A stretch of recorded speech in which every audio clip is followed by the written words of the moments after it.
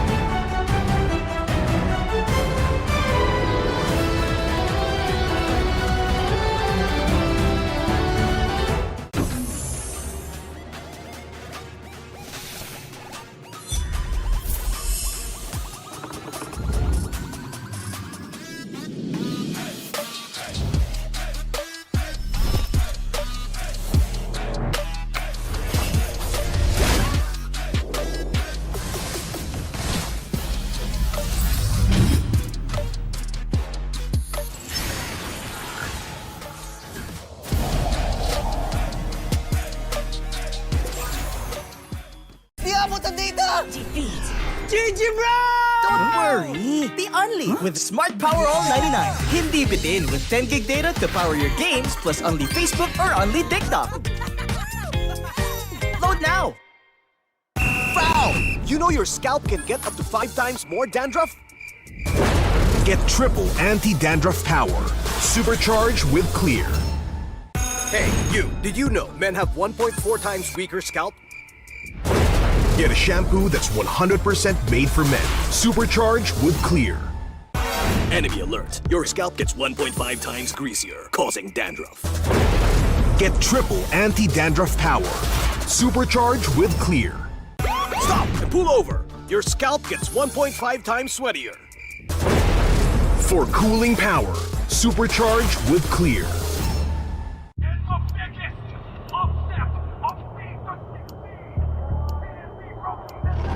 Paano ko kaya sila masusuportahan ngayon ng mas maayos? Kailangan ko ba magpalit ng strategies? Nagagampanan ko kaya ng maayos ang role ko? Will I be able to meet their expectations? We have to prove them all wrong.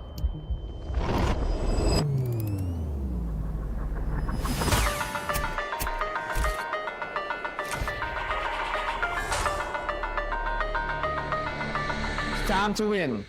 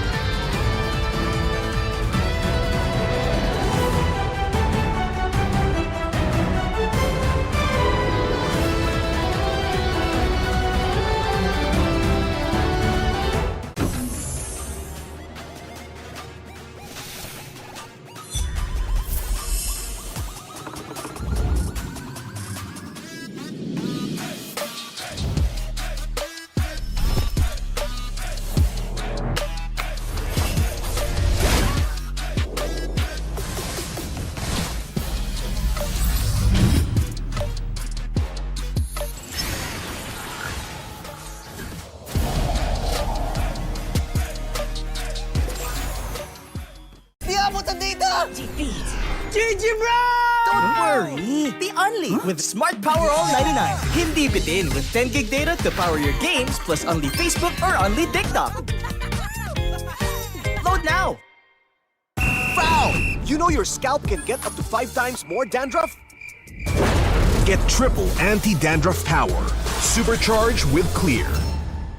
Hey, you! Did you know men have 1.4 times weaker scalp? Get a shampoo that's 100% made for men. Supercharged with Clear. Enemy alert! Your scalp gets 1.5 times greasier, causing dandruff. Get triple anti-dandruff power. Supercharged with Clear. Stop and pull over! Your scalp gets 1.5 times sweatier.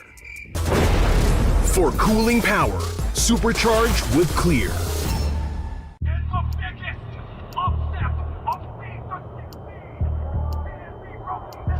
Paano ko kaya sila masusuportahan ngayon ng mas maayos? Kailangan ko ba magpalit ng strategies?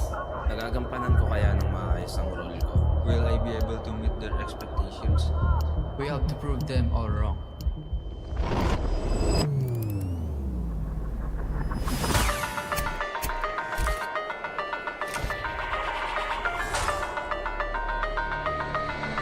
It's time to win.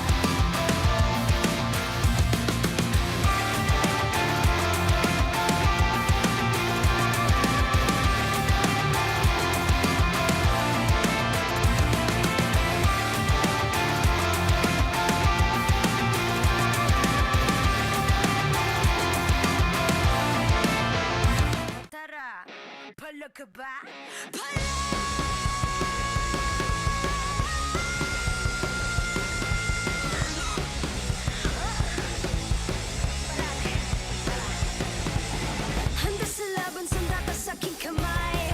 March with my click, may be fire in the eyes.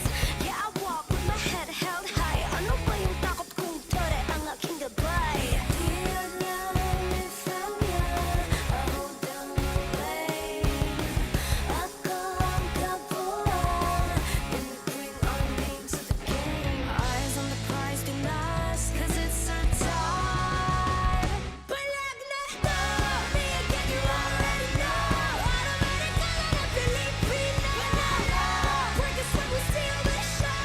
Automatic ka lang na Pilipino. Lakas ng Pinas. Kami na ang batas. Lakas ng Pinas. Automatic ka lang na Pilipino. Teka, wait. Remind you kung anong na-obtain. Palaging first place, lakayo sa PH. Cause I ain't no Superman. I'm here cause I got God, my team is super fan. Eyes on the prize, Pinas, cause it's our time. Palag na to, me again, you already know. Automatic ka lang na Pilipino. Work is when we steal the show. Automatic ka lang na Pilipino. Lakas ng Pinas. Kami na ang batas. Lakas ng Pinas. Automatic ka lang na Pilipino.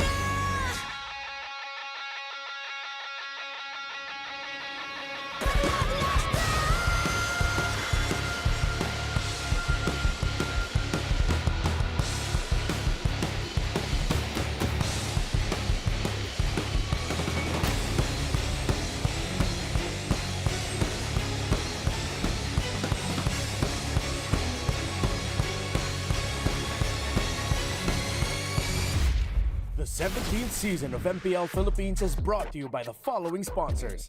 Infinix, the official gaming phone partner, the power behind every madlang gamer. Smart, the simply reliable connectivity partner of the MPL. Our partner in esports, Clear Men. And our strategic partners, TT Racing, Theory, and SIP. Don't miss any MPL action by following our official Facebook and subscribing to our YouTube channel. Follow MPLPH on TikTok for more content. Catch the MPLPH Season 17 playoffs live at the San Juan Arena. Grab your tickets now via the official MPLPH website, Palag Na To. MPL Philippines is monitored and supervised by the Games and Amusement Board.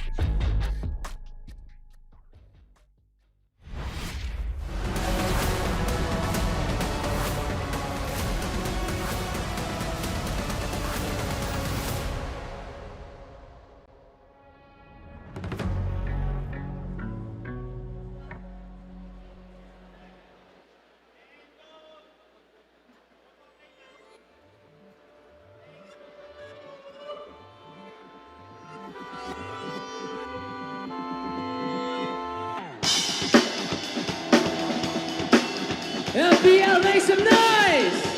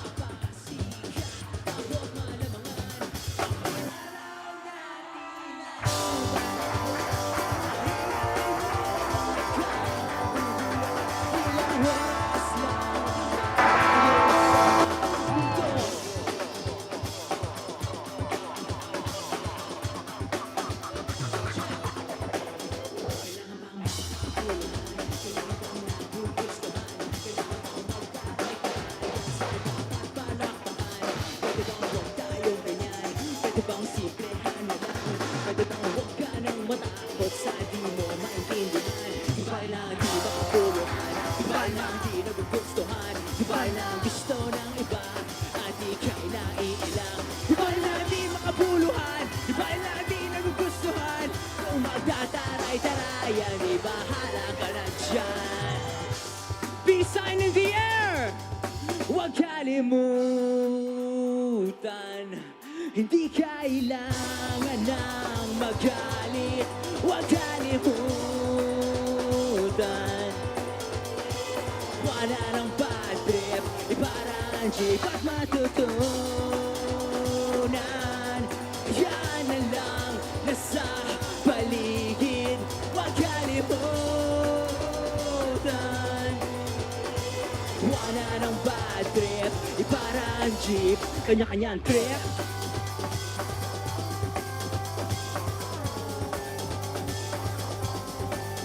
Kanya-kanyang trip.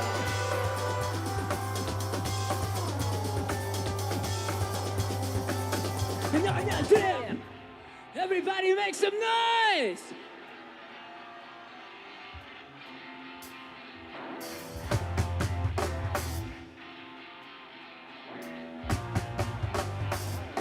Check it. Yeah.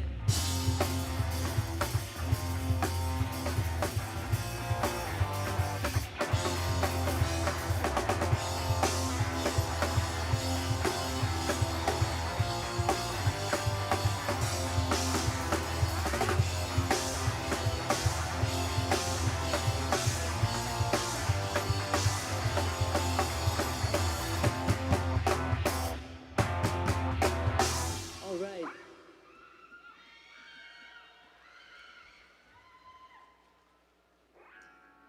We are One Click Straight. That song was called Trip Lang. This one is called Telepono. Dedicated to you all. Maraming salamat. Let's go.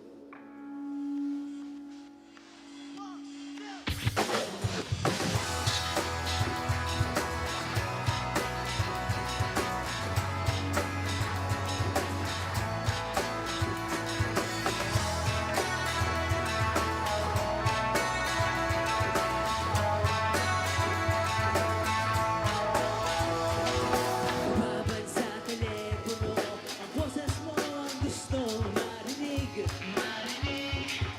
Buti ng mundong di nakikinig. Pasensya na katulad na naman. Dahil lahat ang fast memory. At pag-usapan lahat ng mga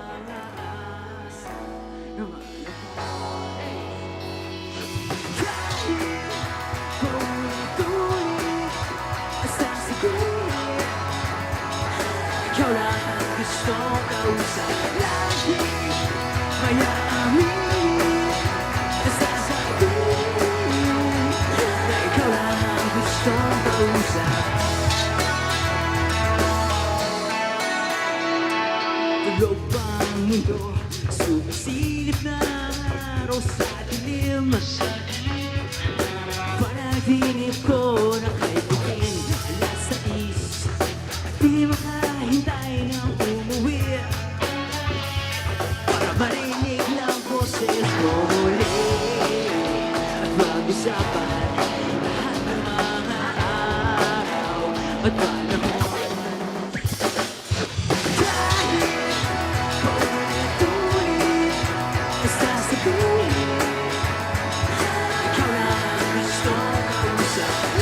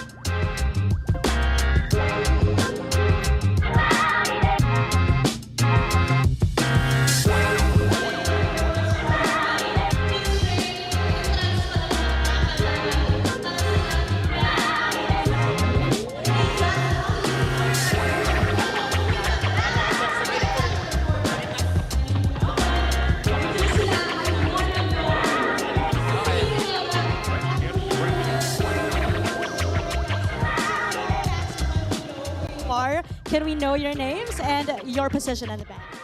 Hello, ako si Sam. I sing and play guitar.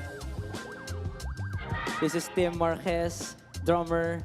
J Papi, guitar. Big Bro T on bass, and we are One Click Straight. Yay! Welcome to the Champions Arena, One Yes. Click Straight. Alam nyo, na-electrify lahat, nabuhay ang mga dugo namin. And how about you guys? Kumusta ba ang feeling na kapag-perform kayo live sa harap ng crowd ng MPL Philippines? Exhilarating! Flabbergasted. Feeling namin champion na kami kahit hindi pa tapos yung finals. Yay! Yes. And guys, earlier we heard you perform your original songs. Ano ba yung naging hugot o inspiration para dun sa mga pagsulat ng kanta na yon? Yung first song na tinugtog namin, Trip lang, dedicated yun sa lahat sa atin kasi alam ko, important gawin yung gusto natin sa buhay. So yun. Tapos Telepono, syempre, love song, Matters of the Heart. Yes. Alright, yes. Yung trip lang, para siya sa mga nasabihan na yung kaka-computer nyo yan. Parang Sa mga tao nakaka-relate na lahat ng gusto ko nag-ML doon. encourage na totoo dahil sa kaka-computer nila, nandito sila ngayon sa finals. I agree. Yeah. Oh my gosh, may hugot pala May mapapala. yun. May hugot pala yun. I'm excited to know more about your music. One Click Straight. Tell us, saan ba namin pwedeng ma-stream yung music nyo and how can fans reach out to you? You guys can check out our music ayun, on social media platforms, Facebook, Instagram, Spotify. And ayun, subaybayan nyo rin yung mga posts namin. And ayun, we will try to chat lang tayo. Send nyo lang kami ng message. Try namin mag-reply. Yes. Tsaka hanapin niyo si J Papi sa Mobile Legends, lumalaban yan. So yun, bugbugin niyo siya doon. Okay, may gamer pala tayo dito. Naglalaro din ng ML. And thank you so much for being with us today. One Click Straight. Palakpakan naman natin sila, Champions Arena! Salamat!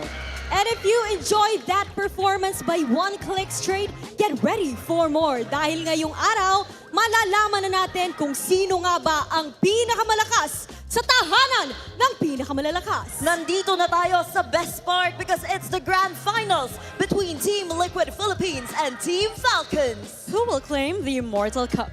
Abangan natin ang lahat ng yan mamaya. Ako si Denise. And this is your host, Thea. And this is your very own Odin. At ito ang MPL Philippines Season 17, the Grand Finals. Palag na to!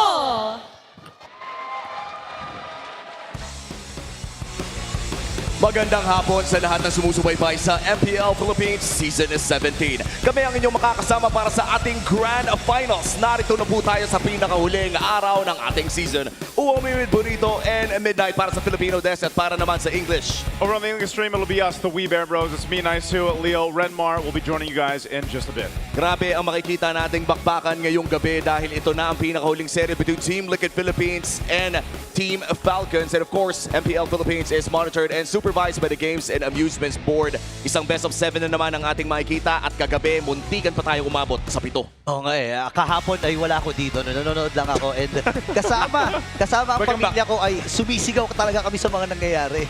Yeah, and alam mo, maraming hopeful na makaulit dito sa Grand Final sa MPL Philippines. And ang natitira na lang ulit, actually medyo throwback para sa MPL Philippines, nandito na naman yung mga Titans. Yep, the Titans, Clash of the Titans 3.0 as we called it. And again, a chance for Team Liquid Philippines to go back-to-back-to-back championships here in the league, making history. This was the nature of the playoff bracket going through the past 4 days, and this is where we've ended up here for the Grand Finals. Unfortunately, it's not similar to what I said in my prediction video. I'm sure my comment section is on fire right now, but at the end, it's familiar. This is a scene we've seen, the last time in the Grand Finals about 2 years ago. 2 years. In SM South Mall in the Hall of Champions. I can't believe that was 2 years ago. How time flies, but the Falcons are flying again after back-to-back years of playoffs, upsets. They're finally back in the Grand Finals, but it's a Liquid team that is on the way to ending another very,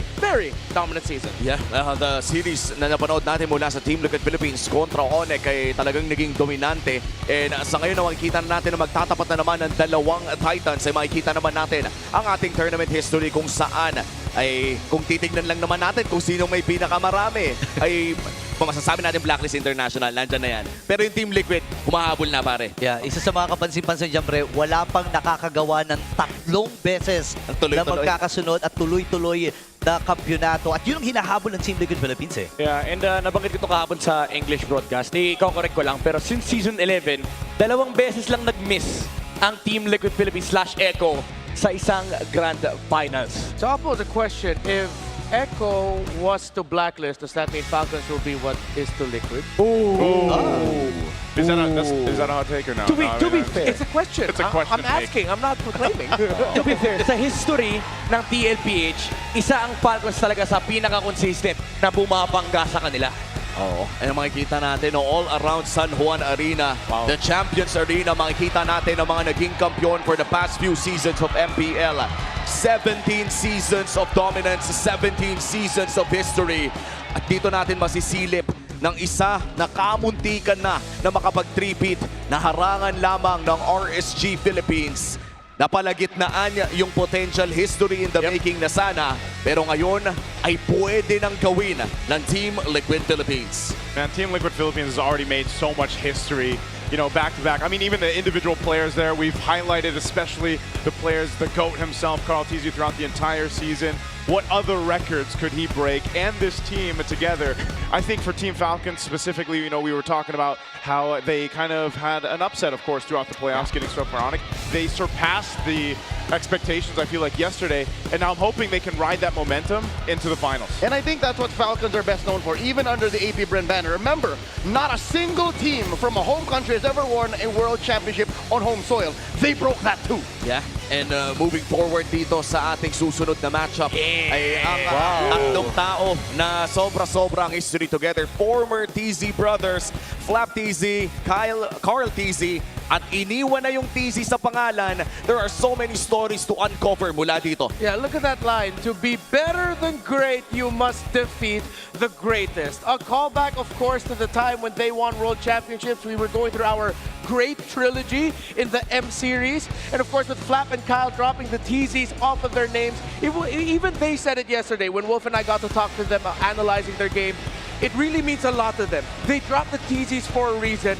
They want to be remembered as Flap, as Kyle, and the legacies they made, and other than the shadow of the man in the bottom of the screen. Yeah. And tama naman kasi kapag tignan mo ang history, actually, in fact, even yung mga legacy players natin, nandyan sila JP, nandyan si Flap, si Haji, inaaalala nila to. Kung titignan natin yung panahon 5 years ago, namumuhay pa rin tayo sa mundo ng TZ. And ngayon, hindi na lang kasi dati sinasabi lang, si Carl TZ, isa sa pinakamagaling na players talaga. Ngayong 2026, you can definitely say that he is the best player in MLBB, the GOAT and the face of the game. I mean, on paper pa lamang na tinitignan natin ang mga achievements dito ni Carl TZ. Ayan, no? Ay masyado na ata mahaba ang papel. You have M2 World Champion, M4, MSC 2025, SEA Games 2019, SEA Games 2025, Season 6 Champion, S17.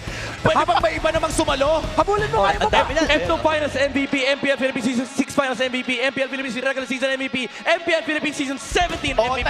Hindi pa tapos! Time record sa kanila. Ako naman. Most played, 622, 384 na most win games. May top 2 in assists, may top 2 in total damage. Napakarami nito. Wait, meron pa! Hindi pa tapos!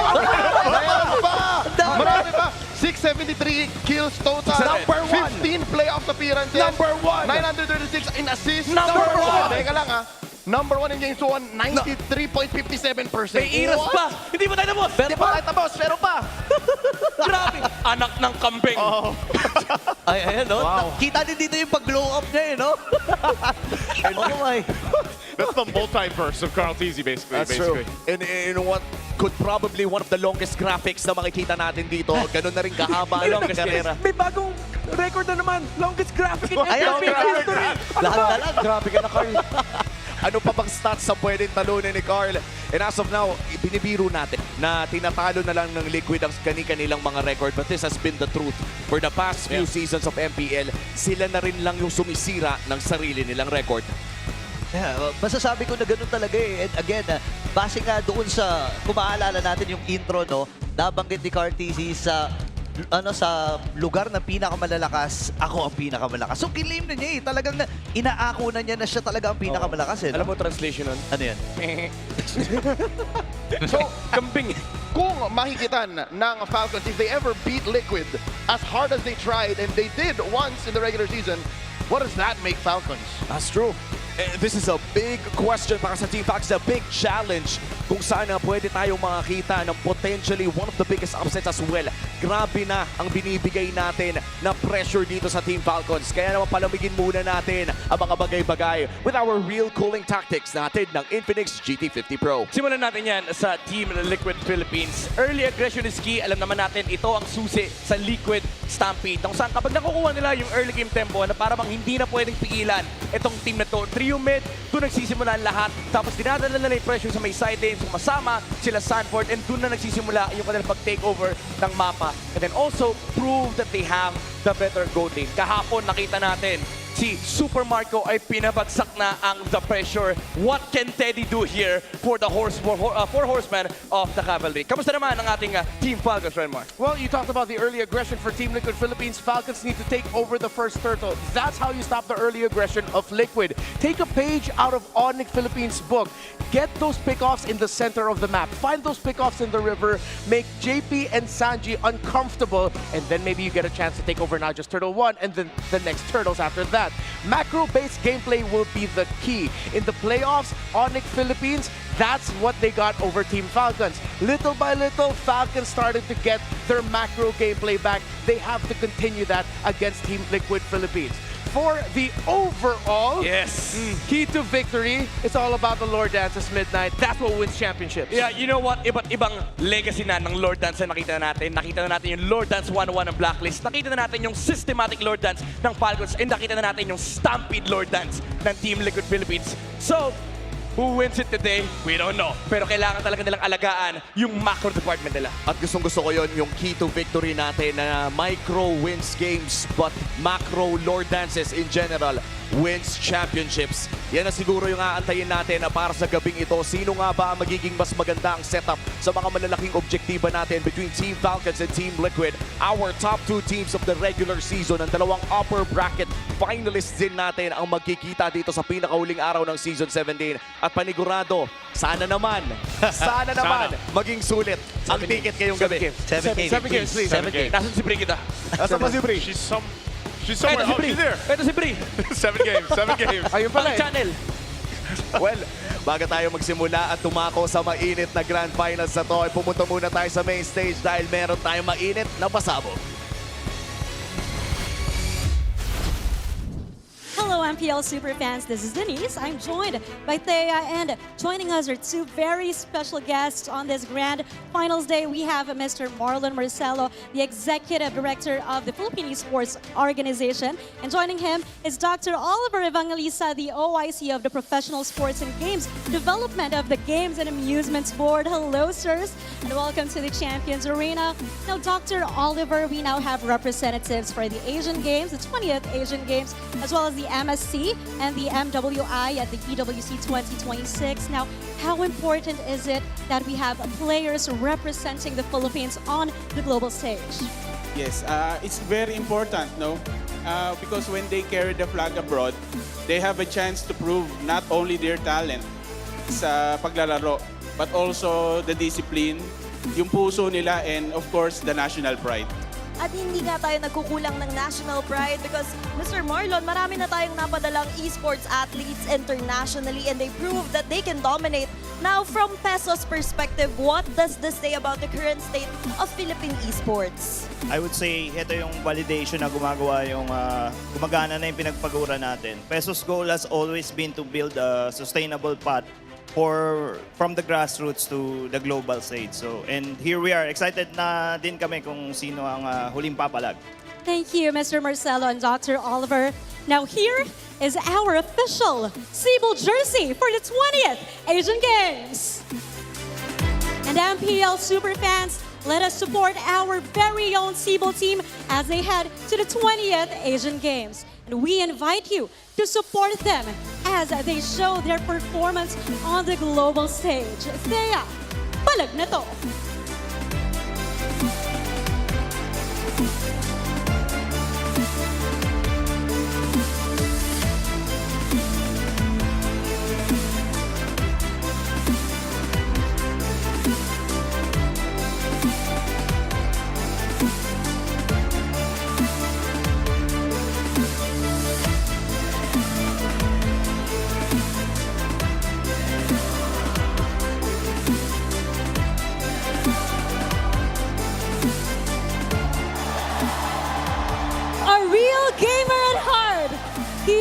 recognize the immense potential of Filipino talent in the global arena. Ang kuya ng esports industry, please welcome Senator Bam Aquino. Hey, everybody! Ready na ba kayo? Ready na ba kayo?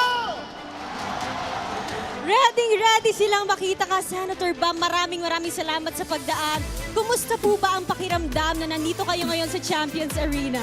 Alam mo, din, tuwan-tuwa ako to see everybody here. Alam nyo po, matagal na tayong sumusuporta sa esports. Naalala ko pa, nung kukunti pa lang yan, hindi pa nare-recognize ng gobyerno, pero ngayon nakita natin, lumaki na, lumawak na, at lahat ng mga Pinoy gamers naglabasan ngayong araw! Nakita natin kung paano lumaki ang esports sa ating bansa. Napakaraming pagkakataon ang nabigay sa napakaraming Pilipino. Whether you're playing, you're behind the scenes, you're a content creator, or nandun ka sa mga related industries, napakaraming nabibigyan ng pagkakataon ng esports sa ating bansa. At paano po sa tingin niyo, Senator, na nakakatulong to sa Filipino youth natin? Paano ba natin sila mabibigyan ng pag-asa dito sa MLBB? Alam mo, Odin, ang esports, isa to sa mga larangan sa ating bansa na tayo ang best in the world! Pagdating sa paglalaro, pagdating sa production, pagdating sa iba't ibang konektadong negosyo at industriya sa esports, ang Pilipino ang best in the world. Kaya sa mga kabataan po dyan, kung sa esports ang gusto nyong career, whether as a player, or as a host, or as a caster, or a content creator, or in game development, or in production, ang payo ko lang, let's continue to be the best in the world. Let's continue to be excellent. At ituloy natin ang pagtaas ng watawat ng Pilipinas sa buong mundo ng esports! Maraming salamat, Senator Bam. Bilang long supporter na ng esports and gaming industry, it's such an honor to have you in the Champions Arena. And with that, sabay po natin bigkasin ang ating linya. Sabay-sabay tayo. 1, 2, 3! Lakas ng Pinas! Palag na to!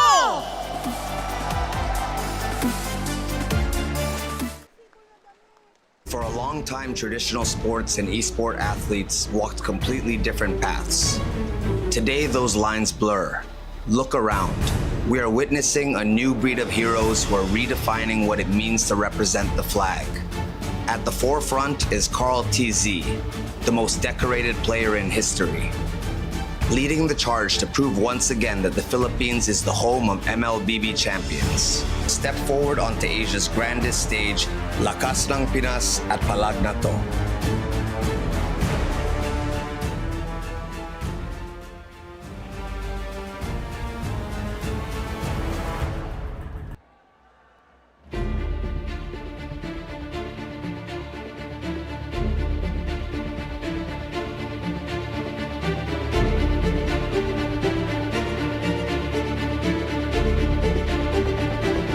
Presenting the Philippine representatives for the Asian Games. EXP Sanford PHI Vinuya.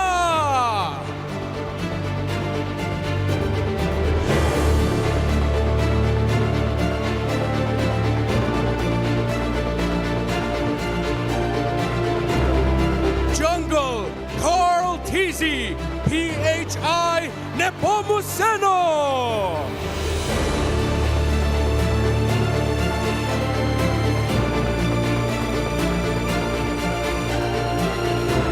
Mid Sanji PHI Amigo.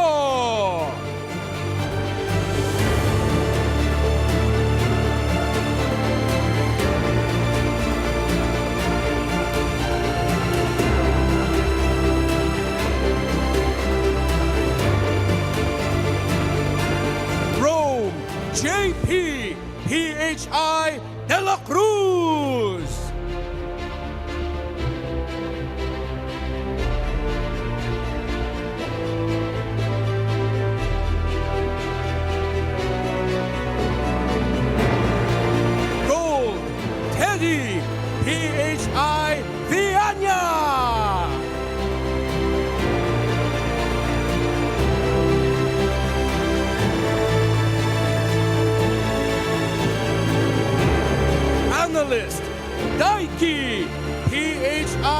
Sebanyes!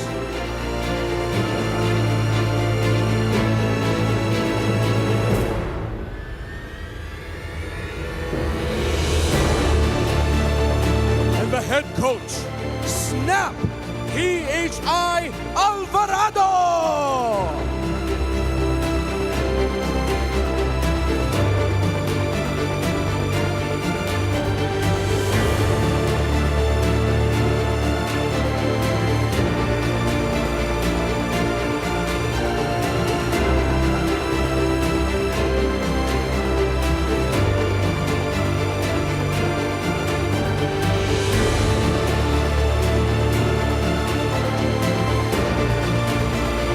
Once again, give it up for your Asian Games representatives!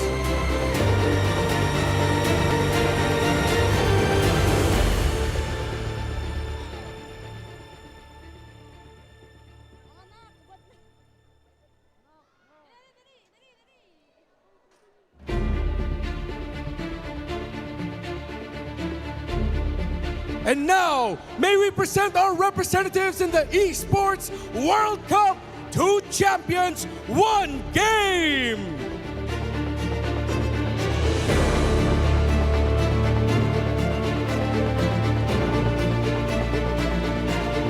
Champions Arena, please make some noise for our MWI representatives, Navi Philippines!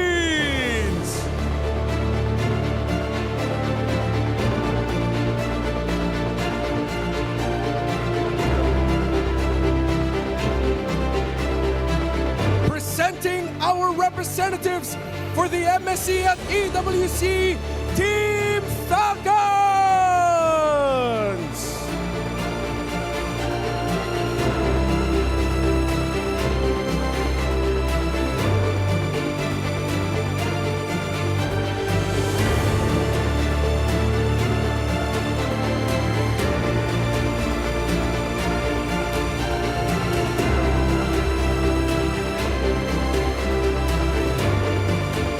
And Team Liquid Philippines!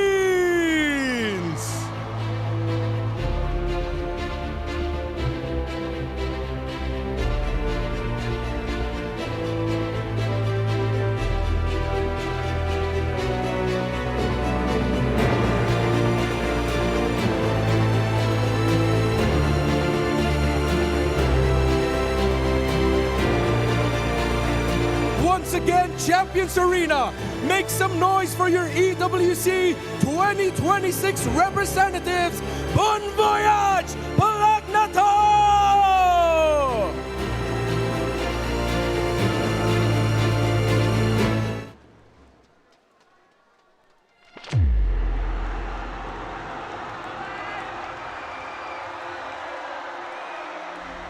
I can definitely see that the esports scene, especially for MLBB, it'll just keep getting bigger and bigger. Ay, ito po kasi sobrang laki ng community ng ML, lalo ngayon kasi grabe na yung mga community ng fans eh. Iba yung feeling, lalo-lalo na sa amin. Tuwing uuwi kami, makikita namin yung mga Pilipino sobrang proud sa amin. Magiging part na ng buhay nila na manood ng arena sa mga susunod pang araw. Hindi lang siya tumitigil sa laro. The stories are so real, the stories are so big, na para siyang superhero movie. For the very first time, nakita ko ng sa buong pamilya na nagpa-picture sa amin. So parang dun pa lang, namangha na ako. Sabi ko, this is the community that I want to be in. Mga magulang natin will look at esports, gaming in general, be like, wala kang mapapala dyan and stuff. But it's not necessarily true. Nung season 1 namin, doon lang kami sa sa mga malls. After nung SGD time ko, nung nalipat ako sa brand, talagang doon nag-start yung sunod-sunod kong mga panalo siguro, ganun. And doon ako mas na-recognize. Tayong mga Pilipino kasi parang happy-go-lucky tayo. Kahit anong pagdaanan natin. Tayong mga Pinoy yan eh. Lumalaban talaga tayo kahit even the slightest chance. Depende sa I mean, yung earliest season ko is season 1. So to put it simple, parang kasama ko lumaki yung liga. Sobrang layo na ng nilaki ng league. Probably not just the players kung titingnan mo, kundi yung broadcast and the whole structure ng palabas din itself. Isa sa strengths ng MPL, I believe, is trying to relate or reflect what the community wants into the league.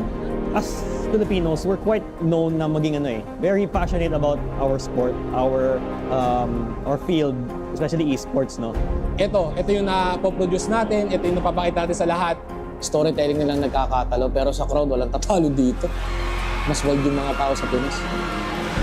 Right now, MPL is a huge pillar sa Philippine esports. And 17 seasons strong. Makikita natin yung cultural impact talaga ng MPL. I mean, automatically, part na ng culture ng Pinoy Ng tipong, ano nilalaro mo? MLBB. Yun yung dahilan kung bakit ito yung talagang pinakamalaking liga ng esports sa buong Pilipinas ngayon. Grabe, ang laki na ng MPL Philippines. Ang laki na ng Mobile Legends Bang Bang. MPL is now bigger than ever.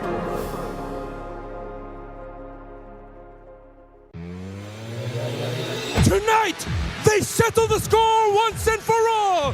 It's Team Liquid Philippines versus Team Falcons. This is the MPLPH Season 17 Grand Finals!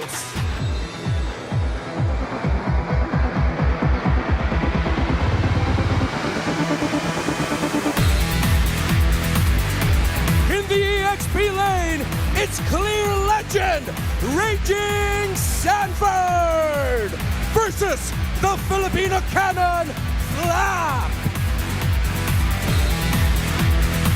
In the jungle, it's the GOAT, Carl Tizzy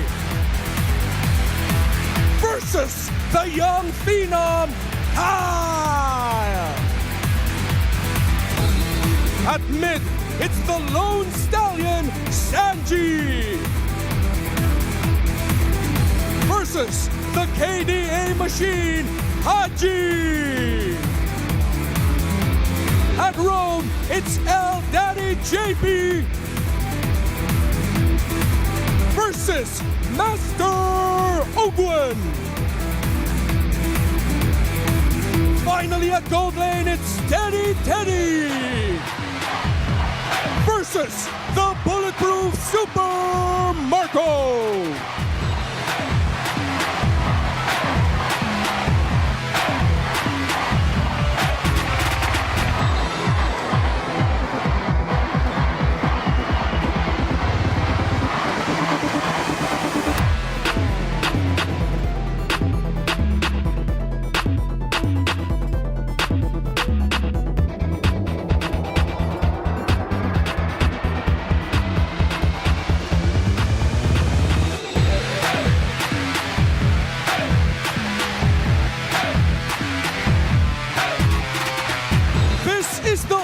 Clash of Titans.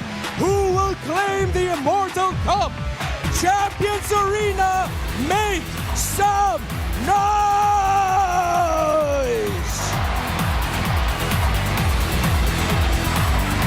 And here we go, the Clash of the Titans. Season 17's Grand Finals leads us to this rivalry once again.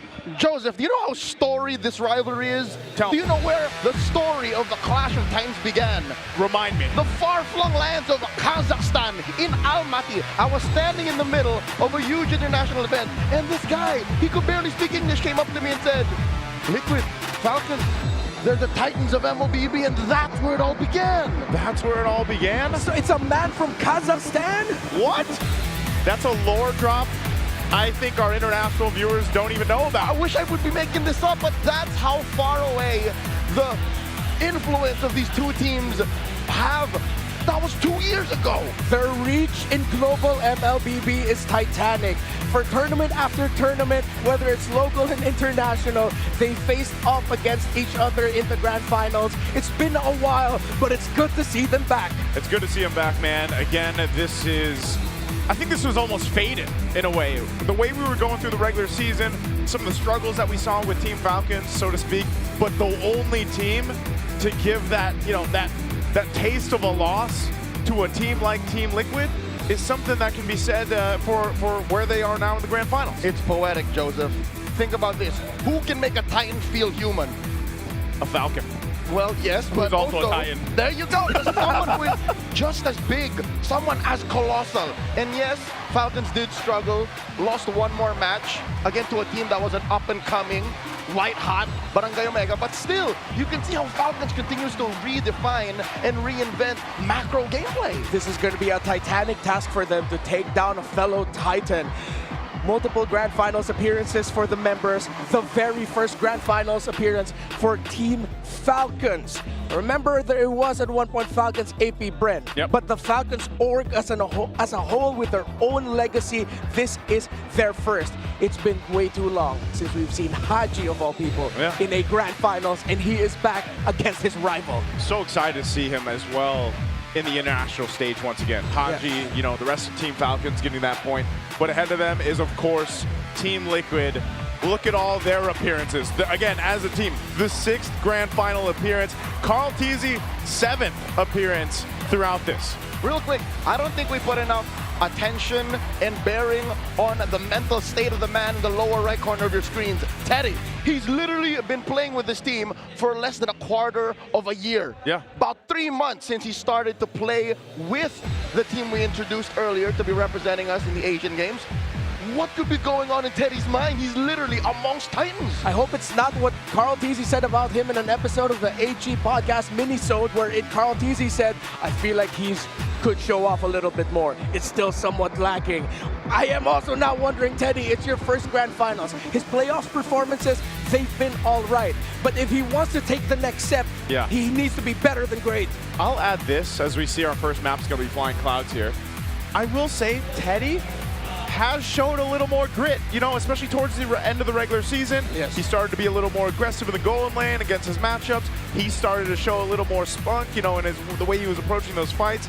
And yes, he's been steady, but I also feel like a couple times we've thrown out, man, that's deadly Teddy, right? Because he went from that more steady mode, especially in the early weeks of the regular season, to this point where now we see him being a little more aggressive. And I think that is what the rest of the 4 horsemen and the members of Team Liquid were looking for. And they got that. And some of that aura that they have, I feel like has definitely influenced Teddy's playstyle now. If it does come down to it, and if they do trump Falcons here tonight, then I think it's safe to redefine what Liquid is made of. Yeah. It's now the 4 horsemen with Teddy one of them, and the GOAT. And the GOAT. That's true. Yeah, I mean, unless something else happens, Team Falcons definitely can take us somewhere else. Hopefully, I'm just hoping, man. 6 games at least. 6 quality cinematic games is what I'm hoping for. Tis what I predicted. That's what you did? Yeah. Redmar, what'd you predict? Oh, Game 7. Game 7? Yes, sir. I didn't predict it all. All right, let's jump into the draft here. Again, 91% for Team Liquid over here on this blue side. 16-0. Again, this is their map. Flying Clouds, no one has taken them down. Off it, maybe Team Falcons. Maybe the flight will help them in this one. They like to fight. They like to fight and flight. That's what basically this says for Liquid as they take out the Kalea, the Guinevere, and the Suyo. Oh my god, that latter pick is something that the Phenom Kyle has been kicking butt with all throughout the season. I'm surprised why teams still give it to him. I love that Coach Snap and Coach Aeon respect that. Are we going to end up with a Claymore Harley priority here? You're probably not going to first pick the Harley for Team Liquid Philippines within the presence of the Leomord, but they can get their signature pick for Teddy right away. I wouldn't be so surprised if they just lock in the Claude right now, put some confidence on a young man, his first Grand Finals game, but he said, no, we still want to keep blocking Falcons picks. They pick up the Marcel, and this has been the approach so far for Liquid in the draft. Just a lot of blocks. Yep, the Marcel's great because, again, you can do a whole lot with this. You can build a composition that's going to highlight this. Again, Vigorda has been making waves throughout the meta right now. This ends up working out really well with the Marcel if they decide to go and put that in the hands of Sanji. We'll see if that happens. Team Falcons on the other side can most likely pick up the Claude now. Pick up the Claude, take that away from Teddy. It has to be. But the problem with that is, yes, you pick up the Claude, but then the Harith with the Marcel actually does very well. Against the Marcel, bad. So I think our Harith is going to be coming in for TLPH later. For Falcons, maybe see if you can pick away a mid or EXP. And it is a mid. Haji on this Valentino was key and instrumental to their victory against Onyx PH yesterday. Considering that the Ju Sin could be a pickup for Team Liquid Philippines, the Eve is good. And that might force them to go for Valentina. Okay. Valentina, probably the Harith. I don't know if they'll decide if they just wait for the jungle pick here, especially given the fact that one or two of the top most picked junglers are banned out right now. The Harley Leomord trade is still up. Yeah. If ever it's going to be the Harley Leomord trade, if Liquid want to block maybe a utility-style jungler from Falcons, that would be good, because the Fredrin is still an option. But Liquid keeps playing defense on their drafts. Oh. By taking away some of the best picks of Falcons. Okay, so are we saying they're playing defense in the draft so that they can have all the offense in game? Yes. Because when you have a roam jungle duo such as the Marcel and the Fredrin has a lot of space to potentially invade because you're constantly getting information with the Marcel. While of course the Paquito now, Falcons has to consider, number one, picking up the Esmeralda early, but kind of awkward. Then the other option is they rush a Benedetta, one of the few heroes that can match what Paquito does right now in terms of the fast wave clear and fast rotates. And then in conjunction, you lose out on Kyle's picks. Yes. Yeah. There's been a lot of Esmeralda though too, with the chance that this is also probably a Harith. Yeah. So I don't know if they're gonna go that way. They'll lock in their jungler, Leomord. You mentioned it earlier. So they lock it in. This is first phase, solid on both sides. There's a clear plan here. I do like what Team Falcons is doing because this goes ahead and it gives them that box. We mentioned this yesterday. It was pivotal in their matchup against Onyx. They needed to go in and fight into that box, and that just happens to be the real-world manipulation with the Eve here. Yeah, the difficult thing about the Falcons combination is with the Leomord, you want to be able to get early wins. Well, let's see. We're going to throw it over to the on-ground panel to break it down a little further. Thank you so much to our casters. And over here at the on-ground channel would be me, Brigida, together with Wolf, our analyst for today. And kanina nakita na natin, isang kagulat-gulat na pag-prioritize ng Team Falcons on the Eve in the first phase. Ano masasabi natin tungkol dito? I think, Briggs, ito ay parang deny pick as well as parang naging comfort na rin nila na-develop throughout the playoffs. Nakita natin yesterday, the reason why they won against Onyx is nung ginamit nila Eve up against the Jushin na happens to be open pa rin up until this point. So, I doubt na mapipili yung Jushin dito. Alam mo, laging contested yung hero na yon. But in this grand final, baka mag-decide ang dalawang teams na hindi na. Kaya nga, Gord nga yung binaba nila dito not the Jushin for TLPH. So they will be willing to leave that open. And I think isa rin ito sa mga moments na talagang napapatanong ako kung ano yung mga magiging response ng Liquid in terms of the picks. But just the same, Team Falcons, I'm wondering, since the Paquito is open and the focus is once again taken out, what do you see as a potential response na manggagaling din naman sa Team Falcons for this pick? Kasi wala na rin yung Esmeralda. Yeah, I think yung Benedetta, na nakita rin natin yesterday. Itong Esmeralda, nakagulat na parang hindi kinuha agad ng Team Falcons despite them having a lot of options para kay Kyle. Lalo nakatapat kasi Fredrin eh. So, kailangan nilang mag-isip ng iba pa. Like, pag naman yung Benedetta dito, like, what is your actual answer to the Paquito? Siguro, maiiwan sila with Derizla. Kaso, di nila kukunin yun up until lumabas yung Valentina or kung ano man yung mage pick para dito kay Sanji. And at the same time, I feel like nakita natin kung ano yung pwedeng maging implications ng isang slower paced na EXP lane for Falcons. And na-highlight pa naman sa ating keys to victory na kailangan talagang maging aggressive lang all throughout the early ang Team Liquid Philippines. Even the Atlas though, gets taken out. Bakit kaya? Well, siguro kasi gusto nilang kumuha ng stationary na mid laner dito. Maybe Akimi, for example, para hindi sila mahirapan kung sali. Or maybe they want to go for Valentina para dito para kunin yung Eve kung sakali. Alam mo yung mga team, sabi nila sa akin hindi daw sila takot sa Valentina kung Atlas sila. Actually, parang mas lamang pa yung Atlas kapag merong Valentina. So I think that could be a consideration here for TLPH. Yep, great way ang isang Atlas na nakapag-close in din bigla-bigla, magugulat ka na lang, no? Pero here we are awaiting if they will go for the Roam or EXP lane pick. And instead, they go for the Hilda. So I believe this will be a Master Ogwen hero in the meantime. But a bigger question mark for a lot of us right now is what also could be the Teddy pick? Kasi Yun baka na yung nga eh. Valentina, yun na yung maging consideration for Sanji. But Teddy, wala na yung Harit, wala na yung... Baka mapwersa silang mag-carry kasi dito para masagutin yung Hilda. But it doesn't really counter itong Eve. In fact, mahihirapan siya dun sa Eve kung sakali mag-carry dito. However, maganda naman yung carry versus the Claude in the laning stage. Another option here is the Bruno. But I feel like mas mag-focus lang sila dito. Kung hard carry, Obsidia could also be a consideration. But there's the carry, as we did say, and the Kimi. Yun din yung mga sinabi natin pipiliin nilang Falcons. Etong Hilda, pwede maging roamer na lang. Minsan the EXP. And you're gonna be looking for somewhere along the lines of an Arlot here para sa Falcons. Kasi meron siyang synergy with the Eve at maganda siya kung sakali laban sa isang Pakito at as well as this carry. Last option siguro dito yung Benedetta pa rin pero may damage yung Falcons. But I feel like top option dito, number 1 is that Arlot. Number 2, Benedetta. 3 maybe, they can consider the Terizla. Kaso baka matunaw nga lang pero yun, one of the considerations din yan. Yeah, and because of the Hilda, I feel like they will be a bit more flexible when it comes to their EXP lane pick kasi meron naman na magiging in charge nung panggugulo mo talaga in the early stages of the game. And you would potentially expect to see Master Owen all over the map, though not necessarily directly, no, na magiging panggulo. But kakasabi ko lang ng gulo, they pick up the glue. So even when there's a carry on the opposite end na pwedeng mangtunaw nga kapag hindi mo na timing yung second skill mo, magiging glue pa rin ang kanilang priority dito. Alright.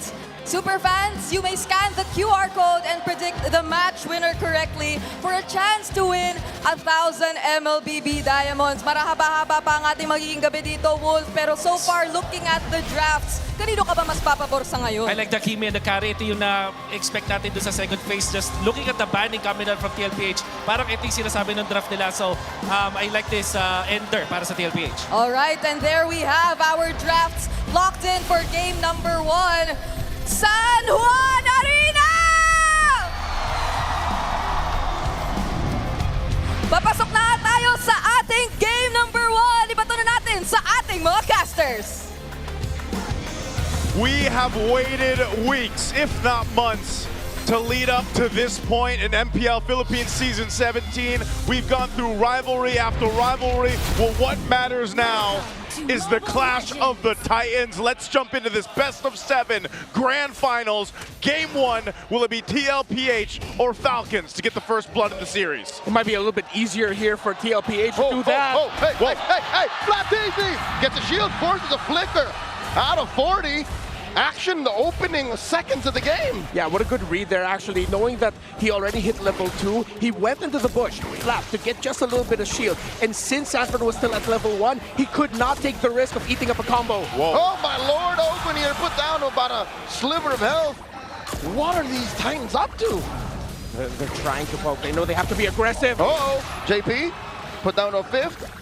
And Falcons are just checking. Yeah, so as I was saying it earlier, it might be easier for TLPH to get first bloods. And Falcons know this, so they're upping the tempo, they're continuing their invade. As I mentioned earlier, they are taking pages off of Onyx's book with the early game rotations, with the sudden swerve. We thought that maybe that glue would go into the roam, or excuse me, the EXP, but then they switched it up, which makes it a little bit easier to manage the Paquito as the Hilda. So instead of looking at the center, they look to the side and the presence of the Paquito. So interesting because, you know, how many times have we seen Ogwin now pick up this glue pick? Whether it was originally planned or they just swerved it out, that's fine. Ogwin, for the most part, he's felt a lot of deaths on it, right, throughout the playoffs so far, and I feel like at the same time, this lineup, this ability to go ahead and bring in the Hilda, to go ahead and allow him and to alleviate some of the pressure on him, will help Team Falcons approach the fights better, because before, it was mostly Ogwin playing up that front side, flap. Oh, whoa. Here comes Kyle, holding Barbiel. Stampedes through the 2 members of Liquid. JP checking range. Ogwin spacing him out. They go for the turtle. Okay, be good. They go for the turtle. Sanji's around the corner. Doesn't have the traction pulse yet. Flap's really low. So Falcons might have to give this up. There's no Phantom Steed either. Hodges and RWA pulls it out. And in comes JP. Turtle gets reset. Ogwin put down a 1/3 of his health. No one to mount just yet. So Flap just forced the flicker back. A lot of ult spent by Falcons this early on. Looks like it's going to be a win for Team Liquid Philippines and Turtle number 1. They don't need to keep the aggression up. They go back into their rotations. I love what I'm seeing from these two so far. It really feels like I'm watching a more chess-like version of MLBB, maximizing every ability, every battle spell, and not giving away a meaningless kill shades of the early exchange from Falcons versus Onyx last night. Yeah. There was a team fight wherein Haji also pulled out the other one a little early, which led to the opponent getting the objective. Falcons gotta fix that. Yeah, he also had some clutch ones, you know, and so Golden Hour going to be used here. Not sure if there's going to be much. It's mostly on Ogwin. He's going to go ahead and survive that again. This glue tanky enough to deal with some of this early pressure damage. Yeah, Kimmy plus the Marcel together is like a Granger and a Marcel. You freeze up all of those projectiles you've charged up outside of the Golden Hour, then once it comes out, a big burst of damage. So as awkward as it is for Ogwin, he needs to prioritize the Radiant Armor here. He needs that extra magic defense to survive the pokes coming in from that Kimmy. Despite them, yes, being a Fredrin and a Paquito, you have to look at the magic defense to keep yourself alive. Yep, over on the gold lane too, you know, we've talked about the whole golden royale that we had here throughout MPL Philippines Season 17. Super Marco solved that. He, you know, got the upper hand against Severo, who was so impressive throughout the season. And then you have this point where Super Marco on the Claude, the most winningest gold laner, up against a carry who needs more time to go in and build up. But so far, we've seen Claude's just play so well in so many different compositions. Super Marco specifically seems to be handling the lane fine against the carry. It's good also that despite us ending up with a Fred and Leomord matchup, it's not the, okay, everyone just farm up, manage your lanes, and then let's go ahead and see each other in the turtle. They're still trying to find small wins and skirmishes in the river. More modern style, old school objective-based MLBB. So yes, we might not see a lot of kills, but we will see a lot of action because of those little trades. Yeah, I think that's why, again, you know, that K2V for both teams, micro is important, but even the macro, the objectives, we've seen sort of an evolution of the, you know, turtle and lord dances. Neither have to be forgotten. You have to be good on both. Yeah. So if Falcons keep slipping up these micro decisions, they're not even going to get to these minute-long lord dances. Yeah, Sanford brought Flap low. Flap got the recall, and now he's coming back. Oh, Cloud's in. And there's a golden hour to stop the turtle take. Down to an eighth of itself. Ogwin spacing out Carl. Sanji wailing away. RWF Sanji still secures. And in comes Kyle with a Phantom Steed. Now JP very low. Gets hit with that momentum to the face. And in comes First Blood drawn by Sanji. Kyle falls, so does Ogwin. This is looking bad. Blazing the win at the back line. Super Marco not finding anyone. 3 plus the turtle going over to Liquid. Just when you thought Team Falcons would pull off that turtle take, they end up losing 3. Yeah, both retributions coming out early, actually. Carl Teasy and Kyle just both had, if I'm not mistaken, maybe less than 100 health on that turtle, which was surprising enough. Sanji being able to get the last hit. So with Team Liquid Philippines getting the last hit on the turtle, they were encouraged to fight. They got that. Now they got a tower up top. They might be able to get a good push down bottom, which means Super Marco's room to farm is starting to run out. Falcons needs to start patching holes here, or Team Liquid Philippines will be able to start stampeding. Considering that this is a Fredrin that is packing the support emblem set, you get more cooldown reduction, and after that, it's brute force breastplate. Even more cooldown reduction, less time getting crowd control. This Fredrin can snowball. Oh, they baited out a response out of Marco. Like that. Goes in BMI through. 4 members of Liquid down bottom. I was about to say, why would they send Marco away preemptively when there was a fight breaking out? Oh. Blazing the wet in the face as they take down Sanji. But Stanford knocks out Marco and the fight continues as Ogwin falls. Flap and Haji wonder where did Ogwin and Marco go? Not worth it there on the trade. Super Marco uses Purify, but didn't expect that. Easy intercepting the back line as Haji gets taken down. Daddy JP finds him, and now they take down Flap. Flap fighting a losing fight here as the turret falls, so does he. They just don't stop. Team Liquid finds a moment of weakness and they keep pressing. They are stampeding. We're talking about the Marcel and the Fredrin, a very oppressive duo. They're still going! Oh my Lord, Marco! Appraiser's wrath to the face underneath tier 2. That is an angry goat if I've seen one. What just happened to Marco? Oh, and they still keep going as Haji gets taken down. Ogwin does find them out. In comes Flap. This is a losing fight. Kyle calls in, but be able to get caught in the golden hour. Oh, how is this going to elapse? As in comes Sandy from the side lanes, and they take down Flap.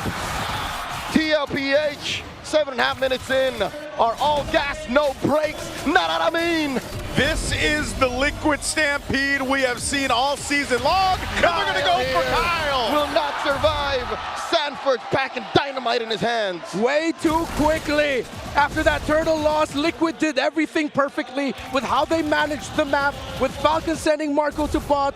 Teddy was free to push, and you saw the chain of kills. This is just excellence in execution by Liquid. Good old Stampede. Man, again, looking at this, an 8,000 gold lead around the 8-minute mark is something you don't often see. Liquid are proliferating gold like they want to buy RAM. Yeah. Hey, man. Can I get some of that? Can we all get some of that? Right now, Team Falcons has had enough of it. They're looking for more. Barbiel called in by Kyle. There was just a feint as Liquid looks for more elsewhere on the map. Okay. They're really tough. Falcons, they have to find this weird balance of getting their utility items, but getting their good items to start chipping away at Team Liquid Philippines. Conti's used Red 3. There's the pulse, and Flap taking a face full of hits from Sanji. JP looking to catch him in the platinum snap, and they let go. Yep, they're going to let go of that one, but again, they're going to go ahead and get a turret. Whoa, Sanford! Kyle running away from Terry Bogard. Got the combo! And gets his man. Sanford finds another, and they continue to pressure. Cartesi prays his wrath. 3v4. Falcons not going to force the issue here. Ogwin caught out once more. The jabs and the combos are so clean from Sanford on this Paquito. It's poetry in motion. It is the greatest orchestra you've never heard, yet you see, you feel it in your soul. Yes, I gotta glaze Liquid right now, because what the hell are we seeing? This is some beautiful execution from Team Liquid. Macro, micro, everything is going perfectly for the Cavalry. You have to look across the board in these lanes here, just how massively ahead every single department.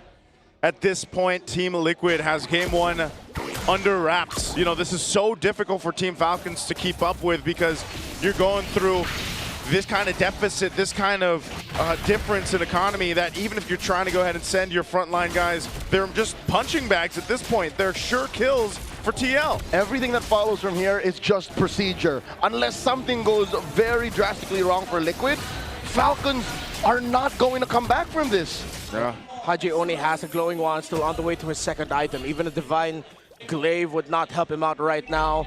A massive lead between the two gold laners, with Teddy sitting at over 2,000 against the Claude. Still doesn't have the Trinity, but even with the Trinity up, you're still going to be waiting for the next item after that. What Liquid has done here is an evolution of what we've seen of the double marksman, double carry style of strategy, because they have an EXP laner that is much more high damage dealing and fast at rotating. It speeds up. Okay, Aji pops that real world manipulation in hopes to defend. Sanford's inside, compromising Flap as they switch targets over to the inhibitors.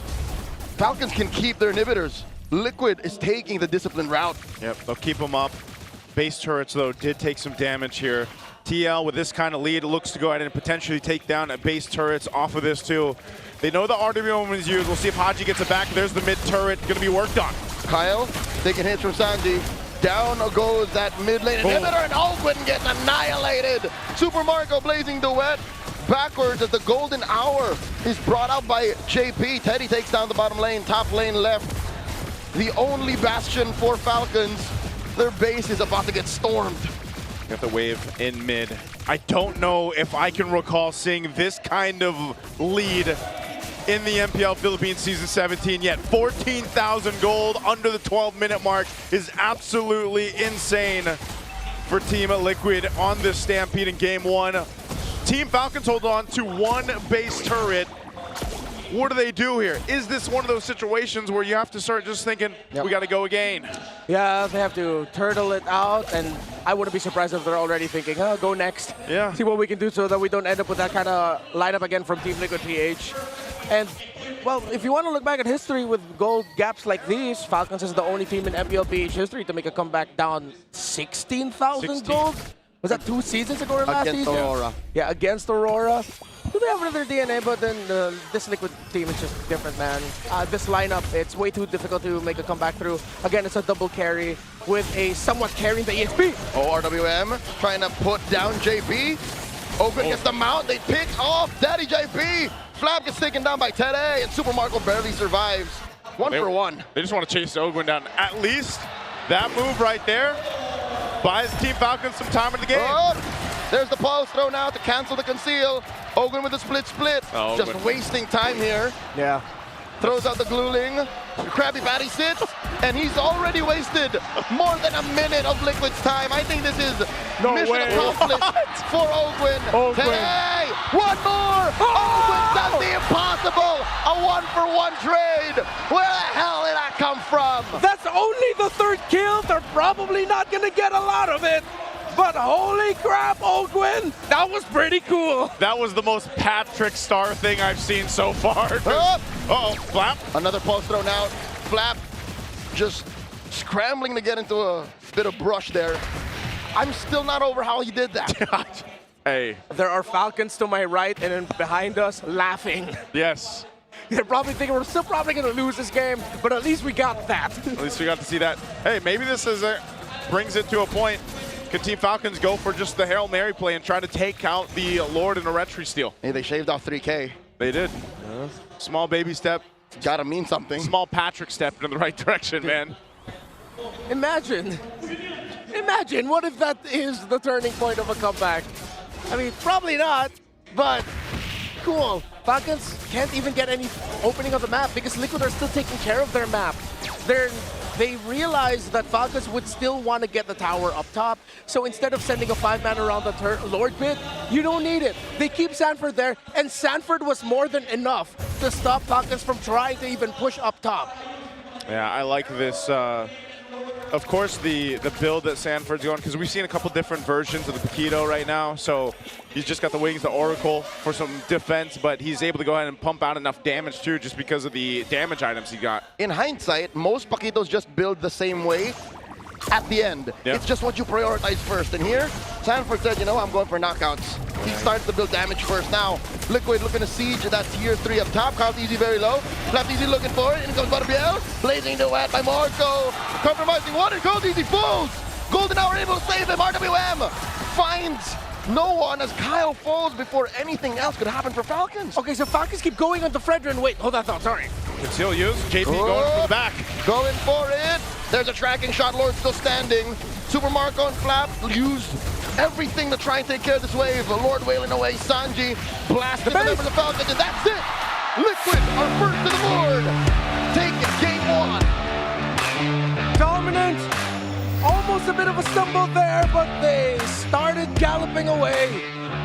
So what I was saying earlier was the Falcons, seems like their play there was, they realized it was the Fredrin that's been a big thorn to the side of the Claude. They went on Carl Teasy, forced him to use Appraiser's Wrath, which is when we saw Super Marco use Blazing Duet. They expected to get more kills, that's why they used big ticket ultimates. But without those big ticket ultimates, they didn't have enough to clear the waves and take down the Lord fast enough, leading to Liquid taking game 1.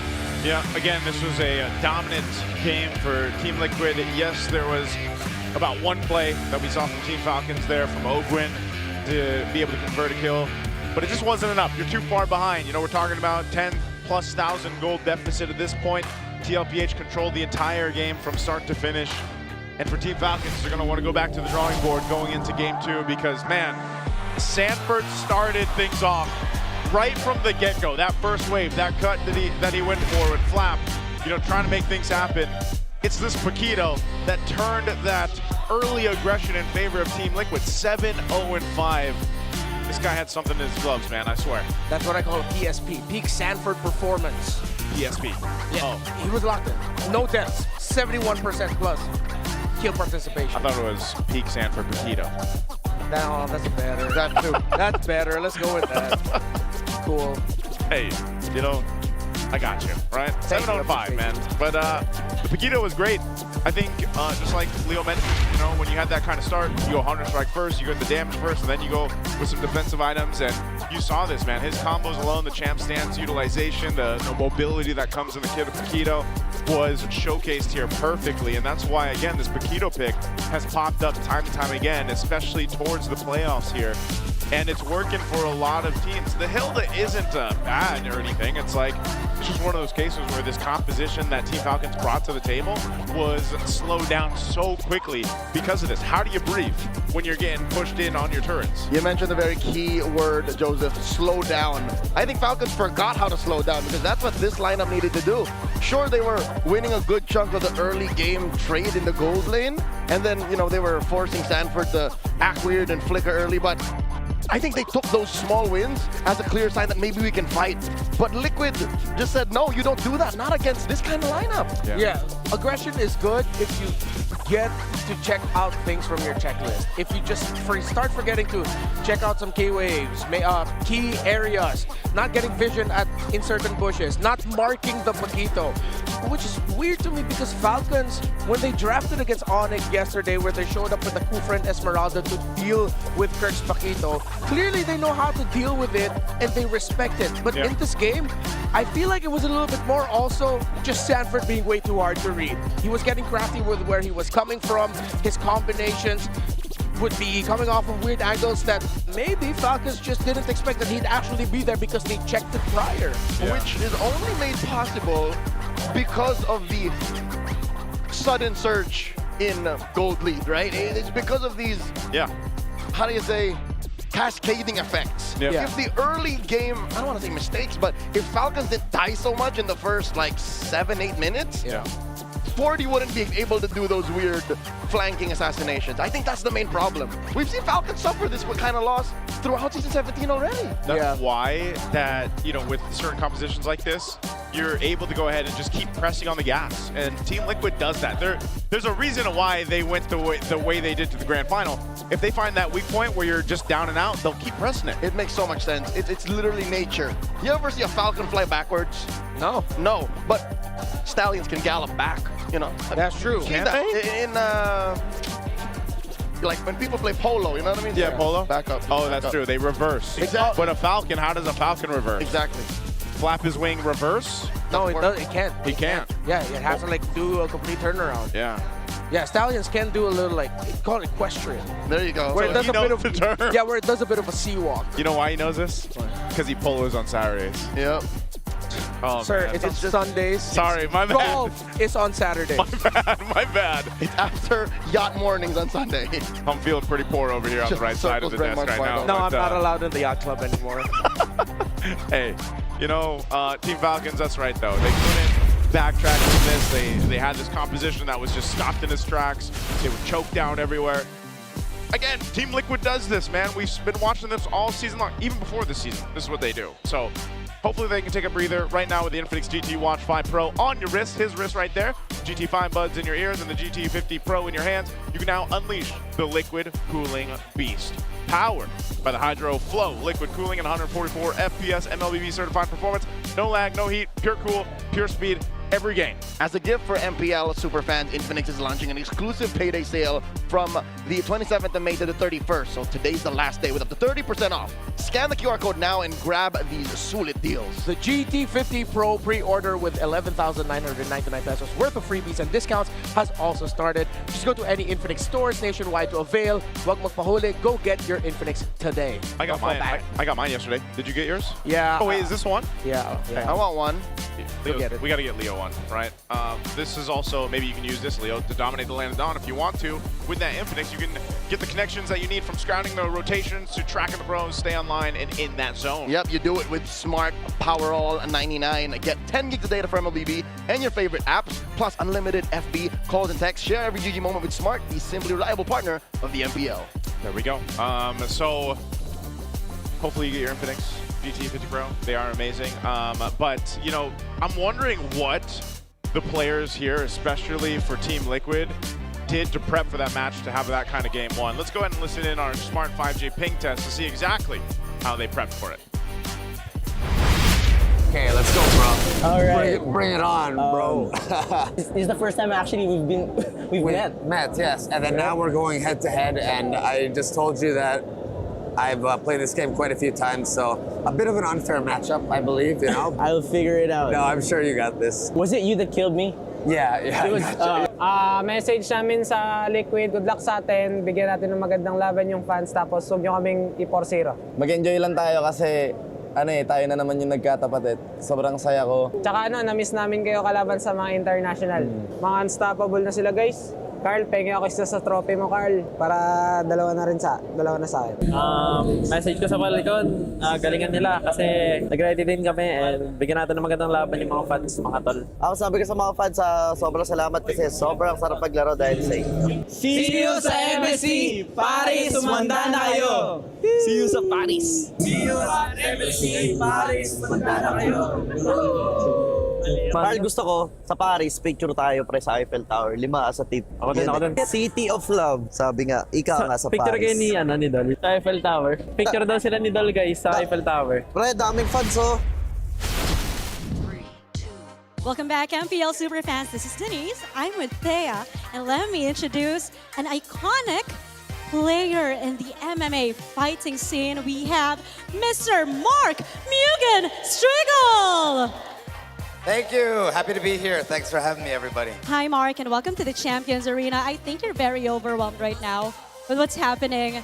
I've never seen anything like this. I didn't realize how big the support and everything and the fan base is. So it's pretty overwhelming, but it's awesome to see. It's awesome.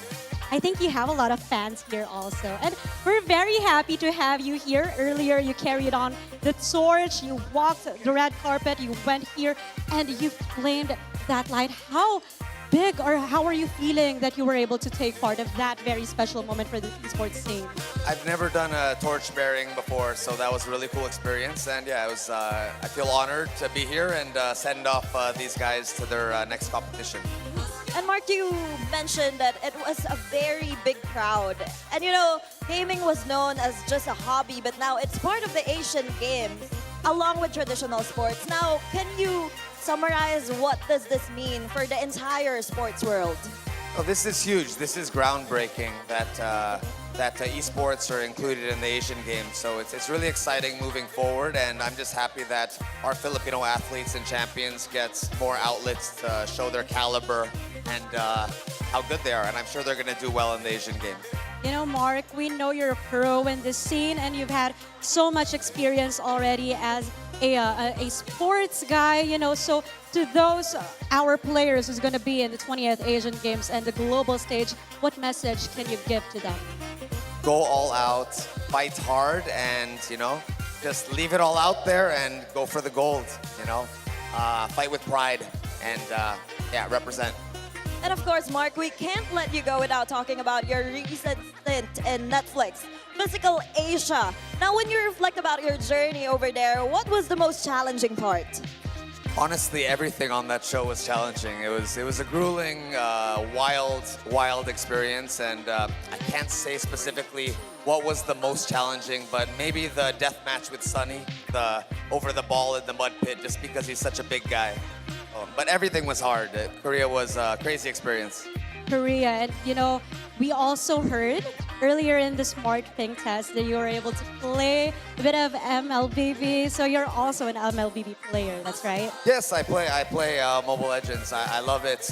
I play two characters mainly, Val and Terizla. So I can't play too many characters, but I am Mythic, and I play Val and Terizla the most. We love it. I know the fans are loving it right now that they also are hearing you're also a player and a fan of the MPL scene. And you know, Mark, here in the MPL, we have the Wall of Fame where we award various Filipinos who are experts in their field. And of course, we want the honor of you signing this plaque. Thank you so much. Awesome.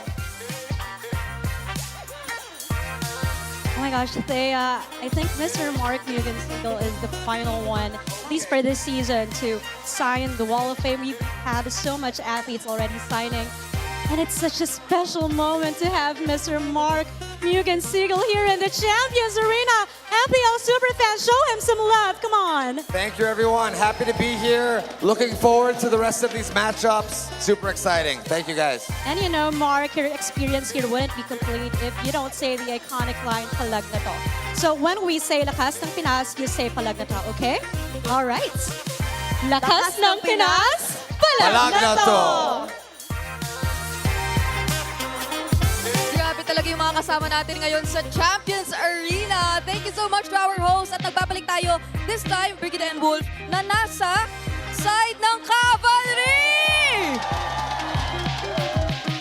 Okay, ramdam nating buhay na buhay sila, Wolf, ha? nga eh. Palalong panalo kanina Ang ganda naman kasi nung start para dito sa Team Liquid Philippines. At alam natin din na ito yung expertise nila kapag nag-snowball sila. So I want to show a clip actually, breaks about yun. Kasi nakita natin din sa second and third tell, pumapalag ang Team Falcons pero nagawa ng paraan ang TLPH. Alam mo naman, pag ang TLPH ay nakahawak na ng early game, hindi na nakakabawi, kadalasan yung kanila nakatapat. So, ang mga naging crucial dun sa team fight na yun is going to be itong first pick na Marcel na makikita natin is important dahil siya yung magpapap ng golden hour para magulo itong pagka-turtle ng Team Falcons. Tandaan, medyo even pa yung game na to. And pagkagamit nga naman ng ating golden hour, alam natin hindi makaka-retrieve. Pero yung Falcons gumawa pa rin ng paraan. Like Ogwen, specifically, makikita natin sa dito banda na ginugulo pa rin ito talaga si Cartesi. Dahil utility jungler to at kapag na-zone at mo to in the early stages, mahirapan nga naman makapunta pa dun sa objective. Buti na lang, clash dito si Sanji para sa TLPH at kanya-kanyang laban na ginawa dito ng Team Falcons. Pakita natin yung mga in and out from JP na tinulungan din eventually ni Sanji at ni Sanford. Tapos makakita natin ito gagawin dito Marcel para back-kite yung mga Team Falcons and eventually makakuha ng tatlong.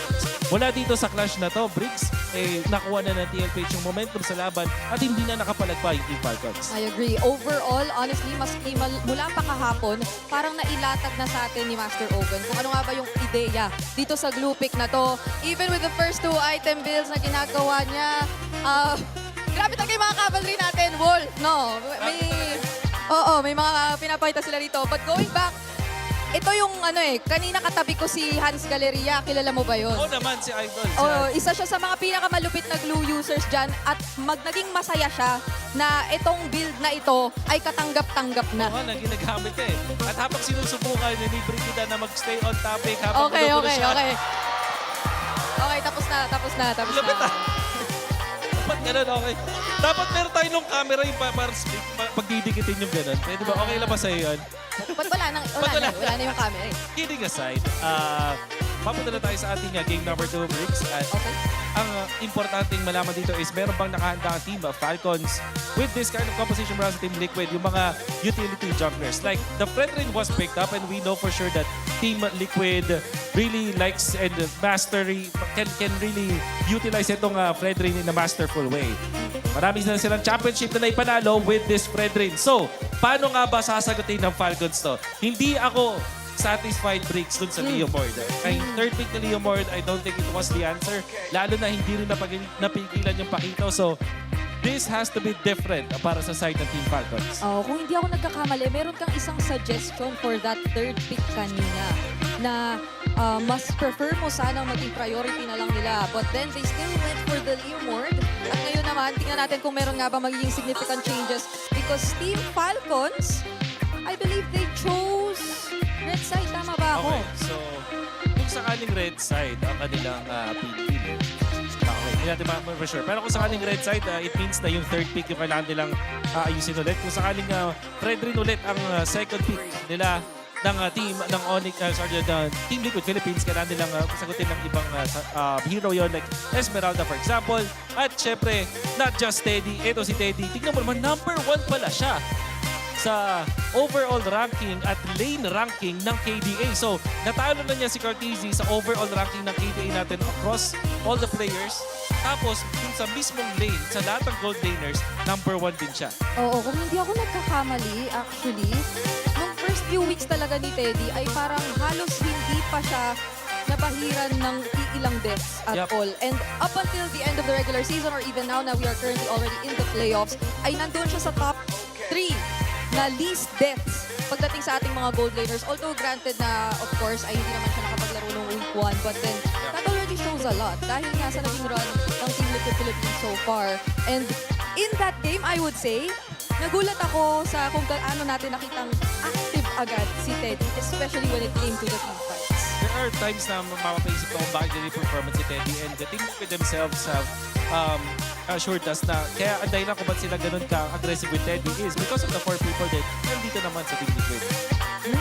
May nakikita tayo ngayon dito at kani-kanina lang ay nagkaroon tayo ng opening Medyo send-off na rin siya no, para sa ating mga upcoming Asian Games representatives, which is mostly, of course, Team Liquid again. So, Bri, ang Asian Games representatives natin na represent na also having a lot of the 5 of the members of Team Liquid Philippines ay makakatapat yung potentially. Wala. Pero 100% sure kasi baka hindi sila magkatapat sa bracket but they're in the same tournament. Alter Ego that defeated Team Liquid Philippines will be there for that tournament. That's why makikita natin na pwede magkaroon ng bawi ang Team Liquid Philippines. Oo. Hindi ako nagkakamali. Hindi pa tayo sure sa bracketing, pero sure tayong iisang group sila.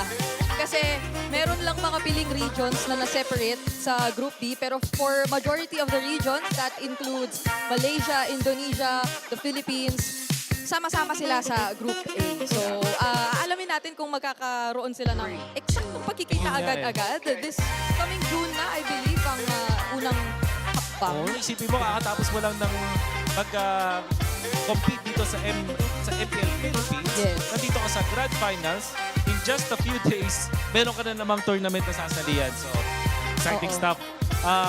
Right now, we are gonna be heading into game number 2. Tignan natin kung ano yung magiging handa ng dalawang teams natin. But like we said, we are challenging Team Falcons dun sa idea na meron ba kayong sagot doon sa Frederick. With how the bans have shaped up with the ban on the Guinevere coming out from Team Liquid Philippines, it just means na merong napakataas ng tsansa na hindi makakuha ng utility jungler ang Team Falcon na gusto nila unless they want to show us something different. Oo.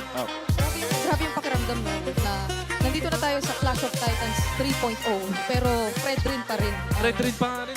Fred taon na. Fredrin pa rin ang nakikita natin nagiging isa sa mga pinakamalaking problema o hadlang. And just the same, I think I also mentioned to you off cam no, na parang wow, iba rin to sa usual tayo na nakikita na approach ng Liquid when it comes to the first phase bans. Kasi literal na even up against Falcons, okay lang na ma-open sa kanilang panel. I believe in their previous series ng mga nitong playoffs ay talagang auto-ban yan alongside the Kalea. But now it was just mostly the Kalea and then they've been changing it a bit in terms of the other 2 bans na they decide to prioritize. So, eto na tayo.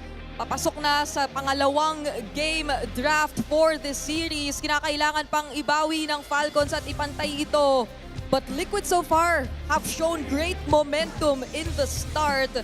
At makukumpirma na nga natin, Wolf, yes, Falcons will be on the red side. Expanding Rivers. Pakito, first pick para sa TLPH. Falcons, wow. What is your answer? So, ban pa rin ang Guinevere. With the Pakito being banned, being first pick here by TLPH, pwedeng nakawin ng Falcons yung Claude or, again, the Eve is an option. Pwede rin naman yung Esmeralda as the third pick. I'm thinking Suyu and Eve ang sagot ng Falcons sa mga ganitong scenario. Suyu, Eve, so we will still want Falcons to stick with the deny on the Eve dahil doon nga naman sila mas nagkakaroon ng limitations for Liquid. And it also helps kasi isa sa mga para nakita nating key strengths talaga ng Falcons so far, yung talagang pagkaka-establish nila ng box nila. Yes. And I think that was something that they attempted to do but clearly failed because of how well Liquid have manipulated the beginning of that game. But instead of the Eve pick, Suyu Claude. Suyu Claude. Alright, so instead of Suyu Eve, it's going to be Suyu Claude, still the same. And will Sanji pick up the Eve? That's the question. Meron pa rin chance na kumuha ng Fredrin dito ang TLPH knowing na damage na rin kasi yung EXP nila. But this will be under the impression na may third pick na Esmeralda. Harith and Fredrin na kanilang kukunin. Talagang tinidare nilang mag-Esmeralda ang Falcons. I really think this should be an Esmeralda third pick para sa Falcons. But if they do go for the Esmeralda pick, hindi ba ito something na na-foresee ng Liquid? And wala na silang gold laner. They could not potentially pick up the carry anymore. If any, ay na-encourage pa nga nila again, as you said, because of the Harith pick, yung Esmeralda pickup. Yeah. So where else could they really expect that damage to deal with the Esmeralda? Yeah. Or, diba? Tama ka doon. Kasi parang ang idea doon ay maghanap ka na ng mga malakas talaga magtunaw like the Lunox for example or even the Kimi. So siguro doon manggagaling yung kanilang sagot. But apart from that, just because of the fact na parang kinuha siya na agad natin, there is the Esmeralda as we did expect. Talagang alam mo yung nararamdaman ko dito para sa TLPH, alam nila na Esmeralda na yung pick kasi hindi posible na mag-pick ka ng Pakito at as well as the Harith nang hindi mo iniisip yung Esmeralda na pwedeng sagot ng kalaban mo. So, I think the answer for the Esmeralda will come from the mid lane. Somewhere along the lines of Kimi and the Lunox kung sakali. Yeah. Pero malabo din kasi yung Lunox kasi hindi siya meta. So, Kimi and Eve, possible bans here para sa Falcons. Last time I checked, yung stats din natin would say na Lunox was only picked once in this entire season and that was only from Lancy. So, hindi na natin siya nakita lumabas ulit. And Falcons can afford to also take out potential threats towards this pick. But instead, they will focus down muna on JP and ano na kaya ang talagang magiging pansagot ng Liquid dito? Kasi parang ang hirap naman nasabayan na lang sa sustain. We'll see. With the Eve being banned, this tells us na may Jushin pa na pwede nilang kunin. So siguro ang way nila para sagutin yung Esmeralda is not through heroes, pero parang dun sa mga rotation. Kasi nga naman, in fairness with the Esmeralda, mahina siya in the first 8 minutes of the game. Hindi pa siya ganun ka hirap i-deal with. But pag dumating na tayo sa point na gano'n, doon na siya magiging problema. So, siguro ganun yung magiging sagutin ng TLPH. And how do they achieve that? Have a strong mid. Hilda and Jushin yung pwede nilang kunin or the Khalid plus the Jushin para mataas yung kanilang kanilang early game potential. So, Falcons might just go for the Hilda ban as their last ban. O kaya naman yung Jushin. Or the Khalid, I mean. There is the Khalid. So, Hilda yung matitira dito para sa TLPH. Yeah, they'll leave it open. I was also thinking about the Hilda because even though may shields din yan occasionally na may expect mula sa kanya, ay ito naman yung kumbaga magiging katumbas na rin naman ng Marcel. And that was something that really enabled them to go for that kind of rotation nung game number 1 kanina for Liquid. Yung napaka-fast-paced na beginning. At tas again, okay. So I think this is Kimi and Hilda na kung ganito yung banning. Pero meron ding angulo nung Selena or Mr. Sanji. I'm thinking Kimi, tapos Selena yung mga options yan. There is still the argument for the Zushin. However, Falcons gonna be looking for a flex pick dito. Pwede sila yung mag-Hilda, actually. Para nakawin nila dito. At the same time, there's the high loss that they can also pick up. But the benefit from the Hilda, nakita naman natin na pwede siyang gamitin sa XP at roam. Pero this time kasi may Esme na sila. Yeah. So, nanakawin yung Zushin. Okay. Now I'm thinking if willing din sila na hayaan na lang ang Hilda, the glue option for Owen is also still available. So I think that will also be a potentially great response if ever they do proceed with the Hilda. I think Hylos Kimi yung best answer dito para sa TLPH. So what you achieve from the Hylos is yung Glorious Pathway, so hindi kayo masuslow down, makakapiglas kayo dun sa Zushin. And additionally, yung makukuha mong damage from the Kimi, eventually magiging enough siya against Esmeralda. At maganda pa sa Kimi, strong lane siya up against this Zushin. Right? So I feel like this is the answer for TLPH. Siguro yung outlier dito is Hylos plus the Selena. And the glue as well. Oh, they get the glue! And the court pa rin. Interesting. Okay. So this leaves them susceptible sa Hilda from Ogwen. Especially because they just picked up this board. So parang pwede nilang constantly guluhin dito. I can only imagine kung ano ang magiging stress na pagdadaanan mo with the Hilda Esmeralda. Potentially trying to always break your formations as Liquid, considering that they've picked up this board, which is again a very positioning reliant mid laner. And you have all these high mobility heroes that Falcons have picked up so far. This is so interesting kasi parang mag-rely na lang din sa damage ng TLPH sa kanilang mga windows of opportunity. Oh! Okay. What is that? That is... Badang. Oh, okay. So, di ko kasi kita from dito. But it's the Badang, which is generally good versus the Gord. Alam mo, ito ata ang game na maipapanalo ng Falcons from the early up until the late game. I think their draft is complete. Wala yata masyadong makakahawak dito sa Esmeralda. The only threat is the Gord in the early stages para sa Falcons, but they have the Badang for that one. So, I'm gonna give this game to Falcons. On top of the fact na majority of the damage, I guess you would really expect in terms of magic muna sa side ng Team Liquid Philippines. So, naririnig ko na ang side ng Falcons! Excited na ba kayo for game number 2? Paano naman ang Cavalry? Ibato na natin sa ating mga casters. Here we go, game 2 upon us. Team Falcons got smacked in the face in game 1. This draft, I have to agree, should be able to go ahead and solidify a win here in game 2. And I have to say it too, man. As a Gord main, I'm a little scared of this lineup that Team Falcons brought. Yeah, theory on paper, very good. double support emblem, you get one of the XP, one of the Badang, so they get way much faster cooldown reduction at the same time. Shields for themselves. Ooh, that right there. Good aggression in the mid by Ogren and Haji, knowing that they have the prio. But then how well will Falcons fare for Turtle 1s to 2? Because that's where they got trumped in the last one. If they do better then yeah, they can coast. Uh-oh, throwing out that projectile. Sanji spots 3. Kyle comes through, force flicker out of 2 here. Already Liquid get flushed out of their own side, but Carl Easy the GOAT slowly but surely mirroring the steal, and he gets away with it. Oh, he gets away with it too. Oh, and and he got that. Got that too. That's not good if you're Team Falcons. They spent way too much time trying to mirror what Carl Teasy was just doing freely, right? Yeah. You can see that kind of minor delay is going to have an effect on Kyle for now. Which is why I thought that after that Golem invade, Kyle would go to his own Lizard so that when he could clear Lizard, get Orange, then get Beetle, that's when he'll hit level 4. But, well, he decided to turn his rotation around. Then again, the Turtles spawning here. Still not that much dire straits here for Falcons. Let's just see if Kyle will be able to hit level 4 with this Lizard take. As Carl is already level 4. Yeah, he should be good. He should be good. So he'll be okay for the first turtle. And, you know, part of this, again, is playing into the fact that you've got a lot of crowd control if you're Team Liquid Philippines. That's why there's 3 Purifies over here for Team Falcons. That's going to go ahead and help them solidify some of these team fights early on, especially. They've got control of the first turtle. Kyle will work on that while the rest of TL is in the zone. Carl Teasy will go ahead and walk up on this Fredrin, see if they find out for it. Sanford taking that wide brush to the right. Quick knock up onto JP. Oakland steals the turtle. And now JP running away very low. Crimson Beacon on Sanji. Smashes Carl Teasy in the middle of 3. Carl with a fade away. Appraiser's wrap. Still gets taken down, but Kyle gets traded on 4. Super Marco early rotation, blazing to it underneath tier 1. 1 for 1, but Falcons get the turtle. Yeah, really good there that Sanji was able to get the missile projectile in the gush onto Kyle to secure that kill. Falcons would be able to get the turtle though. Still, Liquid got to balance it out.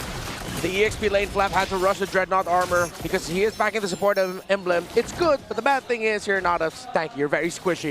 You get faster shields, but the Paquito can delete it. Whoa! Speaking of, Sanford comes through. There's the crack and the punish from Falcons as Ogwin takes down 40. I'm glad to see the Badang in action here in the hands of Ogren, who suffered a whole lot in Game 1. Now he's up 2-0, helping the tempo with this lineup from Team Falcons as they continue. Flap right on Carl Teasy's face. He knows how to play against this Fredrin. Appraiser's wrath, but still Flap wants more. Yeah, just sending him back. Kyle will be able to get the beetle here. Carl still makes it to his orange. So looking at the draft picture, wait, Ogwen. Oh no. Mounted by Daddy JP. Flickers back. Some shields, keeping him topped up. He's taking Daddy JP all the way this deep. And now Ogwin gets a shield, survives. Crimson Beacon from Haji. Flap dancing around. JP will live. Yeah, he knows he can survive, so that's why JP just went all the way there. He still had his flicker. 25 seconds until the next turtle. Kyle needs to regen some health, get his own buffs down. Carl Teasy. I think you have to watch out for mainly the Gourd and the placements of Haji on this Juicin. My eyes are on the 2 mid laners heading into this next turtle. Well, of course, watch out since it is spawning closer to the gold lane. Teddy and Super Marco can join in the fray. Could become a big 5v5. I like what Wolf was mentioning in the draft, and you know, again, I know for international viewers that's in Filipino, but what he did mention is that there's no way for TL that they draft those first, you know, heroes that they had in the first phase that are so shield dependent. You got an Esmeralda across from you. Is the Gourd the plan to go ahead and help deal with this? Is there something else to deal with Flap before you answer that? Here's the fight. Kyle jumps on to Sanji. Sanji brings out the ordnance, cutting through. Carl needs to secure the turtle, but Sanji falls. Kyle gets him. And there's a wall put up, the crack, and Kyle just barely sidesteps away, but Sanford finishes the job. Liquid are pushing Falcons once again to fight, goading them into more aggression. Yeah, to answer your question, Team Liquid Philippines definitely gave that, knowing that they'd be going up against an Esmeralda. It's just, if you look at the firepower of Liquid, there's a lot. That despite you being able to make a lot of shields as an Esme, the only other pick that's stopping Sanford is the Batang. But the Batang also has to mark, well, the Harith, the Gourd, even the glue in some ways, but mainly the Fredrin, that it's not like the Kufra Esmeralda game they had against Onyx Philippines. It's a little bit, just a little bit easier for Sanford to get crafty with the angles that he's approaching from. Yeah, this is another thing too. Both gold laners have essentially been able to go ahead and do what they need to farm up. They got an assist, of course, throughout that last team fight, but still they're neck and neck in terms of farm here. We'll see how they play in part here, because especially for Super Marco, you know, he's got his DHS. He can be there for the next turtle. Both gold laners can, as we see this breakout. But another thing too for Team Falcons is this is that lineup, similar to what we were saying, where that lineup in game one, they should have played, you know, maybe a little bit slow, but they just didn't get a chance to. Well, this, I feel like they're keeping the pace under control against Team Liquid, and that's the best case scenario for them with this kind of lineup. It's just more so also, Kyle gets caught up, and here comes Ogwin to save him. And now Haji responds as well. Carl Teasy put down to a third. Crimson Beacon. Carl Teasy dashes back. Close call. Not much from Falcons here. They're not gonna force it. Yeah, they know they couldn't force it because they didn't have the minion wave. Oh, the gush right on Ogwin's face. No way he survives this. The master gets slain. Did they not expect that there would be members of Liquid there? Because they just committed a big four-man. Most teams already know that there are going to be bodies. I know he was checking, but you're up against a cord. Yeah, this is the problem, right? This is what we were talking about, is the amount of crowd control that you have. And again, you have Fear Finds, but if your flicker is gone, Ogwin gets punished. So what that results to is the last turtle going to the hands of Team Liquid. The gold lead's going to shift, although it is just pretty minuscule. It's nothing too big, but TL, you'll see them start to go ahead and put pressure on the side of jungle for Team Falcons up to this point. Flap and Kyle, though, they want to go for this tier 1. Oh, looking for that surge. It looks like 40's happy to just waste time here. Super Marco gets taken down. Max range on that gush, and all this while, they've been working on taking down the Apex Predator. Sanford does fall, but at what cost? Yeah, the minion wave couldn't stand long enough for Falcons to break the tower. Marco got taken down topside. Not a good trade for Falcons. Round 2 in mid. Hogan puts up a wall, but JP is hell-bent on getting a mount. There's the crack. JP flickers back. All right, JP's got to flicker out. This is going to be a tier 1.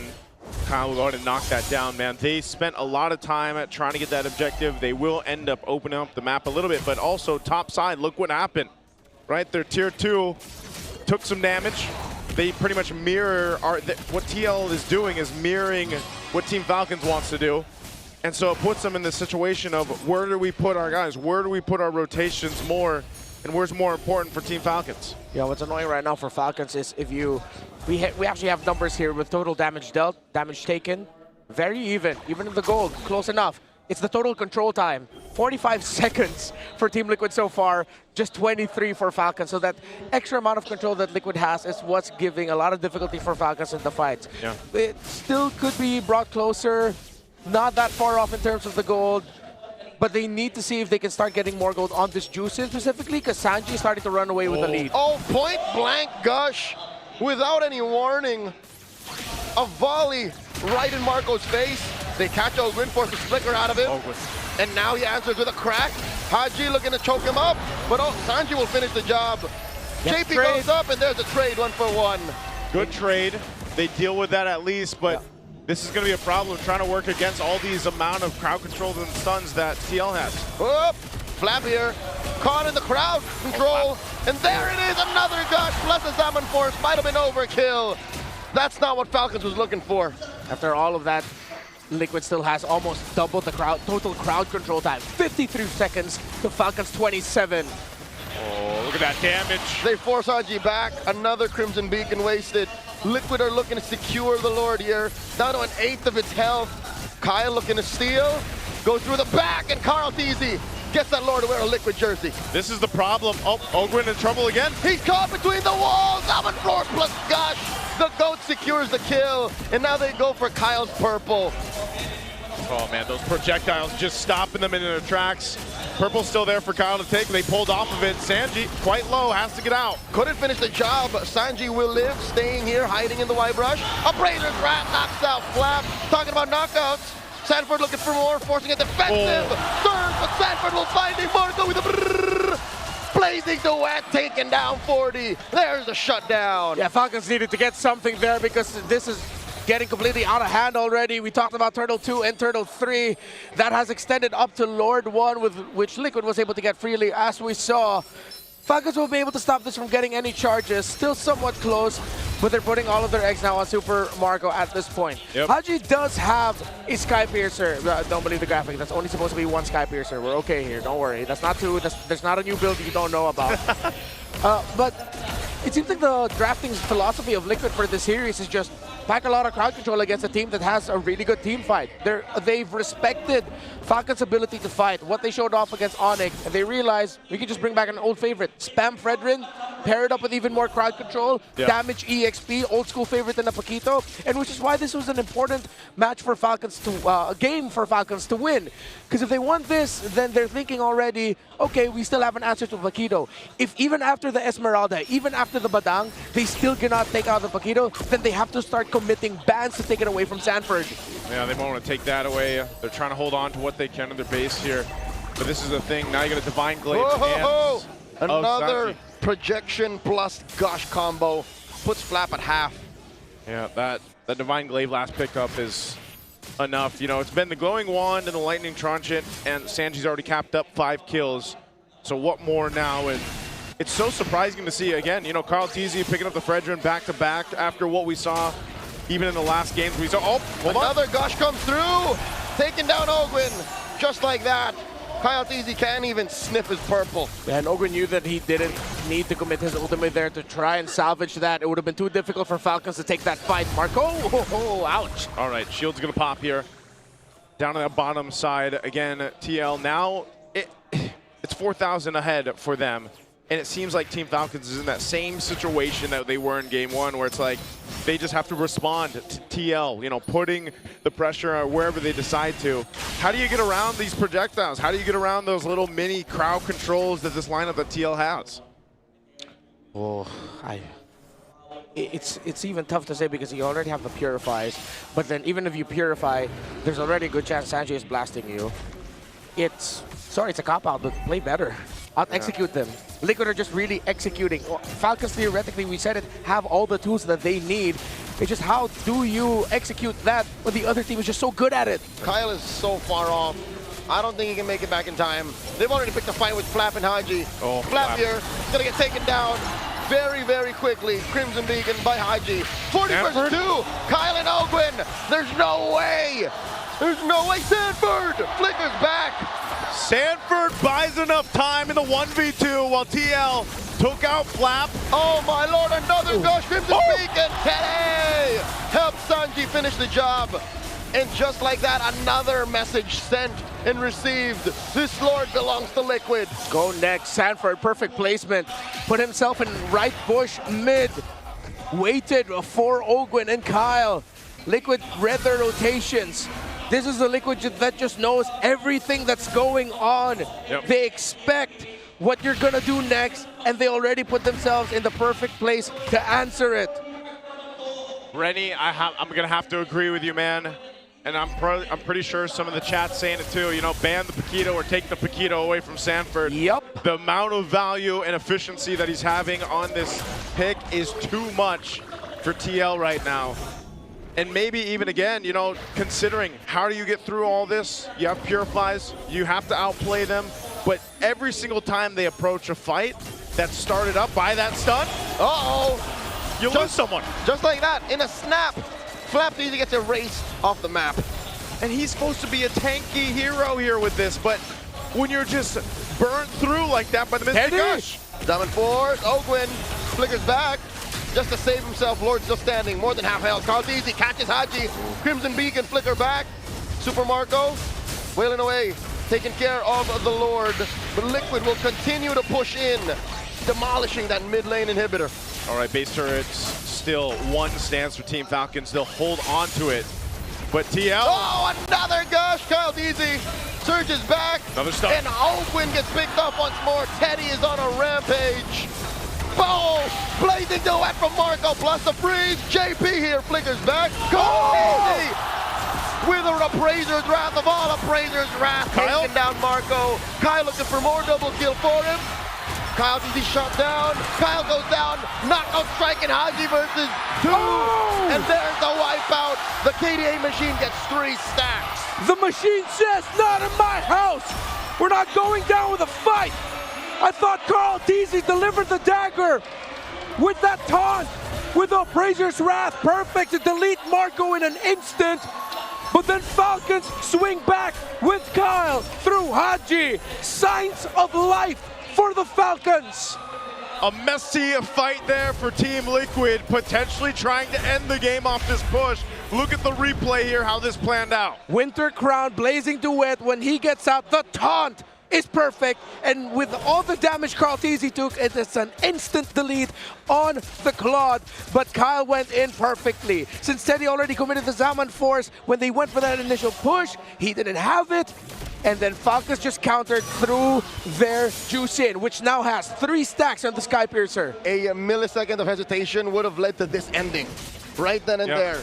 But Haji said, nah, not like this. From red side last night, starting game 4. No, game... Yes, game 4. Game 4, yep. Yep, they started to clap it back. This could be that. Hey, Renmar, I think they just went with the, what we mentioned, they just got to play better. Well, when that team fight, they played better. But this is the problem. The Lord still controlled by Team Liquid. Does Team Falcons take that? Do they just defend and they're going to try to get a range here? Haji looking for the choke out. Oh! He comes in, gets deleted. He was hoping on a dream and they're a man down. Ogwin gets mounted by Daddy JP. Oh, the timing with a Mystic projectile was on point to take out Kyle. Ogwin is out. It's a 3-man defense for Falcons. Liquid can smell it. Liquid are slowly galloping towards their base. Endable. Yep, they got a wave pushing in. They're going to try to defend. Gush forcing out the Crimson Beacon, and Sanford takes down Haji. The base is up next. Marco with a blazing duet, a Hail Mary play. Minions get wiped out, but Liquid takes down Flap, and just like that, Liquid take another 2-0. Hope looked bright, but Liquid decided to stampede the Lord. Falcons looked at the macro too much, and that moment of hesitation cost the Falcons. Liquid go up 2-0. Man, it feels like Team Falcons is trying to learn to fly in this series. You know, game 1, devastating. Their wings weren't working at all. Game 2, they had a little bit of a twitching in the wings, but it's just not enough. If they want to get flight, they want to get some altitude, they're going to have to fix some of the choices in the draft. Maybe potentially, like we mentioned, even take away the Paquito or some other heroes from TL. Joseph, they're running out of time. Why does it have to take a whole game for them to calibrate to how well Liquid executes? I think it was just, again, a difference in micro. It really is micro that Falcons don't even get a chance to flex their macro. It's not micro in the sense of we're just talking about fighting here. It seems like everyone knows exactly what they need to do, where they need to be. MVP on this Gord, I'm so happy with how he controlled Falcons, projectile after projectile. That first trade wherein his Gush was able to take down Kyle after Falcons took down Carl was actually massive in the big picture of it all for the early game. And then we saw how it ended here with his projectile being the one to stun Kyle when he decided to enter trying to take down that Lord. Man, not only that, but also just the amount of... I didn't see the final count, but when I looked behind for a bit, I think they were around 90 crowd control. Is it second? Is 90 it seconds 90 of crowd control all in all. To Team Falcons, about 40. And again, those little minor stuns, those little mystic projectiles that is thrown out with the Gord is what makes it so devastating. You know, even though it's a small stun, like we saw when Kyle, you know, you're looking for the 50-50 when it comes down to the retribution. Brother, you're stopped in your tracks, you can't make it happen, and at the same time, your Mystic Gush down and gone. That's a problem to deal with that we saw Team Falcons trying to solve throughout this. And it was really good positioning from Sanji. Yeah, the best Gords that we've seen this season are the ones who played like a Farsa. Not afraid to use that feathered airstrike, whether it's the clear lane or just poke, set yourself an advantage. While for Sanji, it was get that kill. My advantage is I'm dropping a body. I am stopping a body, and no one's gonna get to me. Yeah, he just played this Gord game so well in game number 2. In hindsight, the way Gord fits into the metagame now is like getting a Farsa with a bit of Selena in it. That's long range crowd control that is relatively low committal. And I think that's the problem with Falcons lineup is it's very high committal. Like for you to do anything, you have to be sure about it and go elbow deep. Yeah. That's why we saw the glimpse of hope with the base defense, because Mark goes like, I'm gonna go with this. I got my winner crown. Let me make something happen here, you know? And then Kyle also had to follow through with that. Which is why I've go back to what I said earlier in the game, where it seems like the philosophy for Liquid is to just pack as much crowd control as they can. Because this is obviously them looking at their opponents, seeing how they were able to get through Omega and how they were able to get through Onyx. They realized the threat of the team fight of the Falcons, so they pack crowd control. And not only that, they're out executing them. If you're executing perfectly and your lineup has way more crowd control up against a lineup that is, as you mentioned, very committal, would always want to max out their all-ins, then the math just doesn't add up for the Falcons. It works better for Liquid. Even in a prior metagame, even in their first two in the back-to-back, possibly three-peat championship runs, when you say Liquid Stampede, you imagine crowd control, Fredrin, Zushin, Arlott, Moskov. Like, these are all the heroes Liquid are good at. It's more than just answering to what Falcons does, it's just who they are. Yeah, and that's why it's, you know, it's interesting to see, again, where Carl Teasy has ended up now 2 games in a row on the Fredrin, but you're reminded why they, you know, they become experts at these utility picks like the Fredrin, like the Bachra, for example. And it's so consistent, it's so steady to see this from Carl Teasy, and it provides so much for the team to go ahead and work with. Because you can control your space, you can control the way you want to go ahead and take some of these objective fights, and at the same time, you're reminded as well just how strong an energy eruption is. You know, that little taunt, that little, even the Appraiser's Wrath, man. The ability to go ahead and get some of your health back and just kind of surprise factor with the Appraiser's Wrath amount of damage. It works so well with Team Liquid's kind of concept right now. So I'm wondering, even going to Game 3, going ahead of us a bit, are they going to change it much, or do they even need to? For Falcons or for Liquid to change? Oh, Falcons for sure. Falcons, they need to change. Liquid, honestly, if we end up seeing a full sweep here and it's just 4 games of Carl Teasy playing the Fredrin. How are you going to feel? How will you feel? Bro, Snap and Aeon, I'm gonna have to ask them, like, yo, coach, you're gonna have to share me some of that knowledge. Some of that knowledge. I feel like this is Coach Aeon and Coach Snap's doing. Like, how they've drafted so far in these 2 games, their preparation for it, their philosophy about it. This feels more of like a coach-led draft than a player-led draft. But I'm pretty sure, of course, the gentlemen in Liquid Philippines work together with their coaches, but there's just something about it. You mentioned how this is very Liquid, even in the start of their what is on the way to being a potential 3-peat, that Coach Nap and Coach Aeon saw that and said, let's see if we can make that work in 2026. Right now, Team Liquid, they're definitely hydrated. They've probably got SIP, which is purified water. It's filtered through volcanic rocks for a crisp, clean taste that quenches like no other.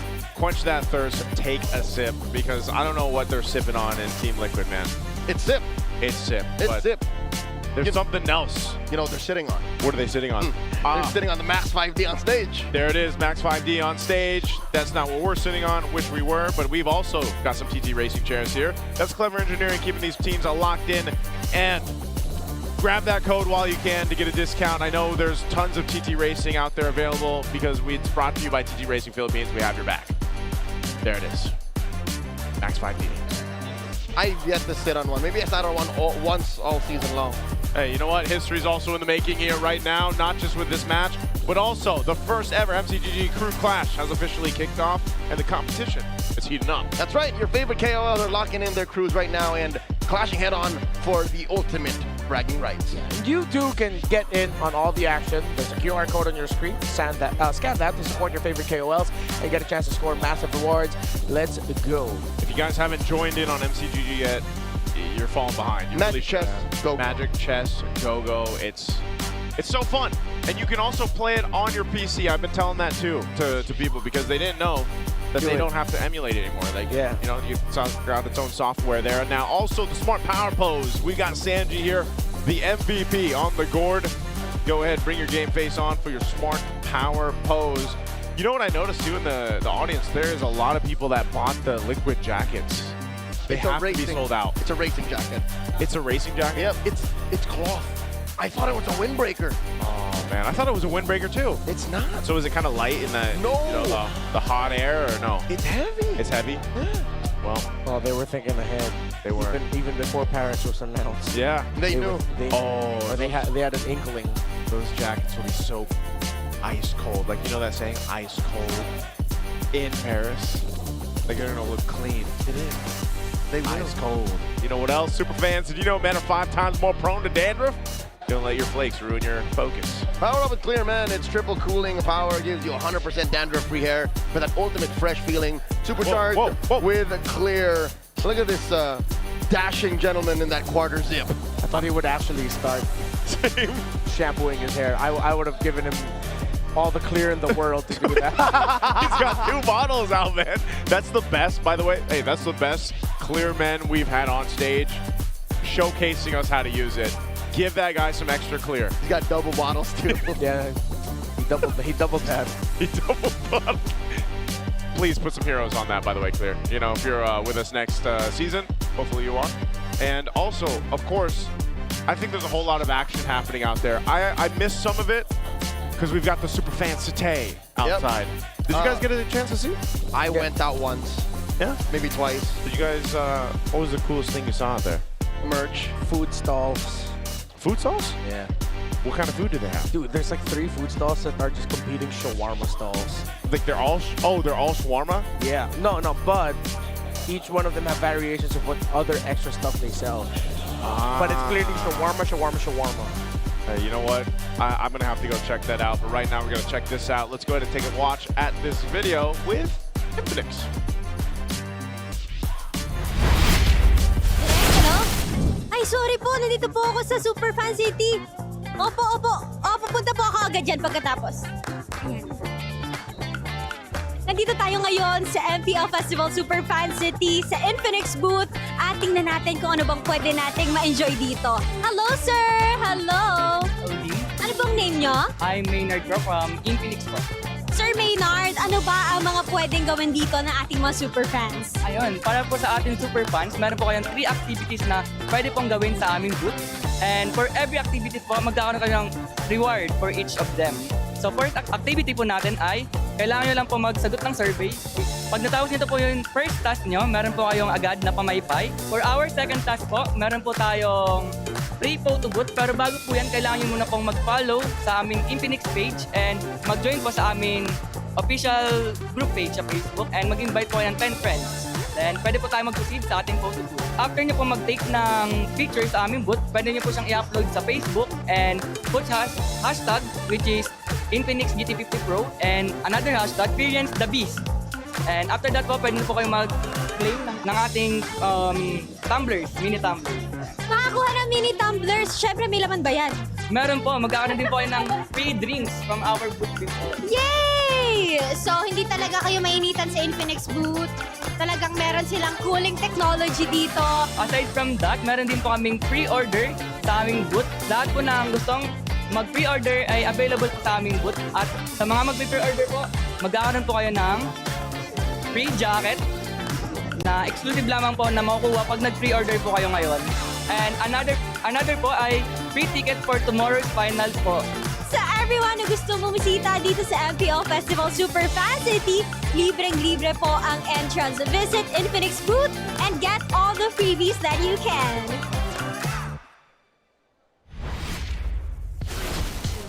At yan ang nakita natin sa labas ng MPL Festival Superfan City. And right here with us is the champion of Infinix Fansiklaban, Sonics! Hello, welcome here on stage. Ipakilala nyo naman ang mga members ng inyong team, your IGN and your roles. I'm coach, assistant and analyst coach ng Sonic Fansiklaban. I'm Charles D. Rios for. You can call me Sano Rios. And my IGN po is Rayuna. I'm manager of game and I'm tech and jungler of Sonic. My IGN is Topo po. And gold laner po ng Sonics. I'm Amir Ong po, mid laner ng Sonics and also the team captain. DJ Del Rosario po, Romel po. Siegfried Gomez po, XP lane po ng Sonic.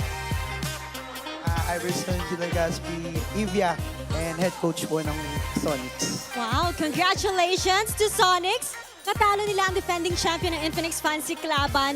At kumusta? Ano ba yung naramdaman nyo? What was going through your mind nung nanalo kayo sa Grand Finals ng Infinix Fancy Cluban? Gusto kong tanungin si Check kasi napukaw niya ang aking atensyon sa kanyang IGN. Sobrang saya po kasi nung early game, loging-logi po talaga kami. Tapos sabi na ng mga kampi ko, item lang tol. Yung gold na namin yung bahala. As long as maprotektahan ko po yung gold, ay na po yung winning condition namin. Wow, 2-0 sweep yan, Thea. And check. Speaking of, sabi mo nga na early game kayo, but it was a 2-0 sweep and mahaba yung naging journey nyo. Pwede nyo bang ma-describe kung ano yung naging preparation nyo going throughout the tournament? First 2 games po is na-earlyhan po talaga kami. Pero ang sinasabi po namin sa bawat isa is tiis lang po dahil ang mga hero po talaga namin is pang late game. So composure lang po and tiis lang. As much as possible, wag po magpabawas ng tower sa kalaban. At ang tiis na yan, Thea, ay nagbunga. Dala nila ang kanilang trophy as the Grand Champions of Infinix Fancy Cluban. At pwede ba namin malaman ano pa ba yung mga nakuha nyo aside from the trophy? Kasi nakikita natin yan, hawak nila ngayon. Yung mga nakuha po namin is trophy po. Then, ito pong Infinix GT Watch 5 Pro po. Lima po siya and 25,000 diamonds. Ang dami nilang napanalunan, Thea. And kasabay ng Grand Finals natin is yung Grand Finals ninyo naman kanina. You were challenging the defending champions of the Fancy Cluban, the Auroras. But it became a 2-0 sweep. Ngayon, meron ba kayong message sa mga sumusuporta sa inyo? First po, thank you po kay Lord kasi sinamahan niya po kami throughout this journey. Talagang prayer po before the game. And thank you po sa teammates ko dahil sa efforts, kahit mainit po yung venue and ayun po. Thank you po sa lahat lalo po sa Sonics family. Thank you po. Thank you so much once more to our Infinix Fancy Cluban champions and for representing Onyx Philippines and their community. Once again, give it up for Sonics! At sabayan nyo kami, i-throw natin para sa next segment. Pag sinabi naming lakas ng Pinas, sasabihin nating lahat, palag na to, okay? 3, 2, 1, lakas ng Pinas! Palag na to!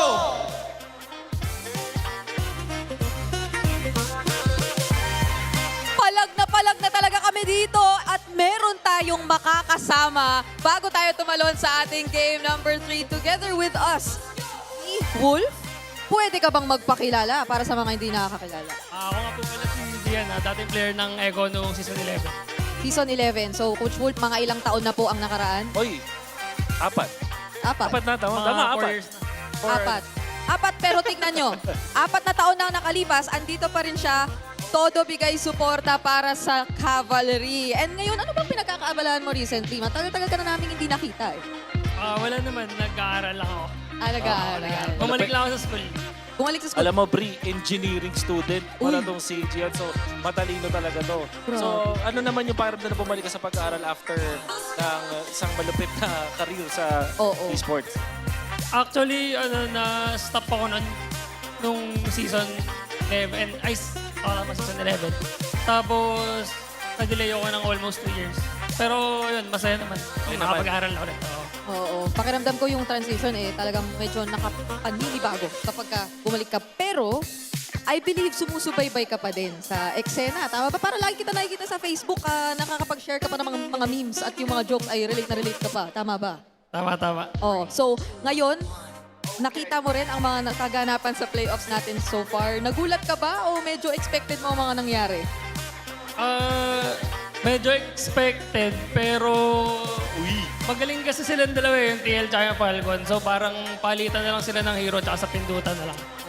Nung nakasama mo itong mga Echo player, or dati sa Echo, tapos eventually naging Team Liquid na players, gano'n ba talaga kasipag tong mga to? Kasi lalo na nung mga time na nandun ka, mga bata pa sila nun. So medyo hindi pa ganun ka mature as now, di ba? Makukulit pa rin. So paano ba sila sa bootcamp? Sobrang sipag ng mga players na yan. Kahit tapos na yung practice. Minsan kahit break time, hindi ko makaya. Nag-RG lang talaga para mga practice. So iba gumigising ng maaga. Dati kasi may goal time kami. Kaso Yung iba, hindi sumusunod sa call time, gumigising ng maaga para makapag-practice. Masingit pa yung practice, kumbaga. Okay, masipag pala ang Team Liquid. Noong kapanahonan na yun. Pero occasionally ba ay nakakasama mo pa rin sila recently o nakakausap? Nakakasama pa naman. Tsaka pag nag-gym, nakakasama sila. Sa bagay nga naman, Coach Bull. Bagay. O, Neta tsaka- nga naman, no? Tsaka mahilig na sa mga kotse itong mga tropa natin sa, ano, di ba, sa Team Liquid eh. So, nakakabanding mo ba sila over sa ganong bagay? Yung mga editor lang. Motor. Sa motor naman. Okay. Sa motor kasi na nakasama.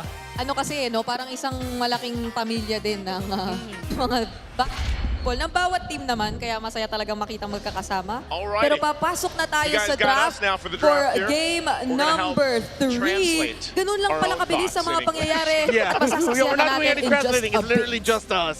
Okay, Sometimes so I try to translate kanina my thoughts, but I nagkakausap remember that I'm only speaking English. But napansin niya din na yung it's a little tricky first 3 sometimes. picks Let's go sa and game jump into number this 2. one. Parang pabor siya Again, sa Falcons, like I game always three said. Pero draft. sa tingin mo ba This sa mga time ganun around, mo? Team Liquid on dangerous grass, 92% win rate. Still on that blue side, 4-2 over here. Team Falcons, I think this is a major thing. Talaga I'm wondering magaling if lang they're sila talaga gonna focus on pumindot. one of the bands that we talked Yung about. mga yan kasi, Yeah, the Paquito. If Liquid don't ban the Phobius, and they get and they get the Paquito, that means Falcons are gonna eye out picking it up. Phobius open, but Liquid might just leave the decision to, you know what, maybe we'll just pick up the Phobius so that you don't get to pick up the Paquito. Yeah, one of the cases here, Marcel being banned out. Yeah, it's some really good proactive decisions by Team Liquid Philippines, honestly, in the draft. They understand that Falcons is probably getting into a groove. First 2 games are probably just like, yeah, these didn't work out, so let's keep staying on red side. But then Liquid are gonna keep adding difficulty towards Falcons by changing it up, bring it to a little bit more of a familiar flow. They pick up the Harley. Falcons are probably gonna be, they're most likely encouraged to pick up the Leomord. Thing is, the Fanny is open, and it might show up and become a wild card pick a little bit later in the draft. It's too early.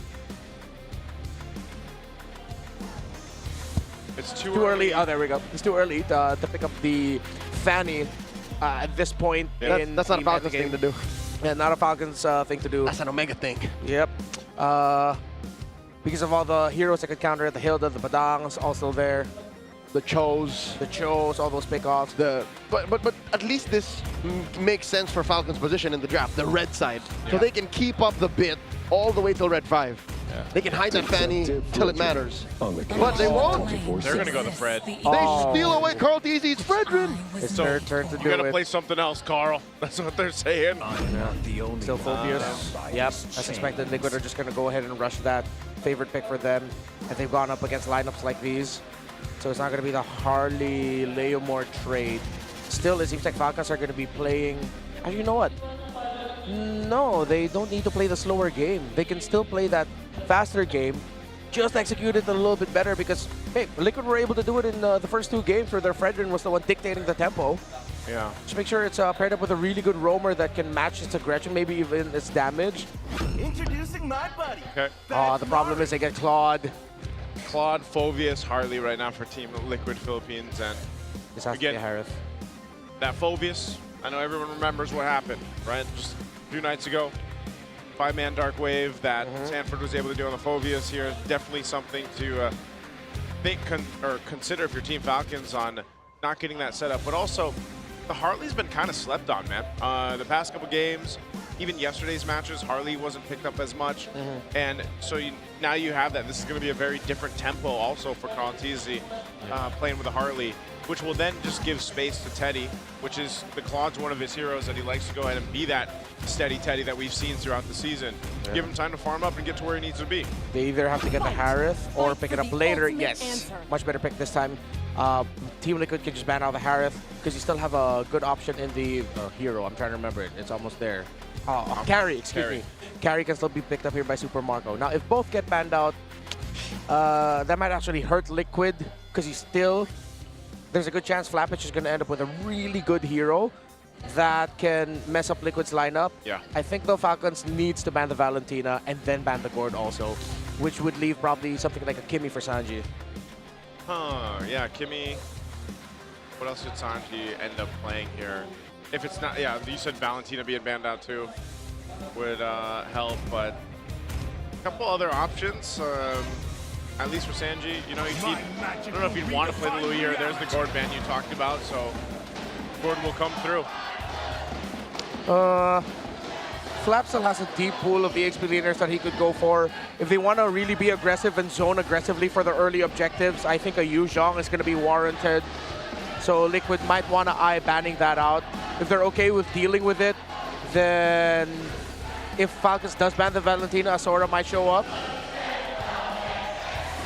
Lapu Lapu is still an option also for Flap.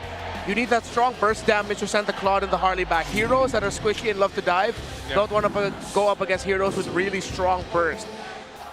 Do they just want to, they don't even worry about the Harith just going over to Super Marco. It's like, that's going to be the matchup between the Claude. So they're going ahead and focus down on the XP lane options. The Uranus being taken out. What else would help this other than the Lapu Lapu? Maybe what, the Terizla? Something to help lock down, or do you want? Is that just too slow at that point? I feel like it's too slow, but then with you being up against a Phobius, still might be okay. Because you don't need to, you cannot pick up the fast clearing, fast rotating heroes like the Benedetta or the Paquito anyway. I'm usually not a fan of the Terizla. Yeah. Over time, I realized it really doesn't do much. It's really just a big wall. They really want to play the Harith. just to make sure they cover the grounds. They take out the Moskov here. No Moskov being picked up. Falcons might just pick up the Harith now and wait for that XP lane option based on the last two picks for Team Liquid. Oh, that crowd is going wild. We're having a drum off between the two fan bases. Yeah, I was gonna say, I can't even hear myself think. Oh, no wonder. They've got buffs in front. Oh, that's why. Oh. Who's gonna fight the Madars? Where's Super Mars? What is the cosplay there? Is that a cosplay? Like, is that supposed to be a certain hero, or is that just? Is that a painted Hayabusa? Oh, that very well could be. That's my best guess. Yeah. There's the carry. Yep. Good Carry pickup. gets picked up. A very tight box, good formation. Yu Zhong to round out the draft. The thing is, the Valentina is most likely going to get through, but Liquid are also thinking about the Kimmy. Tough choices here for Liquid, but they go Juicin and Hylos together. Sanji looked very happy with the trade that they got in the center. This is, I think they're very well capable of, because of these picks, fighting into the real world manipulation if they want to. Alice actually still open. There's either the Alice or Yu Zhong for me. I just, for Falcons, they need big AoE, really good dive. Oh, even the Sora's open if they want even more damage. With no threat of a Valentina. Yeah, with no threat of a Valentina over there. Still, some players are not that fond of picking up the Sora against the Phobius. That's right, I was just gonna say Yeah. so. I prefer the other two. I would rather Alice or Yu Zhong. Just clear straight lines through the back. Yeah. Unless that Hilda's already going EXP, but up against the Phobius. Very meh. Could be the swerve. Lapu Lapu. Still, it's one of the heroes that we posted earlier. You need that strong, big sense of burst against heroes that are squishy and love to entry. The Harley, the Claude, because that forces you to either BMI out, cancel your big ultimates, not make the most out of your ultimates. Yeah, I think this is what they needed. Team Falcons, man, it is erupting in here in the Champions Arena right now. Team Falcons got to get a win under their belt. Otherwise, I feel like if TL gets the game here, they're at championship point, it's going to look very grim. We're going to be jumping into the game. Game 3 upon us as Team Falcons have what they need to get a win under their belt. This is a different approach from what we've seen before. But again, as it is so important for the macro, we need to see the micro, the early game in control for Team Falcons as we jump into the Land of Dawn.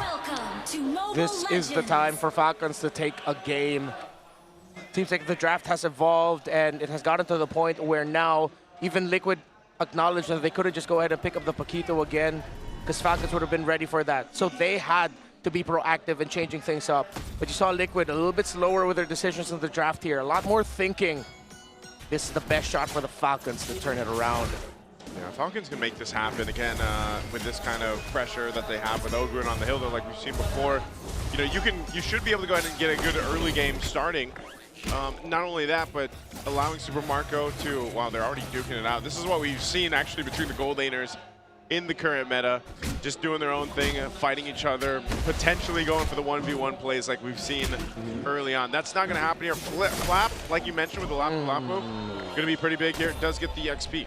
Yeah. Wow, the crowd appreciates the micro superiority that Flap showed in that sequence. Yeah, cross the blades.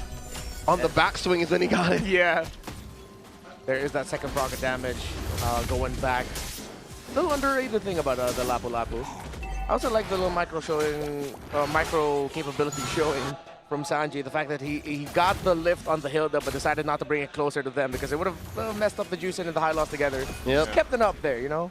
This is why we were saying, you know, micro just as important as the macro, and I feel like, you know, in just a year or two ago or seasons ago when it was so much macro, and that's why utility was the case. Now you have so many intricacies to the current meta. And as we approach the first turtle, an important part of the whole micro discussion is it's not just what you're capable of doing, it's when you do it. And Liquid have always been doing it in the right timing, so much better than Falcons in this series alone. Turtle started up. Turtles here, half health already. Team Falcons has clear control of this one. And in comes Flap, diving in, RWM by Haji, swiping away, immaculate timing, down goes JP, 40 foes as well, and Sanji just barely gets away the flicker from Haji, the machine, but off camera. How the hell did Carl Teasy steal the turtle? Haji finds the hamster mage, but still, what was that steal? Falcons did everything right, but Kyle just couldn't win the retry against Carl. Carl, what the hell are you made of? Goat milk, it looks like. Okay, man, he's made of using this, the real cooling beast moves. Our Infinix hand cam for the GT50 Pro. Helps him secure it, but also part of this, again, this is the elusiveness of a Harley. You're able to go ahead and even if your team fight is not there, you have a chance to go ahead and space on time through, get that retry off, make it happen. He's so sly, he's so cunning. Yeah. He didn't even die. He didn't die. Since the cooldowns were kind of off, it seems like Kyle uses Retribution way after the fact. So I was thinking that maybe Falcons just said, don't try to retry the turtle, maybe try to last hit it through your skills, but then use your retry to slow down Carl and try to take him down instead. Which is, in hindsight, a micro mistake. Yeah. Like they just should have kept it for the big one. Yeah, I think they were a little bit too greedy in making sure that they could get a kill on that Harley to stop the tempo. Is it devastating to the point where they've lost the early game? No, they're still in control and they will still have the same result and advantage for the next turtle since they spawns in the bottom side. Yeah. Whoop. In comes Kyle, compromising JP. There's a taunt. RWM coming up. JP goes down. Lazy whip by Teddy. But Marco does not back down, and Marco might get taken down here. Oh, the flicker back. Marco barely lives. Good use of the flicker there to stay alive. Great rotation from Team Falcons to make a move up top. Yeah, the important thing there was JP eating up all the damage. Because Falcons used their combo to take the high loss down, I believe the taunt coming in from the Fredrin was just not available. They didn't even have enough abilities to chip away at Teddy, and he gets away scot-free. Turtle number 2.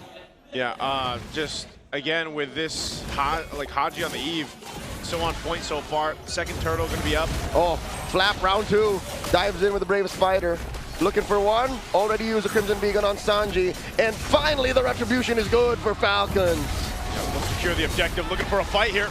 There's the Glorious Pathway. JP disincentivizing forward momentum from Falcons. Up top though, there's a duel. Carl Teasy dropping that deadly magics on Marco. Marco holding his ground. Oh, the river is up. Carl Teasy will have a space escape, but Hilda's there. Oh, I thought that Haji would be going with him. Falcons have slowed things down to a pace that TLPH are probably a little bit uncomfy with. It's this Hilda pickup on Ogwen. Massive effect on the rotations for JP and Sanji. Yeah, good picks here happening for Team Falcons. Good space control around the map too. This is one of the things that they can go ahead and work with right now for Carl Teasy specifically. Oh, up top, Teddy. Teddy wanted to be the focus. He gets out with the BMI. So he's safe for now. Now Team Falcons, this is the first time in this series that they've had this kind of lead Let's see if they can maintain it across the board. Let's look at the items falling into place. Yeah, Radiant there for Fredrin and a Hilda. So the damage and pokes coming out of Cartesius Harley that just got the Genius one. 5 minutes and 40 seconds later, Super Marco will be able to get the tower up top. What a turnaround for Falcons after all of the ish that they had to go through this series. Yeah. To see them now with a perfect lead so far, let's just respect the fact that the first turtle went to Carl. Yep. But they got the gold, and it's looking good for the Falcons. This is exactly what they needed throughout the series. They got to maintain this, though. They've got to maintain the lead. We've seen TL before, play this way, and that's why the second turtle, there was no contest. Carl Teza decided to be on the opposite end of the map. We might even see them potentially give up the third and just prepare for the first Lord, as Super Marco will knock down another turret down bot. Side to side. And Flap needs to hold strong here, but it's only one siege minion. They are going to go for the cut. They're not going to get that.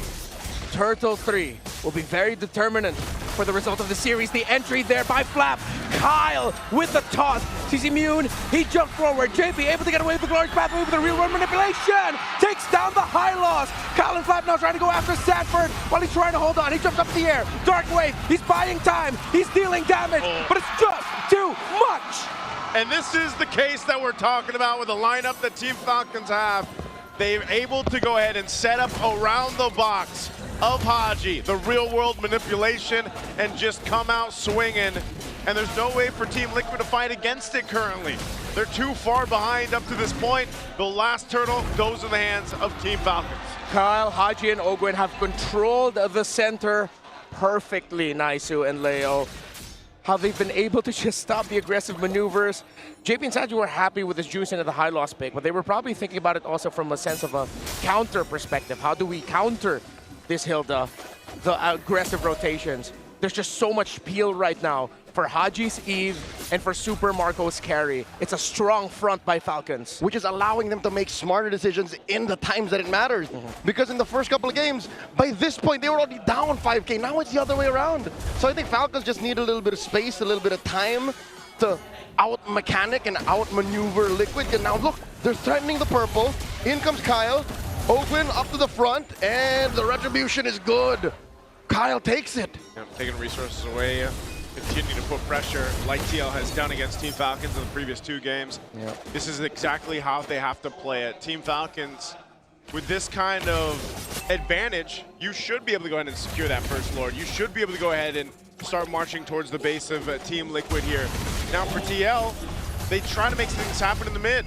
Oh, JP already used the glorious pathway. RWM, they trap Stanford, looking for more damage. Today comes in, but Marco's been pushing up top.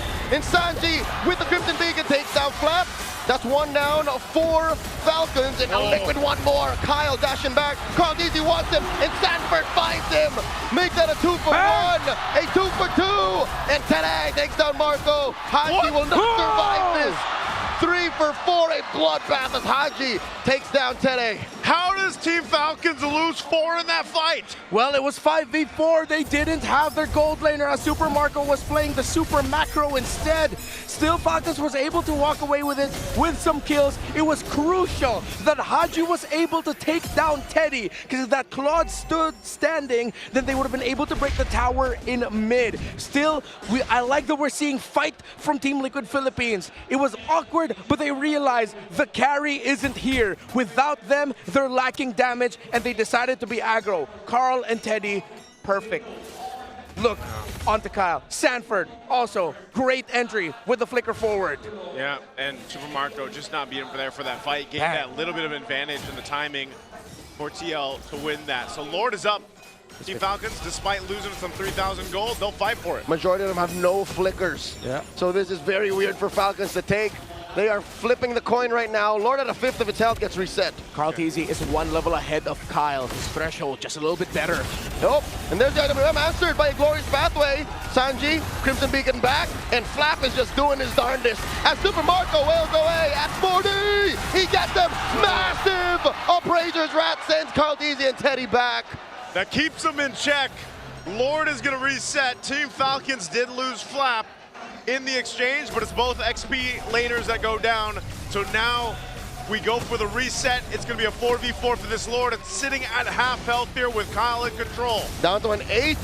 And that is Marco down very low. JP gets taken down. Ogwin controlling the perimeter, and Kyle secures retribution in check. Super Marco dashed forward just to add that little bit of extra security that Liquid wouldn't be able to get close. And since they saw the carry was standing right in front of them, Carl Teasy and Teddy, I believe it was also Saji as well, just decided, yeah, let's just go ahead and give that. Yeah, they're better off just defending on this one. Again, they're not massively behind or anything like that, so Team Falcons still got to respect this base push with this Lord. They will take down the tier 1 in the mid lane, working on the tier 2 next. They've got everything they need. Super Marco is locked and loaded, and that is also Haji locking in his Trinity. So, total control time actually in this game is still almost double for Team Liquid Philippines, around 44 to closer to 29 for Falcons, 28.5 seconds. But you see here the effect, the lead in damage. Liquid has dealt almost 60,000 damage more. Ogwin just took a face full of everything. Deadly magics and all. Keeping Carl Teasy at bay. And that'll stop Liquid from defending with their full force up top. RWM by Haji, compromising Sanji from the flank here. Sanji just looking to clear the waves and knock up. Haji's not going anywhere as long as the RWM is up, and they do defend successfully. Carl's still there too. He knows he can win this fight against a Hilda. Yeah. He's got his ult back up, but he just wanted to go ahead and push into that turret. Falcons also full committed on the tower up top, not being able to get a push in despite them having the minion wave for the turret in the mid lane. So maybe that's a little bit of an off decision there for Falcons. While Liquid, they played the map really well there. Carl Teasy knew that he could continue marking and keeping Ogwin from even joining them. So again, the proactivity of Liquid has been a theme for this series, and it shows even with them behind for the first time in this best of 7. Yeah, this is, like I said, for Team Falcons to go ahead and cap out this win here. They're going to go ahead and focus down this tier 2 bottom side. They'll be able to get this, convert it. Carl Teasy has just been pushing on the opposite end of the map, and that's exactly what you're going to expect with the mobility that the Harley provides for this. So Falcons have taken care of the lower part of the map unfettered with impunity, and they'll continue to take control. This Lord coming up next. The long lane is going to be tough. Yeah. Purple here. I think Down. Carl secured. Yep, Carl's good. Carl's got it. Kyle even committed the retry there to try and steal it away. It would be important to deal with this Harley. So Falcons have to be careful. Good chance of a Team Liquid Philippines turnaround with how they've been fighting through Teddy, through Sanji. The surprise turnaround and re-entry. Call it the re-engage, coming in from the Phobius of Sanford. I love what they're doing though. Just Super Marco's buffed out of his mind. He's got all the items he needs. You know, he's working on that very last one, but he's double buffed up. This is perfect territory for Super Marco to make moves around this Lord take. He's gonna start hitting home runs like Barry Bonds. I think I just showed my age there, but I don't care. Dude, hockey's amazing. Yeah, I love football. Whoa! All right. Falcons with the Dons. Flap takes a good amount of hits from Teddy. Keep an eye on Super Marco. He's so pivotal for this. Ogwin flushes out the LBM, and there is JP and Sanji in there pushing them out. The Lord still standing, gets reset. If Marco falls, the rest of Falcons fall with him. Unless it's some insane heroics through Kyle, Haji, working together, maximizing taunts, Appraiser's Wrath, and of course the pokes for Eve. Void Blasts are gonna start deleting members of Liquid as well. It's already a trinity of core items for Haji up to Spine Glaive. Sanji's aware of what's in the LBM. Falcons move out their pieces. Haji and Ogwin out. Lord here at a third of its health. JP and Sanji know how dire this is. Ogwin and Flap holding their ground. In comes the glorious pathway. RWM coming through. Caught easy with the steal. Sanji. And here comes the stampede as Sanji runs through him. Marco takes out JP. Kyle goes in as well. Sanford goes down. And now Teddy's going to be up next as he BMIs through. 2 kills for the Lord. They don't get the Lord, but that was a terrific response by Falcons in what could have been a big Liquid win. As Sanji Crimson Beacon forward and used the sprint to be way more difficult to take down. Marco! Daisy gets taken down by the Bulletproof. Oh man, Super Marco, we said he's gonna be pivotal for this win for Team Falcons. Well, that is a huge kill for momentum for Team Falcons to deal with this Lord. Leo, Marco read that, man. Marco knew that's where Carl wanted to go. He was using the orange as bait. He knows what the GOAT wants. Oh, that just deals with that Lord easy peasy for Team Falcons. We may have just witnessed the awakening of bloodthirsty Marco. It's like we're back in Saudi. It's like we're back in Rizal. Falcons are alive. Glorious pathway answered by the RWM. Once again, the knock-up on the Kyle. No push is gonna happen yet while, excuse me, Ogwen's taking care of top lane. There was a slow push by Liquid. Yeah, it was a massive minion wave that needed to be answered because Falcons cannot give up that tower up top because Liquid have been holding and defending their base turrets with every inch of their life. And with those base turrets is hope for Liquid because they've been handling macro really well. Again, Falcons play around the box. And with a Harley, good chance that you can open up the map through split pushes, similar to Teddy, which is why the Claude is now getting protected by the Sansan duo as he opens up the map. JP even shadowing multiple units ahead of the others just to mark rotations of Falcons, now who seek to invade the purple of Liquid. Going for the purple here, it's gonna come down to it. Retribution's used. Carltese will be able to get his purple. No. So it's Team Falcons playing around the objective, playing around the fact that they've got this ability to go ahead and clump up together, put pressure where they want to. It's also part of a bit of a cat and mouse game, honestly. Like, depending on where Carltese's going on the Harley, you might be able to go ahead and catch him, you might not, but it's also control. Like, can we control not getting pushed in on cross-map play with this Lord coming up here? At least it's on that top side for Team Falcons where they can center around it. They also don't have to worry about that side lane push. You know, here's the difference maker. Teddy now has the Winter Crown, which should be deadlier for Haji and Super Marco. But let's see. Haji, he also has his Winter Crown. So it should cancel each other out and they should be okay. Haji's position, has been terrific, by the way. And the man marking for Falcons to actually protect whoever tries to go after Marco and Haji has been sublime. Yeah, that protection, the peel that they can provide for Haji, for Marco, has been another major thing. Ooh. This Lord is going to be a big one. As Team Falcon starts it up, TLPH has their eyes set on it. They rotate up here. They'll go ahead and show face, but this is most likely just going to be delayed out for now. Wind of Nature being picked up, swapped in. Super Marco's got that. He's going to go in for this potential. Excuse me, the Lord is very low. 16th of Patel coming in. Kyle with a retribution. Immortality bomb to JP. Glowing Father already used up. And Winter Crown combo coming through for Tele. RWM by Haji. He knows that the core on the other side is already used up. And double kill for Bulletproof. Down goes 40. And Super Marco gets the Immortality bomb. Open. 5 Tele. 3 for 1 plus the Lord. Falcons are soaring in. Carltese finds Marco. It's not endable just yet, but maybe the minion waves are big enough. Maybe Haji and Flap have enough damage in them to try and end it here. No turrets left in mid. Lord could crash into the base. Sanji with the bait, with the kite to the side. Carltese and Sanji defending. They're getting away with it. Minions have already spawned. They got the minions out. Sanji's gonna go down though. Ogwen with the execution. Lord gets taken care of. The base turret down bottom is down. Falcons are slowing it down. Carltese with the pickoff onto Marco. His immortality was popped, but Carl committed to the play to take down the carry, which is why, despite Falcons getting the Lord, they still can't end, and Carl still got his own purple buff. Oh man, we got to take a look at the replay here. This fight broke out. It was all centered around this Lord. JP goes down really quickly, but centered together, Team Falcons are susceptible to the Blazing Duet, the beacon from Sanji, Sanford setting things through. This could have gone way worse. A whole lot of immortalities were popped here in this fight. And yes, as you mentioned, the fact that Super Marco was there but then gets taken out by Carltese was the reason why TL is still in this game. Yeah.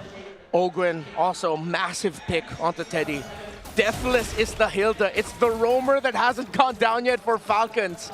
2-0 and 12. That's ridiculous. He's not even carrying a... is he?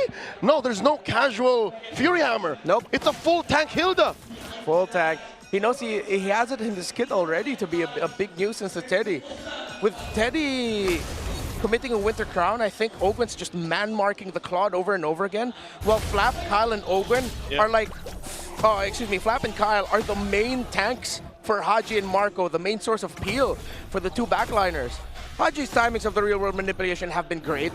The people probably thinking he could have used that sooner, but no, he was also looking for the Blazing Duet. He used it when he saw the threat of that was gone, because now there's a good chance Liquid are playing into a RWM that favors Falcons. Deadly magic thrown out on Haji. So Team Falcons bringing this Lord here. It is an evolved one. They'll go ahead and bit of a reset. Sanford waiting patiently up in the brush. They're still going to go back and forth for this. Keep an eye on Ogwin. He's been a nuisance to Team Liquid. Makes his way for it. Quarter health on this Lord here. Now an 8, a 10th RWM. Flap with the preemptive use of it, and Kyle secures JP. Very low blazing duet coming through. Same spot. Consistency from Tede. Marco in the middle of 3. Magic goes down, and winner crown out of Sanford. Marco still lives. Dark Wave, and in comes the rest of them. Open is picking dudes off left and right. Now Marco still lives. Marco versus Tede. And Marco and Teddy trade 3 for 2. Crowd easy getting hunted down. The Master wants him. The Master needs him. Forcing him into the base. And there's still a wave down bottom. In comes Ogwin and the Lord. The Lord is walking with Team Falcons. They'll work on the base, and they found flight. It's just Carl left. He gets popped, and Falcons on the board. Game 3 goes to green. San Juan Arena shakes as there's turbulence in the air, but the Falcons' flight is steady. They take a point. Team Falcons, like we said, from game 1 to game 2, their wings were trying to flap. Well, now finally, in game 3, it happens here. They had to work for it, man, and they make this composition work. Carl Teasy had them looking all over the place. There were some moments where it looked like they would have been enough to get TL another win, but hell, Team Falcon wasn't having it. Falcons brought back something that brought them success in the world stage. Up against a team known for their micro, their explosive gameplay to shock and awe you. Back then, that team was Onyx. Falcons might have just needed to channel their old AP brand identity through their new missing piece, their heart in Haji once again. His Eve has been clutch. Void Blast after Void Blast. Real world after real world. 8-1 and 13 for the KDA machine right here, man. And you've seen shades and shades of why he was originally called that and still is up to this point. His Eve is something to watch out for, as if the Paquito is for Sanford on the other side. You gotta watch out for Haji's Eve. This Eve just does too much for Falcons. It is the perfect mix of the macro utility that a team like Falcons needs and the micro intensity that an athlete like Haji needs. This is just, it enhances combat instinct so much. You can't just count the first 2 steps that he's about to take. You have to consider where he'll be after the RWM, where he was prior to that, and what the rest of Falcons are doing to complement that. Again, Haji would not have gotten the success that he got if it wasn't, whether it was his calls or his teammates' calls. Flap and Kyle, early on it was Ogwin, but then as the game got longer, Ogwin was now just marked onto Teddy or potentially Carl. It was Flap and Kyle over and over again, being the main tanks for the back line. You saw how many times they were able to break the formation of Falcons, but then Liquid are just wondering, why the hell are these two still here? We can't get to the Eve. That's what happened to Severo last night, remember? I mean, they were just man-marking Severo with a Hilda pick, and this is what they did against Teddy. Not just Teddy, like he felt that pressure through this, but as you pointed out, Ogwin didn't die the majority of the game. He was everywhere he needed to be, and also Super Marco, man. He was locked in on this carry. He was just, this was the bulletproof that we have seen before, and he just made it work so well. The amount of damage he was able to throw put out. Super Marco has a ranked game stats. Yeah. 10-2 and 4. Yeah. That's the kind of a ranked game top global carries would have. basically so, you know? It's just one of those things where, again, also why Haji ends up getting the MVP here, because it really did help when these picks were picked up in the first phase of the draft. It was the idea, the concept that we talked about. Team Falcons fights really good in the box. Give them that moment, give them that space and opportunity to work with. Eve does that great. And it's not just like a small box. We've taught this to the graduated students of the Talent Academy. The box can be as big as the whole map. How well do you take care of your lanes? How well do you take care of the river? And this presence of Eve translated the little box that they had in fights into big control. Ogwin, Haji, Kyle did a great job of controlling the river. And I think that's what Falcons needed throughout this whole series. Game 1 and 2, they were checking how much control they can assert onto Liquid. And they learned the hard way that not so much, sir, not so fast. And with this kind of lineup, they're able to slow it down enough to the point where Liquid is the one who's forcing these engagements and trying to fight out of their breath. So if this is a turning point, Game 3, so be it. Maybe we'll see slower games moving forward. I hope everyone's ready. Yeah, 21 minutes, almost the 22-minute mark. You saw how much damage Haji had done. He did even more damage than Super Marco, of course, but I think, you know, down to those moments for Super Marco, you see if you're just stuck a little bit too far, especially when he picked up the malefic gun, like, your life kind of flashes before your eyes with the amount of damage a late game carry can do to you. And when you're also getting trapped in the real world manipulation, not able to move, that all, again, complements Super Marco on here. So it was really good responses. Kyle as well. Like, Kyle was able to lock down objectives. You know, maybe it felt the reason of, oh, yeah, okay, I see why Carl Teasy had that for Edge in Game 1 and 2. You know, that he was able to lock down objectives, stay around there. Flap, man. Flap had some amazing stunts on the last lap. He was able to provide a lot of space for the team. So that's what we're looking for from Team Falcons. They make it happen in Game 3. So we've got a series on our hands, right? Now, if you guys think you have what it takes, by the way, to run the show, with E-Project, esports for everyone, we're giving you the power to bring the MPL energy all the way from here to your own home. That's right. Participants get exclusive access to tournament modes, free in-game items, and even diamonds. Just head on over to, type this down, ph-mpl.com/e-project to start your application. Time to turn that passion into action. Visit our website for more info. Scan the QR code on your screen. That's your favorite. That's my favorite. Passion and action. You know what else is my favorite? This one right here. All the community out there, because super fans stay updated on all things MPL Philippines and connect with the most passionate community in esports. Join the MPL Philippines official Facebook group, Superfan channel. Don't forget the MLBB official Discord. Get your all-access passes, exclusive content, the latest news and community discussions, lead the conversation, and have a chance to be featured as our super fan of the month. Just be part of the MPLPH family. Scan the QR code on your screens now and join the conversation. We'll see you there. We will see you there. There's been a whole lot of community talk and, you know, a whole lot of things being talked about. Just the playoffs alone, man. I feel like we've seen so many good things, great things, but also just history made in itself. And I love always kind of after a broadcast going and looking at all what the community's saying and kind of, I don't, you know, I'm more of a lurker, but I like to get to see the community discussions. Now let's take a look at the Clash of Titans here. This is the history from seasons 13 to 17. That's how much these guys have clashed it out on the stage. 2 years. There was a time, especially around the MSC 2024 era, where it seems like AP Brand just kept getting Liquid's number after Liquid swept them in the grand finals of MPLPH season 13. It's just a streak of Falcons AP Brand wins up until the turnaround point of season 15, where we started to see the trend of Team Liquid getting over and getting the revenge against their rivals in the Falcons, and that continued all the way until, well, today. So far, yeah. So far today, you know. Again, 17 MPL Philippines season 17 regular season. We saw Team Falcons be that one and only team to give a true test over to Team Liquid, and they've done that over the course of history, and there's a reason why the Clash of Titans is such a big matchup for people tuning in from around the world. This is the evolution of Titans. You know, all the changes that have happened from what, 2019? Those seeds were planted when Haji and Carlo Octadeshar said, for the next few years, you and I, we're gonna do this. Yeah. Those two kids, the most mechanical players in MPLPH at that time, eventually would meet in the grand finals of MPLPH Season 6. But with his TZ brother, Carl and Flap, bring pride to the PH because they took the M2 trophy home. But then that got split up.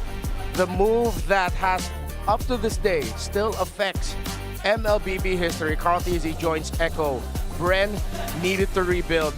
Carl TZ eventually ended up becoming a member of Liquid as Liquid entered the MLBB scene. But before that, AP Bren returns to glory and greatness through their win in M5, the Titans and MSC 2024 and their world tour. Yep. And of course, last year, the attempt of TLPH for the Golden Road, of course, falling short in the M7 World Championship.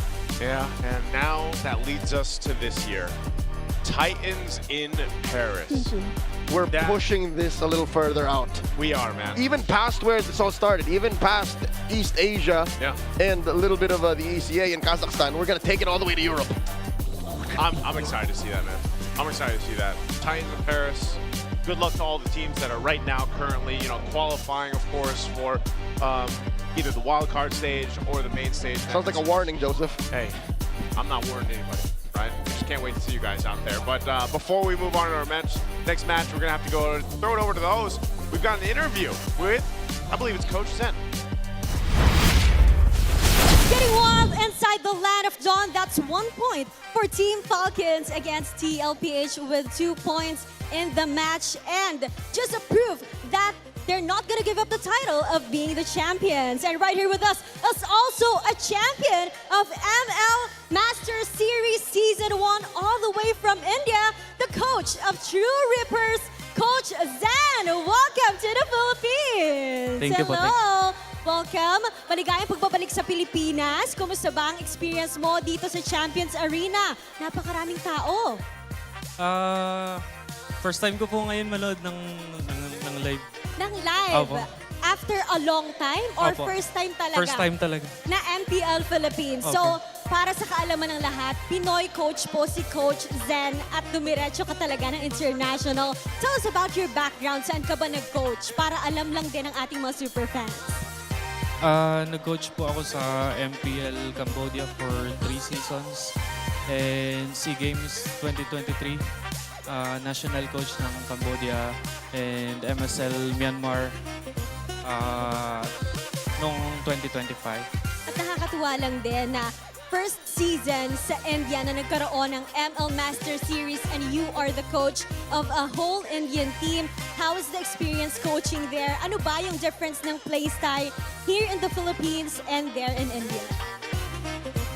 Siguro mas kailangan maging technical kapag nagko-coach dito sa Pilipinas kasi expected na sobrang lalakas ng mga player kumpara sa ibang region.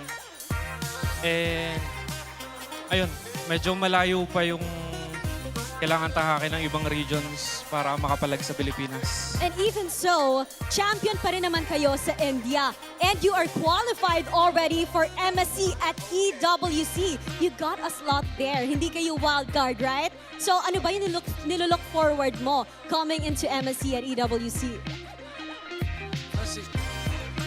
Siguro kailangan namin, hindi ko alam, hindi ko sigurado kung kaya namin pumalag sa Pilipinas. Pero gagalingan namin para mabigyan namin ng magandang laban lahat ng makakalaban namin. Of course, alam naman natin na hindi mo pababayaan ang iyong buong team. And watching here with TLPH and Team Falcons, ano ba ang prediction mo for the Grand Finals? Game 7, Team Falcons. Team Falcons! Team Falcons, make some noise! At syempre, hindi rin naman magpapatalo ang TLPH! Grabe, Coach. Alam mo, punong-puno ang ating Champions Arena. But why Team Falcon? Pero ang tanong kasi, ang hirap kasi talunin ng TLPH. Pero buong-buo yung suporta ko. Siyempre kay Coach Bren, kay Flap TCN sa buong papunan ng Team Falcons. you were together with them in SEA Games before. So maraming salamat, Coach Zen. Ano ba ang mensahe mo sa lahat ng mga super fans na nanonood and even your team who's watching MPL Philippines right now? Gusto ko lang i-shoutout yung team ko sa India, True Reapers. Kimi, Kyle, Asuna, Rehansha, and Ians, and to all my managers, Akash, and my boss. Nalimutan ko yung pangalan.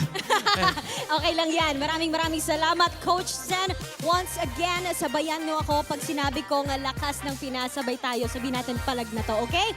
1, 2, 3, lakas ng Pinas! Palag na to! Alam mo, Odin, tama ka dyan eh. Ang dami-dami nating kasama ngayon sa Champions Arena. Wolf, tingnan mo naman. Hi. Eto, nakapagitna sa atin. I believe his name is Christian. Hello, Christian. Christian? Hello. Yeah, and we have with us here RJ. So Christian is a basketball player and RJ is a battle rapper according to them, no? So Christian, how's the experience so far watching here in the Champions Arena? You know what? Honestly, it's kind of pretty fun. You know, I got to see a bunch more, enjoying. There are even people, you know, celebrating their birthdays somewhere over there. Shout out to my boy Pabida. I hope you have a really good one, but yeah, it's pretty cool, and I hope Naisu's proud of me, man. He really has a big buff, you know. Okay, I believe he will be very proud of you. How about you, RJ? How's the experience? Yeah, it's so fun. Yeah, it's so fun. Meron akong question sa kanila. Okay. Pwede nyo mahawakan to kasi analyze natin yung laro. Papakita natin yung isang magandang play na makikita natin dito sa ating laban. Christian, okay? So, ang gustong gawin dito ng Team Liquid Philippines, sa Team Falcons ay buuin yung kanilang box. Sa ganitong moment ay mukha siyang diamond. Tapos ang goal naman ng Team Liquid ay pumunta dun sa may bandang likuran at tingnan natin kung makakuha sila ng backline access with Carl TZ going to the backlines kung saan hahanapin nila kung saan si Super Marco para patayin. Pero syempre mapipigilan niya ng Team Liquid dahil ang ginagawa ng Team Liquid ay gumawa ng in and out. Buti na lang talaga para sa side ng Falcons, napaka-solid ng retry ni Kyle dito sa ganitong moment at nung nag-collapse na nga ang side ng Falcons, naghahanap na si Carl TZ ng anggulo dun sa may backlines. In fairness with Carl TZ, the GOAT, nakahanap pa rin siya ng anggulo para guluhin yung mga nasa likuran. But in the end, etong na-achieve ng Team Falcons by getting the objective was already enough. Ogwen was able to get the kill to Teddy at na-salvage pa nga. However, ito si Carl TZ, eventually, mahanap niya itong si Super Marco that actually allowed TLPH to defend. Pero, dahil dito sa play na ipinakita natin, yung Falcons, magbabago yung last Lord take nila. So, ang lesson learned para sa Falcons ay protektahan yung kanilang backlines kahit nakapag-box sila up against TLPH at nung huling Lord fight na nakita natin, dun na sila nanalo. Yep, very commendable. Nakita natin for Team Liquid Philippines, there was a clear attempt and I think they were very decisive kasi they also tried to burst down the Thank you, objective Christian. countless times. Thank you, Christian. Thank you, RJ. We're happy na nag-enjoy kayo dito. But just the same, grabe din ang ipinamalas doon ng Team Falcons. Wait lang, parang alam ko namang pogi naman si Christian at si RJ pero parang may nakita rin dito sa side, parang Pogi din. international. Pogi din. Pogi din. Sino Oo. yan? Sino yan? Okay. Isa sa mga favorite ata ng mga viewers natin. Oy! Okay. Lipat tayo, Wolf. Lipat tayo dito. Hello. Can you guys hear me? Yes. Yes, I think the whole arena can hear you. Naririnig niyo ba siya? Okay, they can clearly hear you and I believe a lot of us know who you are. DJ Y, welcome to the Philippines! Thank you. Yeah, okay. So, Can you introduce your friend to us as well? yeah. Tryhard Geek, but you can also call me Daddy. Nah, just kidding. Yeah, just call me Geek. All right, so he's geek, but you can call him daddy sometimes. All right. Okay, so we have DJY and Geek, and so let me just ask you real quick. So, how's the experience so far watching here in MPL? I got invited to MPL PH like yesterday, right? And then, when I came here, I didn't expect to get recognized by a lot of people, so I'm actually really happy that I came here. I wasn't supposed to go here and just watch at home, but I'm glad I made a decision to come here. All right, so what's the difference now? Because you've been watching MPL Malaysia, right? Now you can feel the energy, but also the quality of the game. So far, wow, how's the experience and what are the main differences that you noticed? I think the difference is in MPLPH, the fans are way more supportive, like with the dances like they do. And like, you know, I get recognized more here compared to Malaysia. But still, both regions are pretty cool, actually. But, you know, I appreciate both the regions. Okay. I think I just got to ask your friend as well, because Geek, yes, I heard previously you introduced yourself as the EXP laner, right? So, what do you think about the games that you've been seeing so far here in the Grand Finals, especially from your perspective as an EXP laner? I was shouting so much. Like, Sanford was doing so exceptionally well. And also, Carl TZ, you are so good! Oh my God! Like, exceptional. Like, he's not dying. Like, when he's about to die, he's not dying. It's just way too perfect, his gameplay is. Okay, okay. Right. So I believe that DJY and Geek here will help us with the upcoming draft. So far, there is something in the Philippines where if TLPH plays in the Grand Finals, all of a sudden, Fredrin comes up. And DJY here is a jungler as well. Why do you think is the Fredrin all of a sudden the priorities here for both teams? Why is Fredrin the priority? Why do you- Why is Regine the priority? Because I think right now damage junglers are just way too much risk. You have to make too much risky plays. And the plays you make are more like flip points. But Regine, you can just play safe. And then even if you make risky plays, it won't really be like a 50-50 as well. Okay. Do we expect the utility junglers again, like Fredrin, to appear in game number 4? Do you expect utility junglers to show up again, like the Fredrin in game number 4? Or would you expect to see utility junglers again? Or is there a chance that you feel there might be assassins sometime? Yeah, but I hate utility jungle so much. So, but I think it's still gonna come out, especially Regine. It's great to hear from our fans of the crowd. That DJY guy looks pretty familiar. You know him? I feel like I've seen him a lot. He looked a little different from when I last saw him. Oh, yeah?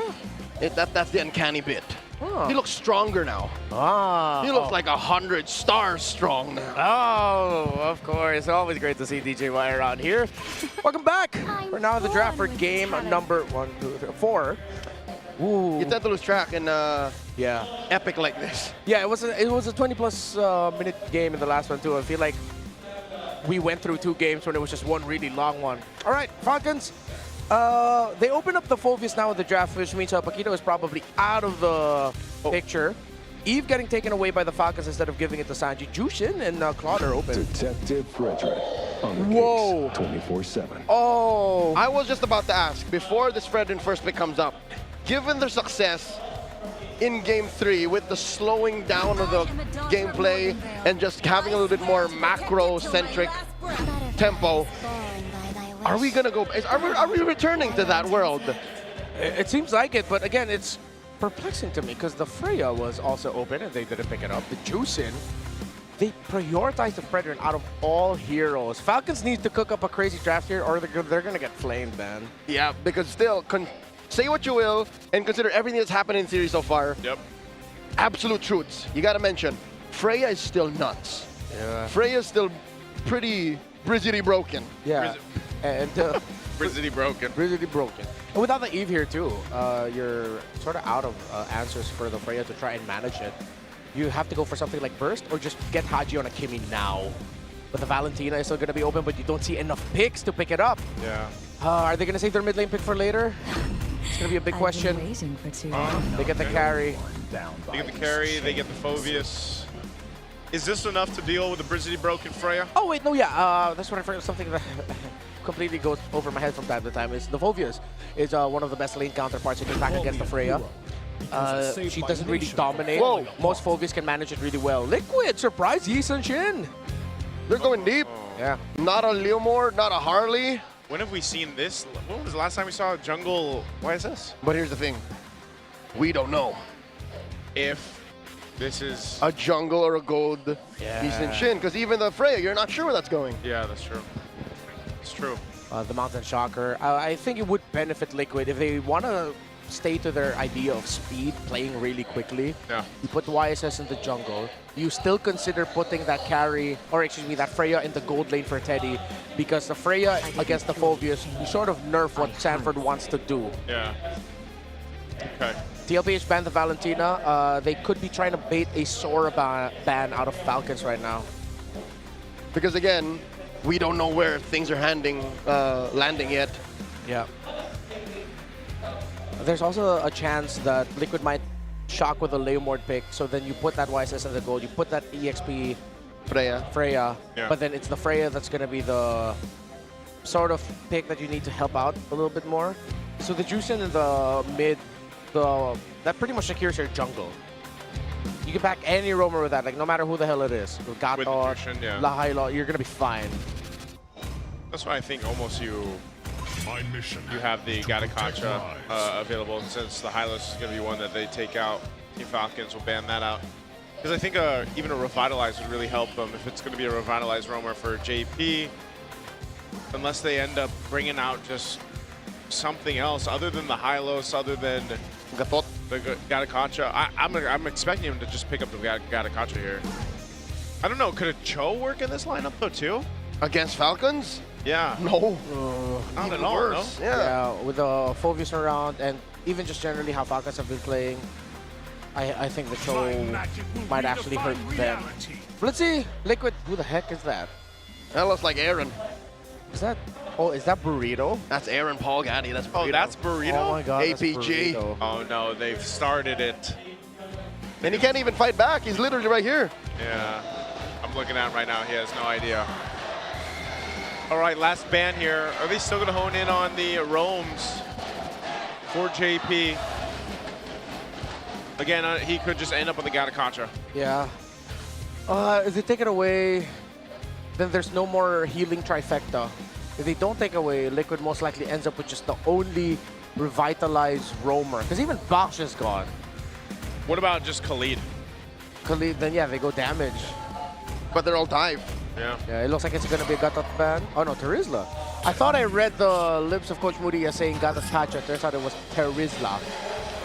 Ah, okay.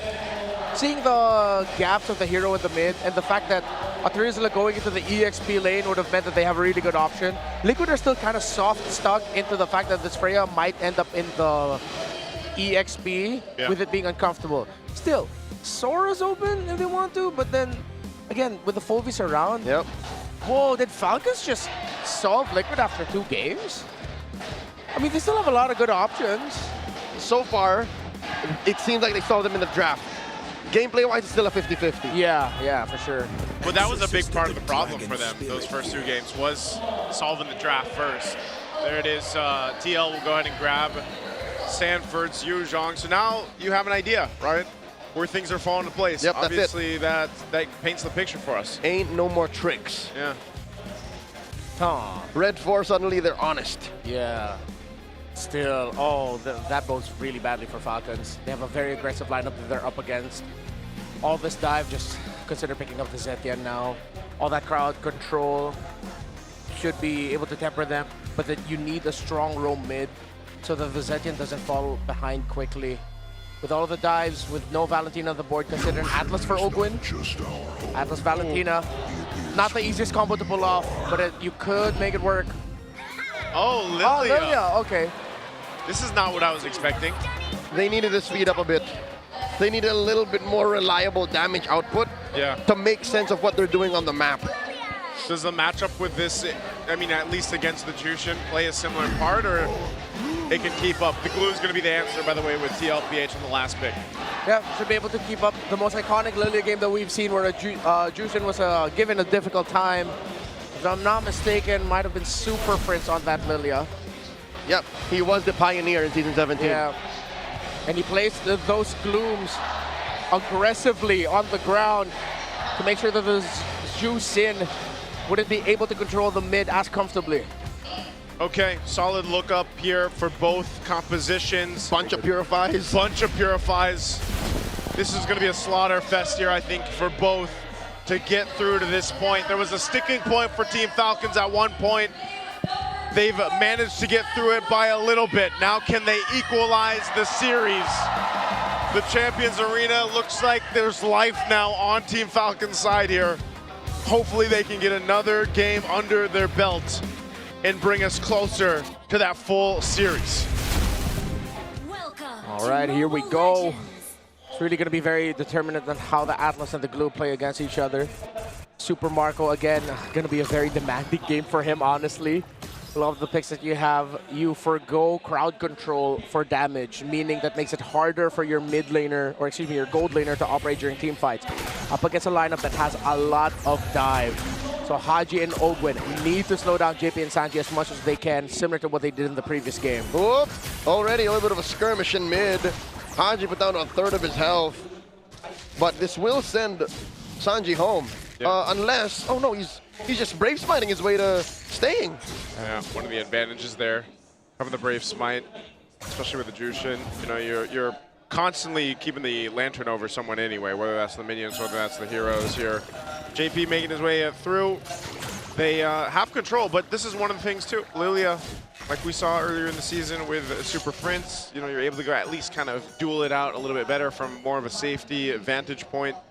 With Lilia, once you get the black shoes, there's something there that can be said that you can try to bait some of the resources out for TL. Oh, look at that perfect match burst out of JP and Sanji. It's a deadlock. It's been a while since we've seen almost no one budging in the mid-roam duo. Again, without an EXP laner similar to a Paquito, things do tend to slow down here. Ooh, good use of Purify. Uh-oh. Haji went down to a 5th again. Carteezy almost came in clutch for that engage. Yeah, both Purifies used. Super Marco not making it easy for Teddy. Here comes Ogwin. Oh, that's deep. Defensive use of the Valkyrie's Descent. And Ogwin will get away with it, wasting Teddy's ult. Yeah, but that might have been enough time to go ahead and solidify TL's first turtle take. Yep. That was a bit of a distraction that Falcons had to deal with, so clean take on the turtle. We didn't get to check in on Kyle so much. How did he get so delayed? Carl Tizzy invade took away his Beetle. I can't recall if he took away his Golem. But Kyle, yeah, just was green camp short of being able to hit level 4. Okay, so right now it's just a battle of attrition, these small little moves that TL is making now across the map. This is interesting though too, just because we haven't seen the YSS in the jungle too much, you know, and in this case, the matchup between the YSS and the Fredrin. You know, you have back-to-back games for Carl Tizzy on the Fredrin from game 1 to game 2. Now you've got back-to-back for Kyle from 3 to 4. Ooh. Well, they both hurt. Lantern Flare on Haji. Refuses to press the black shoes. Instead uses regeneration. Liquid are so used to playing the slow style too. Yeah. It's slow, but it's still fast because of how fast the YSS farms. Mount Shocker takes down Ogwin. Sanji draws first blood. That's one of the difficult things, right? When there's a glue across from you, there's always that potential to kind of cause some chaos in those team fights, and then before you know it, you're being brought back, and then you can't escape. Ogwin looked disappointed in himself that he gave away such a meaningless kill. Not to mention using the flicker. Yep. Yeah. Committed the flicker as well. Especially now that he has a level 4, he's got the Fatal Link, so there's no surprise factor for more so about a minute and a half or so for this, but they try to make a play. They do get the beacon out from Sanji. So that's one of the strengths of the Fredrin. You know, you can kind of swoop in, try to get that energy eruption off. That doesn't happen. But yes, not much happening in the early game. But despite it all, TL builds a bit of a lead. With not much happening, I'm expecting at least Kyle to have good pathing. It seems like more than once now he's gone back and forth. Yeah, it's just too fast with how Carl Tizzy is farming that Kyle doesn't have any room. The slight bits of counter juggling, taking away a green camp here and there. Again, so much more easier and so much faster for a YSS to farm. Now with a Hunter Strike rush by Carl Tizzy, this could actually be a big win for Team Liquid Philippines if Carl Tizzy can hit a big stun. Turtle number 2, started up by Liquid, slight pull, and it looks like Falcons are considering should they engage. Ogwin does not have a flicker just yet. Holding on to the Fatal Links. Sanford comes through from the top. And in comes the Black Dragon form, looking for targets. Turtle very low, into the back line. Carl Tizzy secures it, and they dogpile on the flap, forcing him to flicker back. Didn't even get the Dark Wave, and now Ogwin's gonna be up next. Lantern Flare right into the ground. 2 for none, plus the Turtle. It's all Liquid. Surprising to me that Flap still went into the back line of TLPH, went into their formation. Whether it was their bait play, Ogwin did end up getting some Fatal Links in, but they don't have the damage just yet for the rest of the members of Team Liquid Philippines. Yes, Haji is hurting Sanji, but with the glue, with the Yuzhong, it's not enough. Attempt down here. push him off the tier 1 up top. Kyle's going to swoop in. They want to fight this one out. Looks like they're on Sanji. Is he going to be able to get away here? He doesn't have the Purify. He already used it up, and now Ogwen looking for it. Not necessary. Just the freeze, we're gonna finish the job, and they put a kill on a Marco. Yeah, now they cut because JP and Teddy are forced to try and take that flap against Carl. Uh-oh, 1v1 TZ brothers! And Flap gets on out of there. They're just saying hi, you know? Former teammates at one point. No kill secured there. Will be teammates again. Yeah, that's true. Flap, though, on this Phobius. That's the name of their team. TZ Brothers. Oh, it is TZ Brother. Yeah, that's true. Yeah. The qualifiers for ENC. ENC, right. We're saying. I was just saying, you know, Flap, big part of this on this Phobius. He's got to be that front line for this team. Obviously, a lot alongside Ogwen, but I think, as we usually see with the Atlases so far, you know, not only that Fatal Links kind of being the big setup, but you've got to burn these Purifies out from Sanji and Teddy if you can. Whoa! Talking about Teddy, Valkyrie's descent right into Marco's face. Marco running through it. Sanji comes in from the flank, takes him down. 2v1, successful gank. I guess that's what we were talking about when we mentioned earlier. Carl TZ said he wanted to see a little more spunk from Teddy. Well, there it is. He's quite aggressive on the Freya. Yeah. Also knew that with Sanji rotating topside, there would be a sure kill for them. Great call by Liquid. And now they go straight for the turtle. Hat trick for the cavalry. Very little from Falcons. This is such a weird pacing that we're seeing right now in this game. For right now, Kyle in trouble. JP with the mount. In comes the Black Dragon form. Kyle gets squished. Marco from the left. This is very bad underneath tier 1. JP gets taken down. Haji scores. Valkyrie's descent coming through. That triggers Flap's Infernal Pursuit. And he goes for another one. Flap flickers back. Just too much damage from Liquid's front line. Yeah, good thing he didn't commit that. He would not have survived, and it would have been another meaningless kill. JP, though, of course, went down as he was absorbing the hits from the turret. Team Liquid Philippines. I think Carl TZ specifically just out-rotated Kyle in the jungle. Hurt Falcons in the long run. Oh, they're on 40. Ogwen and Marco. No Dragon. And Marco gets it. That's what they need. Marco might be one of the cases again, just like we saw in the previous game, where they're going to rely on this carry to scale up the way they are. Oh, Sanji sniffed him out, stopping Marco and Ogwen's Rico. And that's it. Lantern Flare, 6 feet under. That was just a great read by Liquid. Crimson Beacon, closing it out. They knew that they were there. That's why I was wondering if Super Marco and Ogwen didn't realize that they could just walk back. They should have. Probably the safer route. Yeah, I don't think they can. They're not exactly reading JP's and Sanji's rotations right now. Yeah, this puts TLPH now up almost 3,000 gold, approaching that point. Very low kill game, but it's more so a game across the map is what we're seeing here. This will all lead into that first Lord take. Once it's up, you're thinking Team Falcons in a position to actually go ahead and contest it. You know, you got 2 big items for Super Marco, but if he's caught out without the Purify, as we've seen, there's just a little bit too much crowd control to deal with here from Team Liquid, especially, once again, dealing with a Jushin in the hands of Sanji. Really feels like that YSS was a checkmate response to the Fredrin jungle, just with rotational speed alone. And of course, with Carl TZ being proactive. Okay, Fatal Links used, but Sanji uses Purify for that. 1 for 1. Can Falcons even use it to reposition? They pull out a Crimson Beacon out of Sanji. That's actually pretty good for Team Falcons, though. Right now, TL still has control, though. There was a push by Super Marco in it. I guess that's enough information for TL just to blitz down the Lord, and they take the tier 2 on the top side. So despite that, they look to put more pressure on the purple side of the jungle of Team Falcons. No commit, though. Yeah. No Fatal Links from Ogwen, so he couldn't try and make something happen. Just a bit of freeze and a bit of peel to send Liquid back. Ice Queen 1 for Sanji. So for the map, looks good for Liquid. Teddy's been very active. And this has just provided so much space for Carl. Teddy's applied the right amount of pressure. It's not like he's actively looking for fights. Yeah. Sometimes he just pops the form. Yeah, he's just doing what needs to be done where he goes. And that's what made the map so small for Falcons now. Oh, Mountain Shocker. Liquid are saying we want this tier 1. In comes the Black Dragon form. And then they dive in. Valkyrie's descent. Sanji gets taken down. And now there's another one in JP. Falcons are running it. Sanford very low. Glooms underneath that half dragon. Super Marco wailing away, finds him, double kill for Bulletproof. And that's a 3 for none, the punish on the tier 1 push. Talk about greedy. But still, the tower up top is going to get pushed in by the Lord. Cartese is getting chased by Kyle. Okay, they send Flap to take care of the marching pusher. And in mid, they continue. Kyle versus Carl, the man-to-man.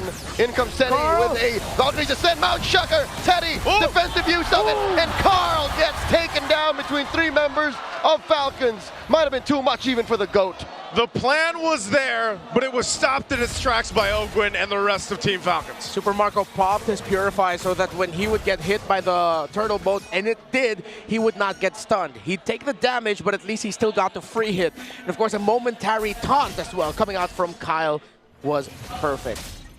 And again, energy eruption, right? Yeah, energy eruption. Just remembered it now. He erupted the energy, man. That was just good defense for Super Marco. That's why we were saying earlier for this game as well. They want to go ahead and lean towards Super Marco on this carry to actually carry through the game, get to that point. So now it's them trying to put pressure on the purple buff of Cartese, but he is going to go ahead and secure it. They will disengage from that. Look at the positioning from Sanford here. It's TL playing in a different way in this one. They sort of have to. That's what we're seeing them throughout this game. They can't just brunt force push their way forward against Team Falcons. They can do it against the 6 other franchises in the league, but not against Falcons, not against their fated rival in the Clash of Titans. They have to evolve. Still a massive lead that Falcons needs to chip through for the jungler. And I'm not talking about items, I'm talking about EXP. You cannot go full commit into Lord fights with Kyle 2 levels down to Cartese. That's why I think Falcons are now going to have to take the next few moments, seeing if, even though they look better on the defense, if they can get an odd pick or 2, recover, recalibrate, and then try to build an advantage through there, because retro battles are just going to favor Cartese. Oh, are they going to go for Teddy? They're collapsing over on Teddy on the bottom side. Both Ogwin and Super Marco are there. Lord is up. Teddy wants to keep putting pressure on this side of the map, so JP goes to potentially support him, but they'll keep Teddy there. And Cartese will leave this chubby wave up top for Falcons to deal with, as they seem to pivot straight for the Lord push. Yeah, both side lanes being pushed. This is a clear sign for Liquid to just go. And they're going. A third of the Lord down. Mount Shocker plus Black Dragon form committed already. There's the Fatal Links. Where's the response? Cartese secures it, and now they collapse onto JP. Flap takes him down. Crimson Beacon out of Sanji, already used to Purify. And Marco throws out these light wheels like there's no tomorrow. Sanford backs off, 2 kills for the Lord. Again, you're seeing Team Liquid make the decision to, hey, zone them out while I secure the objective, and they want to disengage. Cartese compromised by Owen. Dark Wave plus the stop, serving up a kill to Super Marco. They push tier 2. Do you know what this feels like? It feels like I'm watching Hachi back with Blacklist. Oh man, it's a different style of play, and now the tier 3 turret in the mid lane of the base of TL is going to go down here. Falcons demolished that inhibitor like it was nothing. It was nothing, man. They can still got to deal with the Lord, but the Lords that TL has been taking pretty much resulted in nothing. This again, Falcons are so much better in the defense. They have a great counter punch, and they're playing around Marco. It's a Falcon-flavored ube. No healing, but it's just playing for your main core, not cores, core, with a Fredrin at the heart of it all. Yeah. Hey, it's like getting to that core of the kunafa. Yeah. What's a kunafa? It's a Saudi Arabian delicacy. Oh, is that the trending chocolate? It's the one with pistachio. It is pistachio, but yeah, it's different. One of these days, I'm going to try, what is that? Chewy cookie. The Dubai chewy that's cookie. Dubai. Isn't that the same thing? Kunafa? No. Okay, well. A few Habibis have just got, Habibi, what? I'm sorry, I need to be educated. Right now, we're being educated on how Team Falcons has been able to maintain this game on a defensive lineup to protect Super Marco. That's the game plan. And it's interesting too, because Haji, the way he's activating this play style on the Solilia, is he's just enough to go ahead and whittle down the health bars, and even having a lantern himself, he's hurting these tankier members of Team Liquid. Yeah, and with JP going down, Sanford going down really quick, there's not enough time for Teddy to do Teddy things on this Freya. This is one of the difficult things about the Freya come into the late game. Yeah, she really hurts, but so does the marksman that you're trying to take down. And as long as Falcons keep their formation tight and keep protecting Marco, they should be able to coast. This is going to be, again, another long game. As we've discussed, the potential of that happening over and over again with Fredrin making a big comeback for this series. And it's just poetic because Haji also flourished in the macro-centric era. Yeah, that's why I said it feels like I'm watching Haji back with Blacklist. How many times have we seen Blacklist in the past where it's like, oh, they're losing the early game, the other team's getting everything. Yeah. Nope, you get the Lord, but we get you guys, we're getting bodies, and we get your tower and base. Then we'll play this defensive tool that for some reason you just cannot go up against. That was also Team Falcons, though. Like, when they were even previously Falcons AP Bren, and when they were AP Bren, yeah, like, they master the macro level of gameplay. You know, I think that was a big point of why they even were able to win a world championship for M5. So you can see them, they're setting up around this Lord. They've got this dance figured out. TL, do they want to approach this? Teddy is swinging up here, quarter health. Okay, Ogwin comes through, clashing with that dragon, and Kyle secures. The fight continues. Flat with the window crown, the freeze, Fatal Link, Super Marco still throwing him out, taking down Calteasy, and he takes out Sanford. It's all about Marco, baby, as he serves up a kill to Haji. Down goes Teddy, Kyle gets him, and now Ogwin man-to-man defense with the Lone Stallion. How does this keep happening? It looks like Falcons have found their new code! They're inside the base. They're storming the core. Falcons even out the score, 2-2 against the defending champions. Sometimes you just gotta call back and throw it back to what got you to the top in the first place. The stampede has slowed, and Falcons are flying steady. It is now anyone's series. I absolutely love where we are going for this grand finals.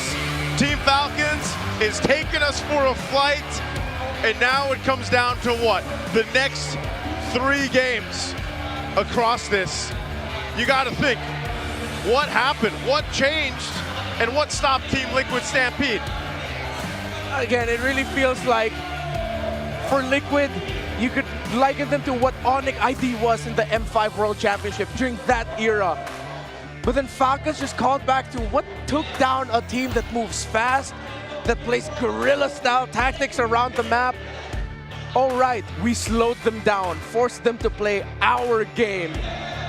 What a response by the Falcons, and Fredrin wins games in 2026.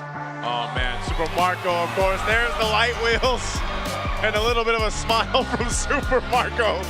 Hey, even before he started winning world championships, going around the world, Marco was a carry specialist. He was. In Season 10, he almost single-handedly brought the hero back from the dead. Oh man, this play style, this ideology that we're seeing from Team Falcons of just protect Marco, it seems to be working perfectly for them so far the past 2 games. And that's usually counterproductive. Whenever you see drafts in Season 17 that go full tempo, they get punished so hard. But here for Falcons, it's so counterintuitive, it's so weird that I think even Liquid don't like it.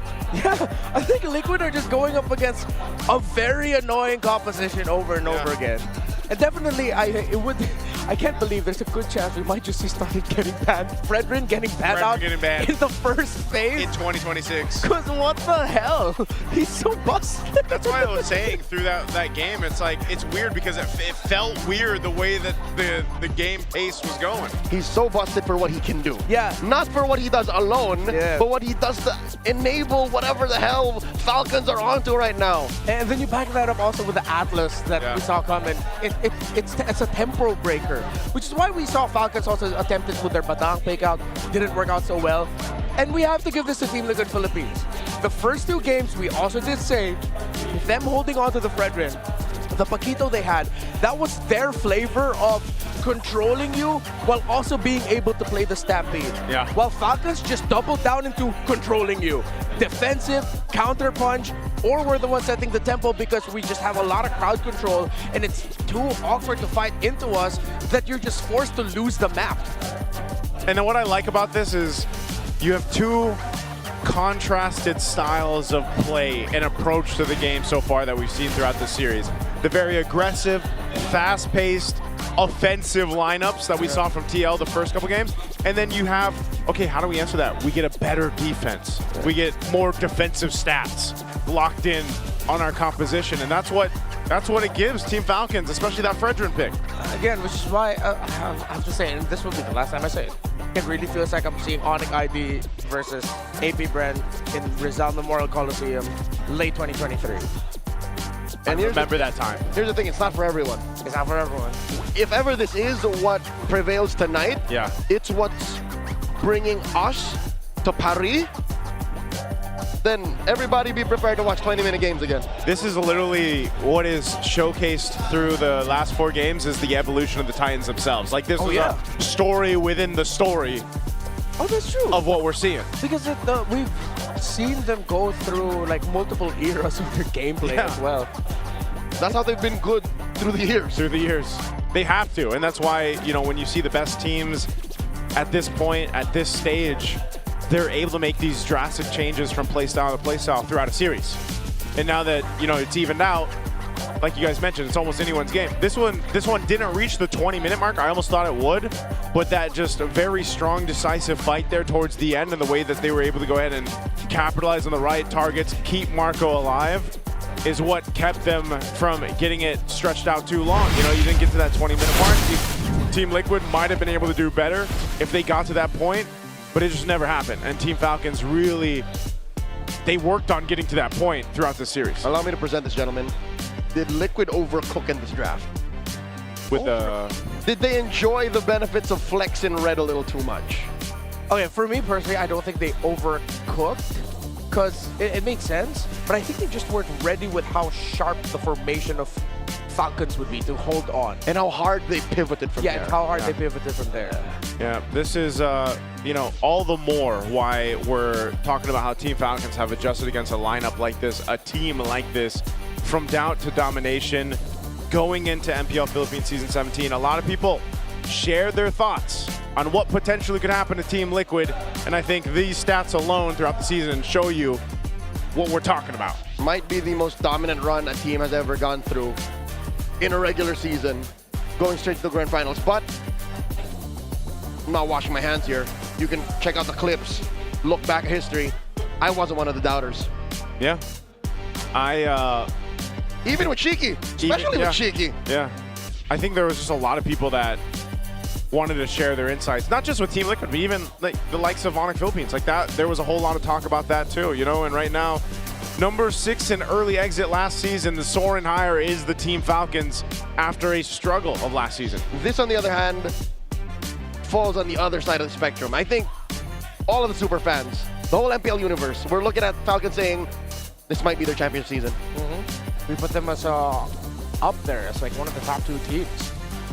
Again, it was Team Liquid Philippines that they met in the very first playoff match last season, and they got eliminated. They lost 3-1 in the opening match of Season 16.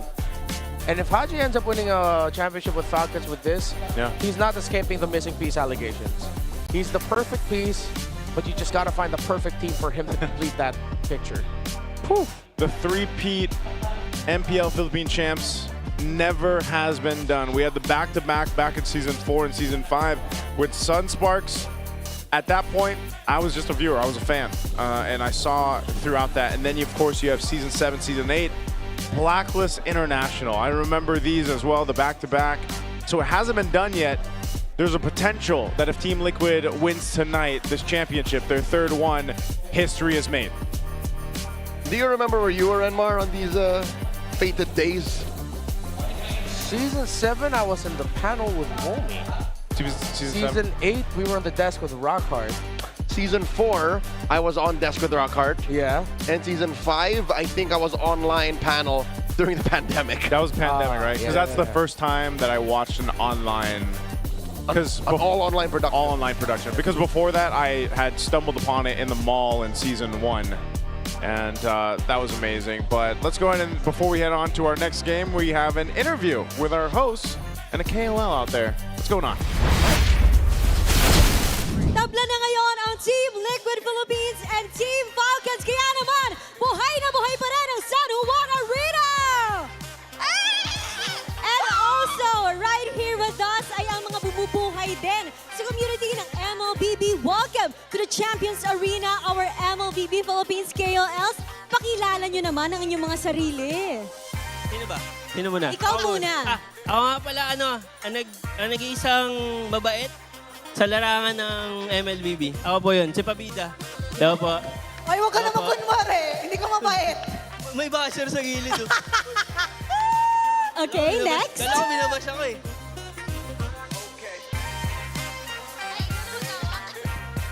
Hi guys, I'm Nana De Coco. Hi, I'm Lottie. I'm the only Korean. Hi guys, I'm Lumi, content creator and streamer. Hi guys, I'm Jake. Pinakamalakas mag-1v1 pero andito ako sa limahan, bakbakan na. Hi guys, I'm Son Pedro po, the egoistic explainer of Chirac Squad. Pwede ako agad. Hello po, ako po si Said. Ako po ang Mr. Beast ng ML. Ay po, ako po si Trippings. Magaling po ako mag-rap. Loxy! Ano ba to? Last but not the least, And China Ortila, guys, from Chirac Squad. And bago mahuli ang lahat, happy birthday kay Pabida! Okay, sabay-sabay tayo. 1, 2, 3. Happy birthday, Pabida! Thank you po. Happy birthday! Pabida, bidang-bida ka today. At ramdam na ramdam mo, sure ako, ang pagmamahal ng MLBB fans sa'yo. So ano bang Thank you po. wish mo today? Wish ko po, sana mag-rank up na ako. Ang hirap eh. Ano bang rank mo ngayon? Pa-epic na actually. Galing ako mythic. Pabalik na. Oo, alam mo, nasa-stress nga si Shaira pag nag-RG kayo, pero sana mag-rank up ka na. Wish ko rin yan Yes. para sa birthday mo. Pabida, alam mo, pagkatapos itong MPL, feel ko magra-rank up kayo. Gayahin mo lang yung mga build ng pro players. At ngayon, si Lux naman. Gusto kong tanungin si Lux bilang lagi natin nakikita sa MPL Arena nung regular season. Now you're here in the Champions Arena. Kumusta ba ang vibe nyo dito? Okay, ang na-vibe ko here is sobrang authentic. Kasi grabe, so, Grand Finals, oh my gosh. And guys, alam nyo namang Nick talaga yung sinusupport from the start. Pero since TLPH yung andito and TLPH din talaga yung una ng mga naging team kong sinusuportahan. TLPH tayo right now. At sabihin ko yung guess ko at Odin. Yes, Oh my simulan mo gosh. prediction. Yes, actually yung prediction ko is 4-3. In favor of? 4 yung TLPH, 3 yung Falcon. Kasi grabe yung yung laban ng Falcon recently sa mga recent match. But the dominating is TLPH. Okay, Number one. That's for Lux. So, tanungin din natin ang prediction ng ating mga KOLs. Sino ang mananalo sa inyo at anong score? Quick prediction lang. O, sino daw? TLPH yan, feeling ko. Score. 4-2. Okay. Kaya yan. Sino dito ang fan ng Team Falcons? Ayan. Ako po, Falcon. Falcon Anong talaga score? Since birth, Falcon. Since birth. At it's nice to have you here sa Champions Arena. Ano ba ang mensahe nyo sa buong MLBB community sa patuloy na pagsuporta sa ating laro, Shaira? Ako? Yes. Ang masasabi ko lang, guys, kung sinong manalo, congratulations! Yeah! I love it! I love the energy and I can't wait kung magkatotoo nga yung prediction nila. Maya-maya lang, Odin. Pero sa tingin nyo, casters, ganito kaya ang mangyayari? Casters. And our on-ground panel, well, palag na to. Pakiramdam ko hati-hati rin tayo ng mga palagay dito kasi nasa on-ground panel tayo this time with another guest na siya lang namang esports KOL of the season namin. naman! Grabe! Iba ka namin, Tings. KOL champion, isipin mo, ang daming KOL sa mundo. Kasama kami ni Bri, di ba nadadamay kami? Pero ikaw ang the best. How does it feel? Sobrang saya kasi kahit wala na ako sa pro team, sumisupportahan pa rin ako ng mga nasa esports. And join first naman ako kasi sinasama ko rin sila sa content and sobrang thankful kasi pumapayag sila. Oo. Guys, sana ay sinusubaybayan nyo ang hot news ni Bentings. Ang favorite kong ginagawa ni Bentix, yung parang pinapakita niya kung bakit nananalo isang team, di ba? So, ikaw ba ngayon parang nafe-feel mo pa rin na pro pa rin yung outlook mo sa game? Hindi, mga ano na lang. Ano ba tawag daw ko? Mga alaala na lang. Alaala na lang. Gusto na lang po ito. Hindi na ako sobrang updated kasi iba pa rin yung mga nag-i-scream. Mas maganda pa rin yung pwede nilang maituro. Ako puro ano na lang, yung mga dati ko natutunan. And hanggat maaari, kung pasok pa naman sa meta, isa-share ko yun. O, tsaka lahat ng mga na-share mo, Bentings, ay nakatatak na po sa lahat ng mga naglalaro ata ng MLBB. Kaya naman, ang hirap-hirap na pong mag-RG ngayon. Gusto ko nga kumustahin yung mga bisita natin, sina DJY, di ba? Kung kumusta yung experience nila nung nag-RG sila dito. Kasi ang mga natutunan nila, galing na rin dito kay Bentings. Ano nga ba ang mga, anong napansin mo pa lang ngayong season 17, Bentings? Kasi parang nag-evolve na yung mga teams. Tapos yung TL, tapos di ba sobrang lakas sila. Then Falcons nakakasabay. Bakit sa tingin mo sobrang lakas pa rin nila maglaro? Siguro yung ano, kung pauna nilang mag-adapt sa meta. Kasi kung makikita natin talagang every week nag-iiba. Yung Pakito biglang lumabas ngayon. So, nagawa na agad ng solusyon. May nagpipick na ng SME. Pero ganun, pabilisan na lang makapag-adapt kasi mas hindi ka takot sumubok. Mas ikaw yung makaka-advance sa meta. And then, isama mo pa yung mga nangyayari ngayong series na kahit anong hero na, basta hindi na nalulugi sa side lane, coach, kasi nagbe-burst lord na sila para mawala yung pressure. Pero bakit kaya sa tingin mo yung mga teams? Kasi isipin mo buong season, ang nilalaban natin Harley at Suyu, yung palitan, tsaka Leomord. Tapos ngayong finals, Fred rin, yung pinagagawa ng dalawang teams. So far, parang kung tama ako, 4-0 ang Fred rin ngayon. Actually. Diba? Parang pwede natin i-double check, pero so far, parang kung sino. Oo, diba? Kung sino may friend. Ano masasabi mo doon? Bakit ganun? Oo nga, feeling ko yung ano yung pinakalabanan na lang sa Lord na lang eh. Talagang nire-raise na lahat nila sa Lord. So, kung sino yung pinakamalakas mag-retry pag may Lord, syempre isa doon yung Red Rin. Sila yung mas makakakuha ng advantage. At syempre, sama mo pa kung bakit gamit na gamit si Fred Rin, lumalabas yung mga past XP natin na may hilig mag-rotate. So, magandang partner na may sasalo ng tank na hindi kayang ibigay ng XP lane na Pakito and Benedetta. Oo, really good insights yan na nakuha natin kay Bentings. Pero silipin natin na mabilis highest GPM in a game this regular season.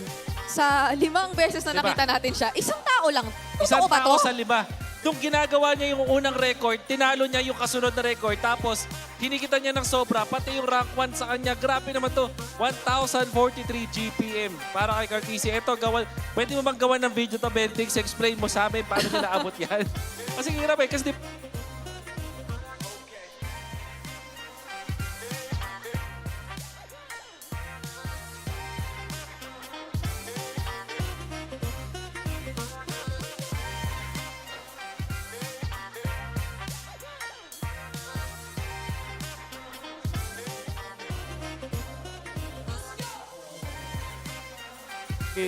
in between. Pero gaano ba ka-crucial na mabilis ka mag-level 15? Ano, Ben? Ang daming advantage pag nag-15 ka agad. Siyempre, number 1 doon, possible luck item ka na. Di mo na kailangan masyadong kumuha ng mga farm. Pwede mo ibigay sa kampi mo. So, isa advantage. Mas makakapwesto ka. And siyempre, tataas yung damage ng retry mo. Hindi ako nagkakamali. Tama. And napakahalaga nun kasi invade meta tayo ngayon eh. Ang dami nag-i-invade. So, paano ka makakapag-level 15 agad? Alrighty, welcome to the draft here. We're going to be jumping into Game 5. And this is great because either way, we're nearly there to the full series. This is what we wanted for the grand final. Team Falcons has figured something out, man. Yeah, and look at that. In 2026, Fredrin is now getting banned. First phase. Blue side. Does that mean the meta has shifted once again? Yes. Mid-series. Because of how these two gentlemen introduced the Fredrin in the first game of the series, they can't be mad. It's just... And you know what's going to happen? What? The rest of the world is going to take note of what's happening here tonight. Watch your ranked games and see how Fredrin becomes first pick again. You're going to be like, what? This is not the throwback I wanted. But that's what we're getting. Drats, the Filipinos are doing it again. Let's see if Falcons will ban out either the Freya or the Juicin. I think they're okay with the Freya, but then with the Fredrin now gone, that puts weight on the trades of Atlas, Valen, Leomord. Harley and Suyo are both open right now. Yeah, Harley Suyo. What about Jushin? Yeah, the Juicin. I think Falcons opens the Harley Suyo trade, and then they consider banning out one of the mid laners, or... Yeah, it has to be a mid lane ban, it looks like. Yomord is up too. Who of the three, the prior big three, seems to be the least prio now? Okay. This is interesting. Freya's actually going to be banned out? What do we... This is game 5. This is game 5, so Liquid's choice to be blue. And it bodes well for Falcons again that they open the Harley Suyo trade. The Paquito's open. Oh, the Paquito is open. Is it like that? That... Does that warrant the first pick Paquito? Do it be like that? Yeah. I mean, we have seen first pick Paquito previously. Unless TLPH are worried that Falcons are prepared for it. Because it seems like Liquid's aggressive nature. No, they're not. Yeah, it's just a really good pick. I think Falcons would want to consider it this time, picking up a Benedetta. Instead of trying to counter it with like picks like the Esmeralda and all that, just go blow for blow with it, pick up a Benedetta for you. Gentlemen, the 2 other times it was a blue side first pick Paquito. Yeah. Onyx did it, they lose. Oh. That was game 2 and 4. 2 and 4. And then what was the response on the other side for that when they lost? Esmeralda Suyo. Esmeralda Suyo, and Kufra Eve. Yeah, the Kufra was just out of like left field. That was kind of weird, but it ended up working. This answer right now is going to be the Guinevere. So the Falcons will go Guinevere. Next pick, Eve. So this is solid, though. Solid choices for Team Falcons. It's very good. I think Liquid needs to consider just defaulting into the Claude. They most likely get the Claude, but I'd want to see them consider a Moskov, even, yes, this early in the phase, and then you pick up your Jungler alongside with it. So you're going to have to show. I think Leomord would be okay. Harley's fine too, but then you're already very offensive with the Harley Paquito. Yeah. I think Liquid have realized that they can't just go blow for blow. Claude, okay, Claude, fine. Maybe I'm just bored of Claude. Get the Leomord. I think that's a sentiment for a lot of people that have been watching throughout the playoffs. Or Claude Harley. So you're just so much more mobile. Yeah. If something goes sideways, you just get out of there. Yeah. Yeah, but then again, as I was saying, it's like so greedy. So they hold off on their jungle pick. They pick up the Juicin. Marco pick, for sure. Oh, doesn't need to be. It can be a flap pick, so that they don't run out of options for it. Are they just going to Benedetta this early? Benedetta, or what? Do they want an Esmeralda? I mean, it's only the Paquito right now you have to worry about are the shields. You're not really getting shields. There's a Claude on the other side. I think the Esmeralda might be too much of an overcook. Let's go Bene. Or Hilda. Yeah, Hilda. Yeah, Bene or safe. Hilda would be good, yeah. Hilda might be the safe choice. Just go ahead, pick that up. You could still flex it if you needed to. Not sure if that'll happen, but find out what Team Falcons want to do. They're going to go with the Esmeralda. Which is likely a Purify Esmeralda. Yeah. Purify, yeah. Without even seeing what's on 4 or 5 blue for Liquid. 4 sources of magic damage, so you need a physical roamer unless it's either just gonna be... No, I think they still get the Hilda as their roam, and then they pick Esmeralda and the EXP. They take away heroes such as like Hylos and Gatot from Team Liquid Philippines. It's been interesting to see the Khalid kind of slept on too, you know. Hasn't been picked up throughout the series just yet. Could be something that we see here throughout this, and I wonder what Ben Things is thinking. Is that former coach Tic Tac? Yeah. Is that Tic Tac right there? Yeah. From the corner of my eye. I believe he was also here. Was it day 3? Day 3. I think I remember seeing Coach Tic Tac here. What is Mima Dars right now? Who is Mima Dars? It's just outfit change after outfit change. Every game? Yeah, I don't know if it's every game, but it's definitely a different outfit. It looks like the red thing was like a cover. Ah, okay. So maybe she just took that off. Took that. Oh, Good ban right here, by the way. Respect, respect. Super Mars, though. Look at that smile. Super Mars. All right, Super Marco's pick going to be banned out. He's had twice now where this carry has been a problem for Team Liquid. So we've got the glimpses of respect and target bans going on both sides. But Liquid can't take everything. They can't. They choose if they give him the Moskov or the Harith. Harith, yeah. But they're gonna want to give him the Harith because it's gonna be magic overload. Which is why I'm leaning a little bit more towards the Moskov. If they want to play the really close, tight game, yeah, I think it's warranted to consider a Bruno. Because you don't have burst outside of the Paquito. The Jushin will be forced to Crimson Beacon forward to try and take the Bruno out. You're gonna need an assassin for Carl. And I think we might want to consider a Lancelot for Carl. Man, they got a dance party going on. They got a dance party going on over there on Team Liquid side. Right here on the caster's desk too. On the caster's desk too. They got it going, man. They're hyped up. I don't know how it started. I don't know if there is someone. Oh, they are dancing on Team Falcons too. Yeah, they are. It's just a dance-off. We're having a dance-off in the crowd. Yeah, over the crowd. They got the mega horn over there. Yeah, Moskov, they knew that they're willing to give the Harith because of the magic overload. Falcons needs to consider something like a Bruno. Maybe a Clint even. Yeah. I think they get the Roamer first though. Just get a solid front. Either pick up the Gatot or Hylos. Unless they go for fast. No, they don't need to go pick off. You need a solid front. They just can't be the Esmeralda. Solid front. Some of the options here are narrowed down. Gatakacha still up in the choices here. A Hilda. What is it going to be right now? The Suyo. Whoa, so Rome Gwyn. Rome Gwyn. They swerve it. I'm not even mad. Yeah. Because we're in dangerous grass.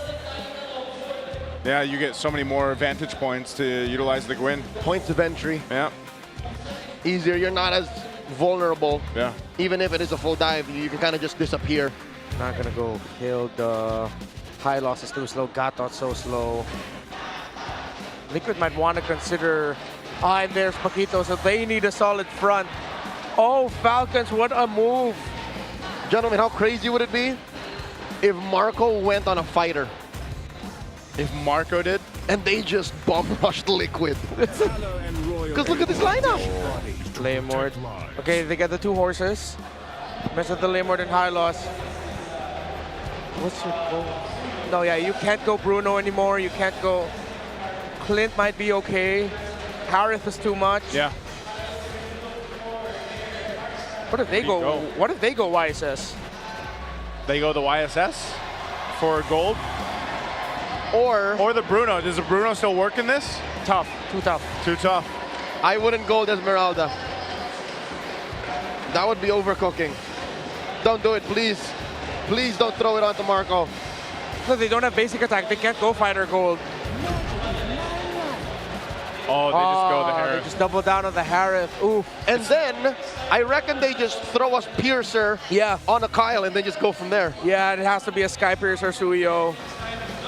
But what if all this magic damage is going to be too much for Liquid to handle? But we're dealing with a what if.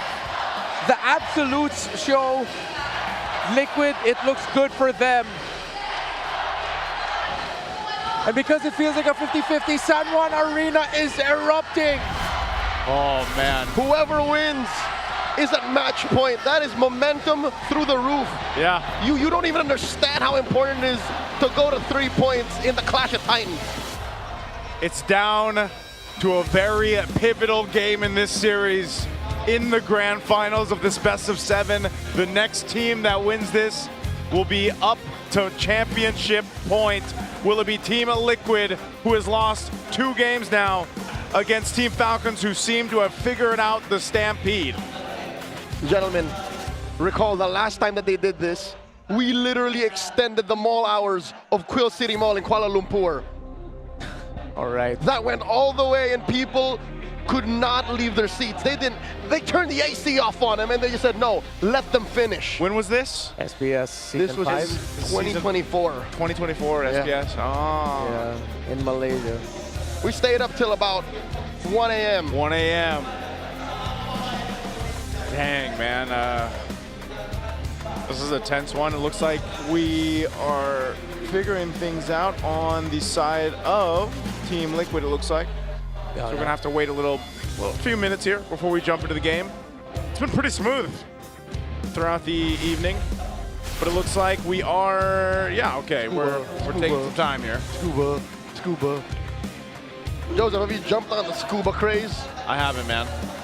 Try it. The furthest I went was scuba 6-7, and even then, scuba. No, dude, it's fun. Try it. I'm not doing it. Even in my head, You're missing out. I'm a grown man. Grown man, by the way. That's just that's how I feel. You know, if I'm doing that. You don't stop playing because you grow old. You grow old because you stop playing. I guess I'm growing old. Hey man, you have your big goofy ducks. No, I don't. We see your story, sir. That's true. We know you got Carl. Hey, everybody's got something. You know, everyone has something that's keeping them young.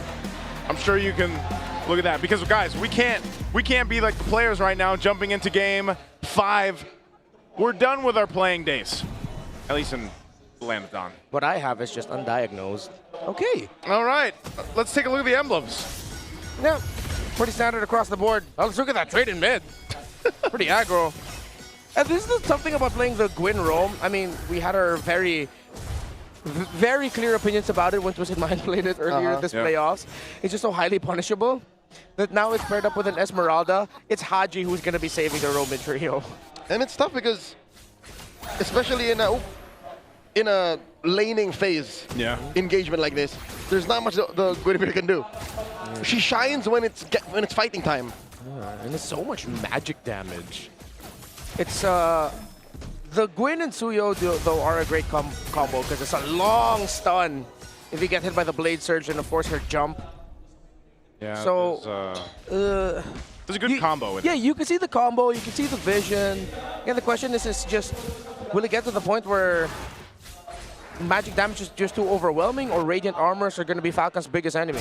Kyle's game with the Suyo is important too. Oh, forcing out the Flicker and Sanford. That's a great start for Turtle 1. Through the wall too. 30 seconds till the Lord comes through.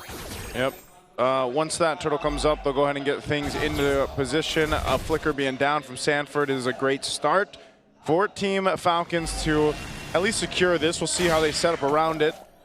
Carl's just going to go ahead and grab a camp real quick. Ogwyn about to hit that level 3. And this is one of the great things I will say about a Roam Guinevere, though, is like you don't have to be that level 4 to bring value to these early skirmishes, these early fights, right? You have enough with the jump, that spatial migration to set things up. You do most of your thing. Yeah. Mako gets the hit on the Gold Crab. Dangerous grass floating very well for the Suyo. Lots of angles, but Sanji, great zoning. Okay. In comes Sanji. Crimson Beacon knocks up Kyle. Whoa. Kyle very low, has a surge on through. Queller as well.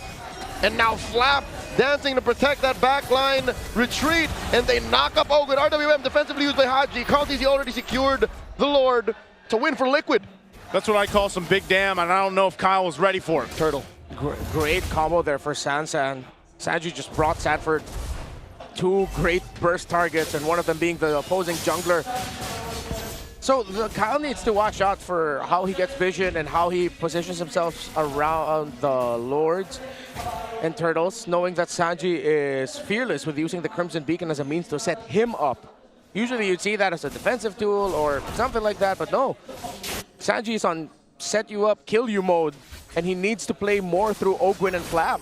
Yeah, for those of y'all who don't know, when Zushin pops a Crimson Beacon, you get instant stacks. Yeah. So people just all the more easily fly around. Instantly thrown around. Yeah, that's one of the strengths here, especially when you hit that level 4. But so far, this has been the course. I would say the pace that we've seen set up in the past previous games where it's a little bit slower, you know, early on. Instead of like game 1, game 2, where it would just come out swinging right away for TL. So they maintain a bit of a lead off of these little interactions across the map. But Team Falcons, now that you have a level 4 in Ogwyn, maybe they can look for setup potential. Oh, still a very slow-paced game. You see the effects of game 3 and 4 in this. They're really just playing around for the objectives. No one's... Oh, wait. Flappy are hit with the Law and Order. Used to back off. had to purify. Glorious Pathway used up by JP already. Yeah, Ogwen wasn't able to knock up anyone because when the Glorious Pathway was brought down, that little bit of extra movement speed just meant that Ogwen wouldn't be able to land the spatial migration. Unfortunate for him, I think him and Flap were looking for a bait play combo type. Uh-oh! Oh, no. Flap in trouble once again. 40 has lethal intent. Flap dashes through, catches a shield, and there's not much of action for Falcons either. It's quite scary how much damage Teddy Paquito can do. Oh, all right, he should be fine. They're going to trade it. They don't have to trade too much. This is going to be an objective second turtle in the hands of TL. Yeah, cross-map trades. Falcons know that maybe fighting the turtles are going to be a bit risky for them, so they're just getting the farm.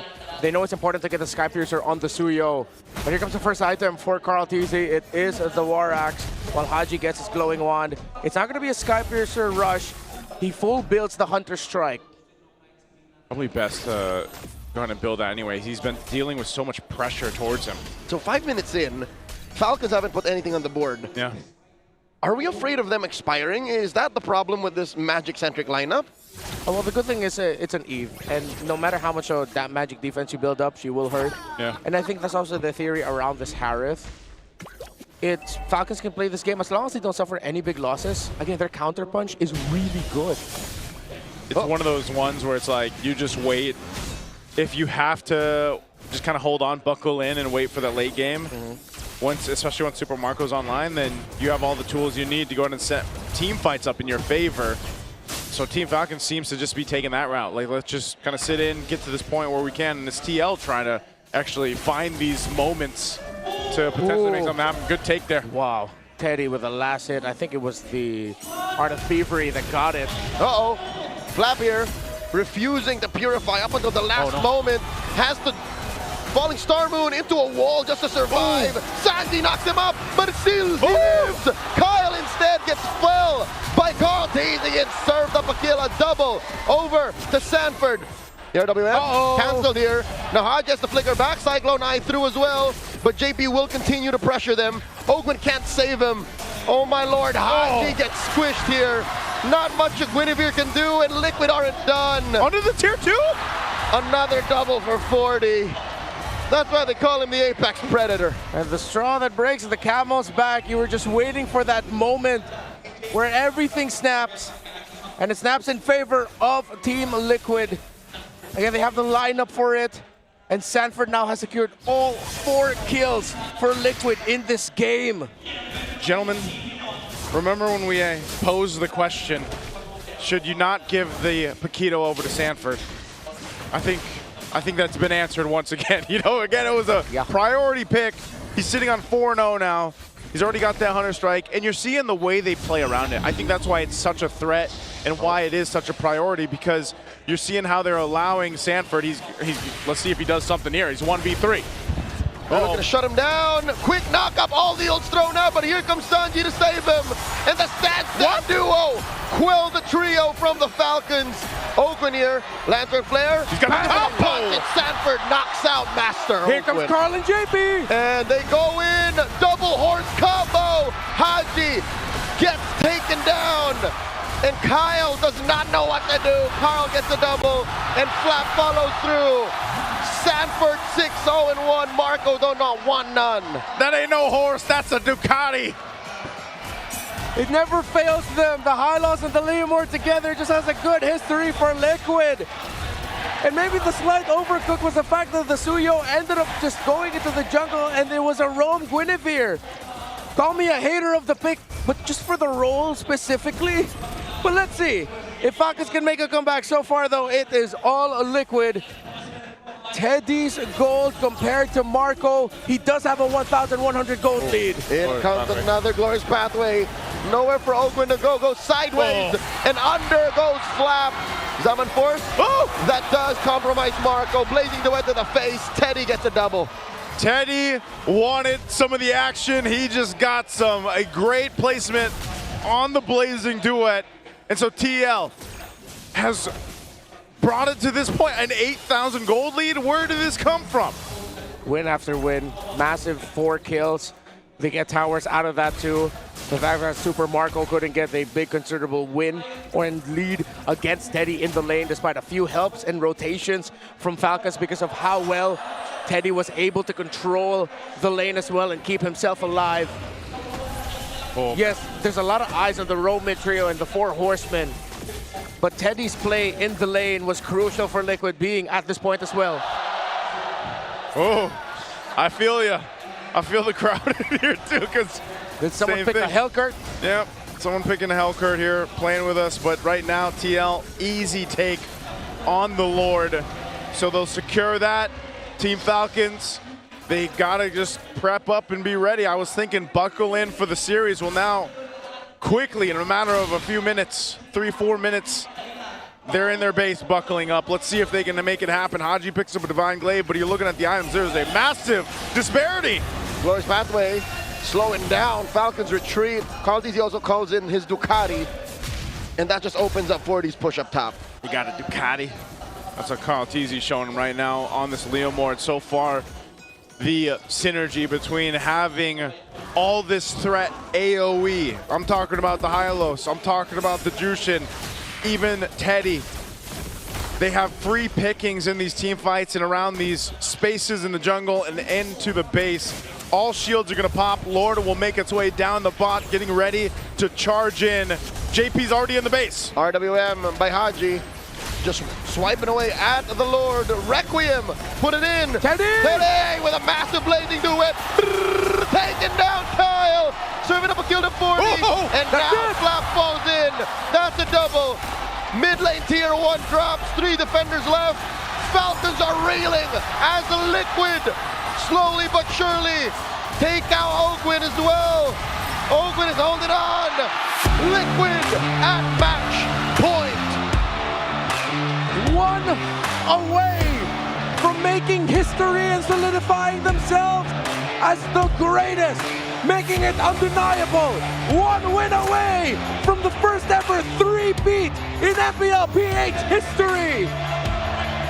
History is on the verge of being made here in the Champions Arena. Can feel it.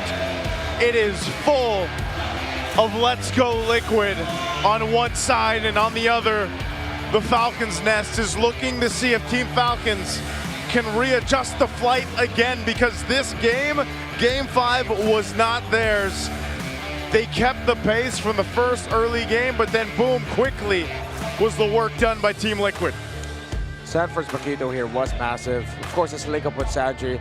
As great as this was, a lot of the big turnaround highlights came through the San duo.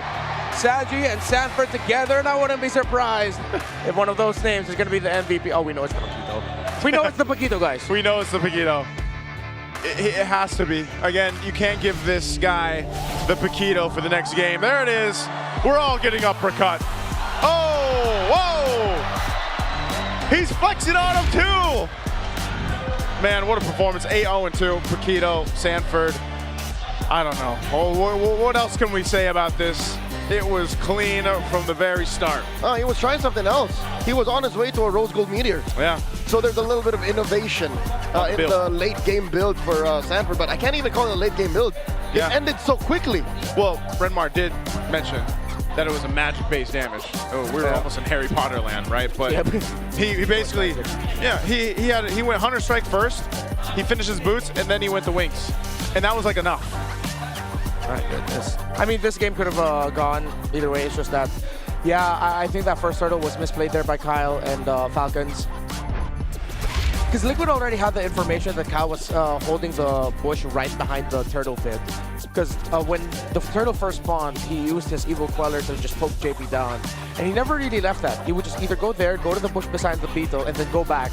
So it was an easy read for Sanji to just use the Crimson Beacon forward, and then Sanford coming in from the lane. As good as the Esmeralda is, of course, with the idea of getting a shield, that raw hard crowd control isn't there outside of the Falling Star Moon. And even if you get that in, it's not that long of a stun. It needs to be follow-up right away. But since it's the Suyo that got jumped on, again, this is why I'm very iffy on the Guinevere pick. It's so conditional. To do this, you need this to succeed. For that to succeed, though, there needs to have been a step that you took beforehand, which is either getting vision or getting into the place first. Ogwin was getting into the place first, but then just that link up within Ogwin, Flap, and Kyle in the first turtle hurt them in the long run. Because that's where the 2 kills from the Paquito came first.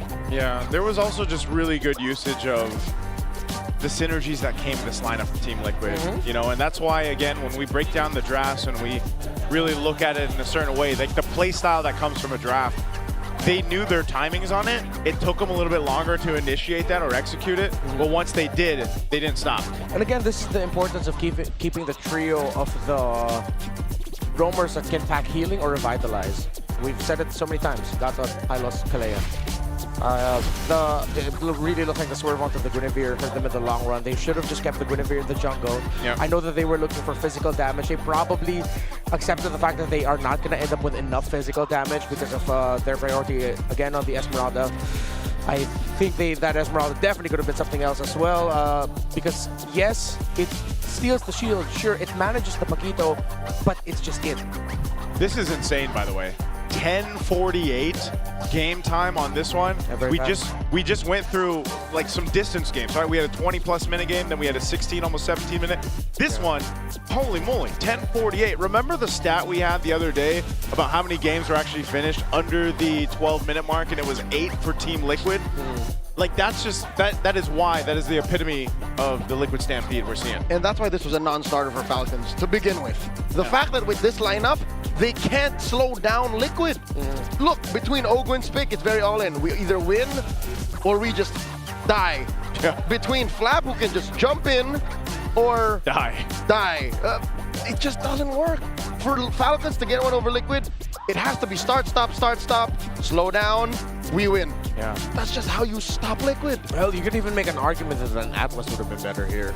Still would have been good. Keep the Guinevere in the jungle. Pick up an Atlas again.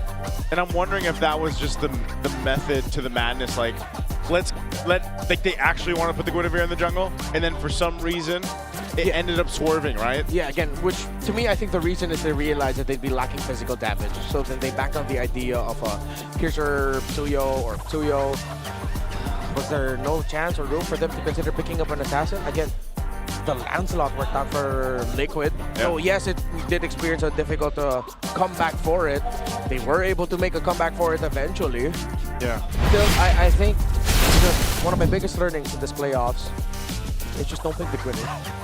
I'm sorry if I sound like a hater on the pick. It's just not for that role, and we're not in this meta. In recent history, I think it's only won once. When Fanny was picked at the last moment for Omega, but we're far removed from that. Yeah, it's so kind of crazy to think how fast the meta has shifted just in the playoffs alone, right? But even towards the end of the regular season, where we are now. Look at this, though. This is what hasn't changed. Well, maybe his names have changed because he's the man of many names. Sanford here, he's gone through a whole bunch of names. Apex Predator.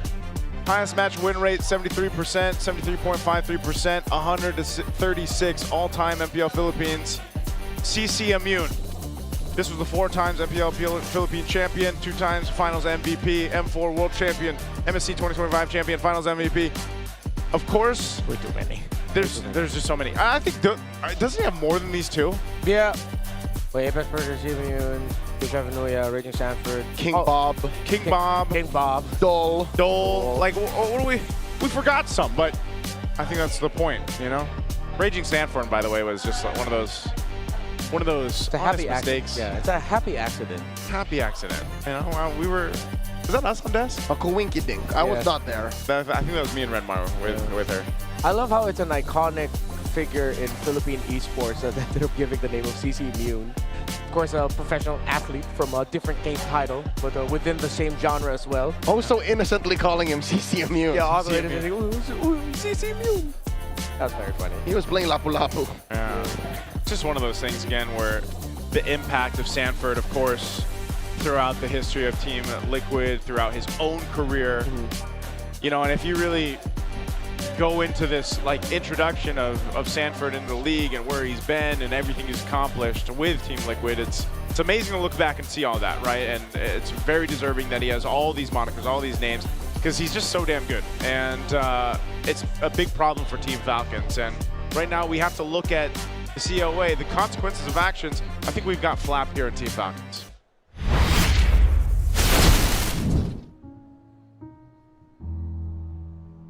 Bago kayo maging mag-teammate, anong impression mo kay Flap? Impression ko sa kanya, masayahin. Tapos, at the same time, din siya. Parang mabilis lang din siyang ma-down. Sa tingin nyo, sa camera, lagi siyang masaya, pero sa mga di nakakita, meron din siyang parang soft side si Flap. May mga times na malungkot rin siya, ganun. Tapos may mga times din talaga na, ayun, down yung tao. So parang kami naman yung take turn para i-lift up siya. Yun. After nung M2, parang sobrang down eh. Tapos walang pumapasok sa isip ko na senaryo na kaya ko ba bang mag-champion, ganon. Gaano kalaking factor si Flap sa success niyo ng M5? Sobrang laking factor ni Flap, lalo na sa finals eh. Parang siya yung game changer din nung time na yun. Malaking part na rin talaga siya nung pagkapanalo namin sa M5. Talagang nag-focus siya sa sarili niya para mag-improve yung laro niya. Nagpa-stay sa akin is yung talaga MSC eh. Kasi gusto ko talaga makuha yun eh. Kasi yun na lang talaga yung kulang ko. Kaya yun yung nag-motivate sa akin. And at the same time, nung last season, kasi sobrang miracle na nun eh. Nung nakapasok kami, kumbaga, sa sobrang liit na chance na yun, kaya namin makapasok. Kaya yun din yung nag-drive sa akin kasi kahit anong porsyento talaga tinitake ko and tinitake namin na sa team. Kaya parang sobrang proud din ako sa kanila. Paano ka natulungan ni Flap na mabuo yung decision na pumalag pa rin this season? Kailangan namin bumawi this season kasi lalo na MSC. Gusto namin bumawi. Tapos yun, minomotivate kami ni Flap na huwag na namin siyang iwan sa team. Si Flap talaga, parang ayaw niya rin kami maghiwa-hiwalay. Siya parang siya yung unang umiyak nung time na yun. Gusto niya rin talaga bumawi kasi pangit yung naging run niya this last season. So, tas ako rin. So, yun, nag-connect lang kami. Naasahan nyo na mas gagalingan namin and mas prepared kami. Kasi gusto ko rin talaga mag-Paris eh. Namin din. Gusto rin namin mag-Paris. Hi, ako nga pala si David Charles Cannon, aka Flap from Team Falcons, XP Laner. Palag na to!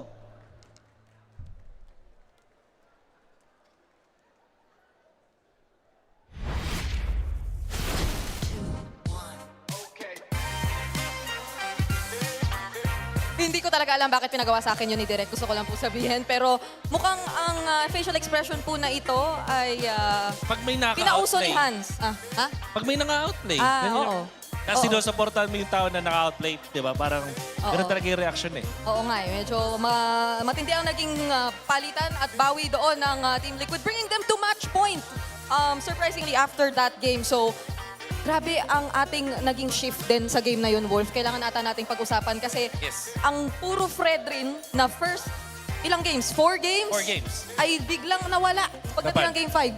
Eto ngayon na, hindi kita niloloko dito, Bray, pero talaga naging instrumental para sa akin yung quality ng gameplay ng Sansan Duo na nakita natin nung game number 5. I believe na sila rin yung dahilan kung bakit sobrang aggressive ng Team Liquid Philippines. There was a time na tatlo yung pumunta doon sa may top lane para kay Sanford around the 7-minute mark. Tapos, nung itatry nilang i-gank yung Pakito doon sa yung first pick, Pakito by the way, mula kay Sanford, biglang ginamit ni Sanji yung river flow. Yung fact na mabilis siya maglakad dun sa river para makatulong kay Sanford dun sa may top lane.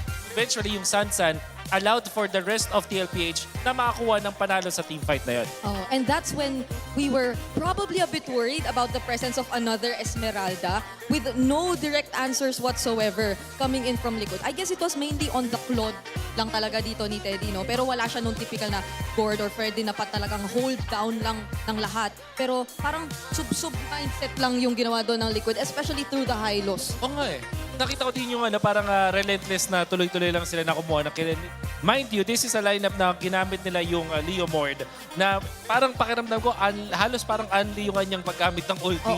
In a way na hindi sila nagtitipid ng kanilang mga ultimates. Even si Sanji, hindi nagdadalawang isip na gumamit ang kanyang Crimson Beacon to go in. Partner that up with that Glorious Pathway mula kay JP. Nakita natin na sub-sub nga talaga ang mindset ng Team Liquid Philippines at nakuha nila yung panalo because of that. Pero ano kaya ang hatol naman natin dun sa biglang biglang pag-shift ng Guinevere into the roam role. Kasi akala talaga natin buong time ay magiging jungler siya. Pero ano ang tingin mong naging epekto na nilagay nila sa roam etong Guinevere in that game? Parang naging greedy sila afterwards. Naramdaman natin with that Esmeralda, tapos meron kang Suyo, and then the Harith, na meron kang tatlong heroes na kailangan ng farm. So what I got from that was, biglang nawalan ng early game presence itong side ng Falcons. Although, ang ganda ng idea na inuubusan nila ng jungler hero itong si The Goat. Pero bigla naman nating nakita na nung time na ng papaghahanap ng farm, dun sila pa nalugi. Yep. Marami tayong mga nakita at naobserbahan na changes throughout that game, but it was relatively fast and something na parang kagulat-gulat in terms of just how quick Falcons was in terms of picking up the pace or momentum. Parang binawi at pinakita na naman yung stampede sa atin doon ng Team Liquid. It's perfect. Makikita natin dyan dito sa ating clip na ipapakita ko sa inyo.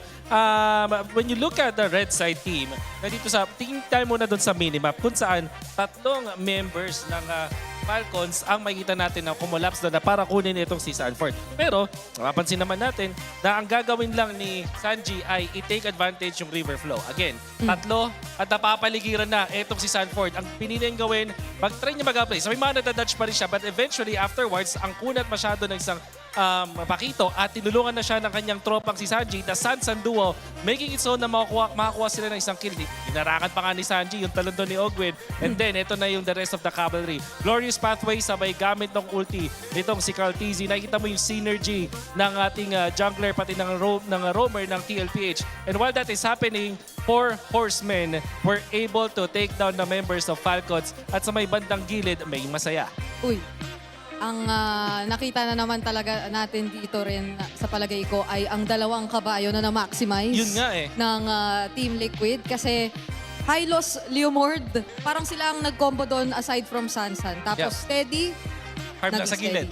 Siya yung nakangiti sa gilid na sinasabi ko, Bri. So, imagine mo kasi yung mga kakampi mo nagpa-farm para sa'yo. Talaga mapapangiti ka sa gilid. But kidding aside, nakita nyo kung gaano kalakas yung 4 horsemen dun sa team fight na natin na yun. It was Sanji saving his Sansan duo, tapos yung JP plus the Carl TZ na mayroon kang kabayo at Glorious Pathway na kasama. Nakita natin kung gaano ka-impactful, and that's the reason why they are at match point. Okay.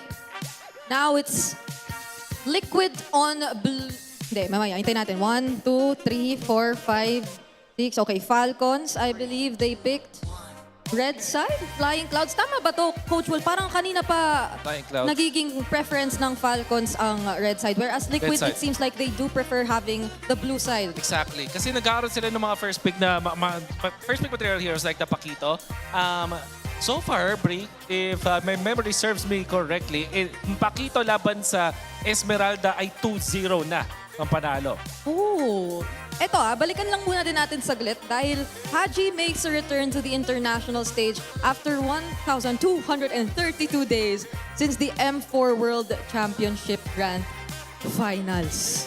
Kung nandun si Haji sa M4 World Championship, ang kanyang katapat ay none other than Coach TikTok. Nakatabi ko ngayon. Coach Tik, baka naman may message ko. Wala naman. Mahihain. Wala eh. Mahihain. Na-jumpscare eh. Na-jumpscare si Coach TikTok. Alam mo, kanina pa kasi tumatayo yan kapag nandito yung mikropono eh. Nagulat siguro siya. Tayo eh. Wala eh. Pero shout out at masaya kaming makita ka dito, Coach Tik. At pakiramdam ko ay masaya rin siya sa nagiging resulta so far. Pero hindi pa naman tapos ang ating serye. Alamin natin kung ano ang mga magiging kaganapan dito dahil we are about to enter the draft for the next game in just a few moments. Wolf, sa tingin mo ba, itong kalahati, second, parang may, may part 1 and part 2 tayo ng buong series na to. Dito sa part 2, ganoon na ba ang magiging draft natin? Wala nang Fred rin talaga. Tingin ko, lalo na nasa second pick ata ang Falcons, so mas madali. Tsaka parang hindi ka na worried dun sa Zushin. Parang sinasagot na to ng side ng Team Falcons. They have the Eve for that. Alrighty. Ladies and gentlemen, here we are. We're going to be jumping into this next draft.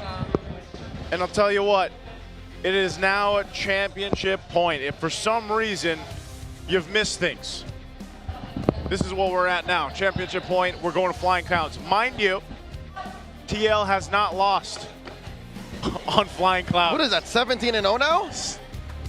They're 17-0. They're 17-0. They've got a 68% win rate on the red side, but I think this is, I don't know. Team Falcons has to figure something out for this draft. Joseph, it's a fighting map. It's a fighting And map. Liquid are fighting champions. They are, man. Gosh, this is, I guess this is you going against the odds if you're Team Falcons. A punch for a punch. Finally respecting the presence of the Paquito. Seems like we're gonna go back to the Harley, Suyo, Leymord, Phovius trade.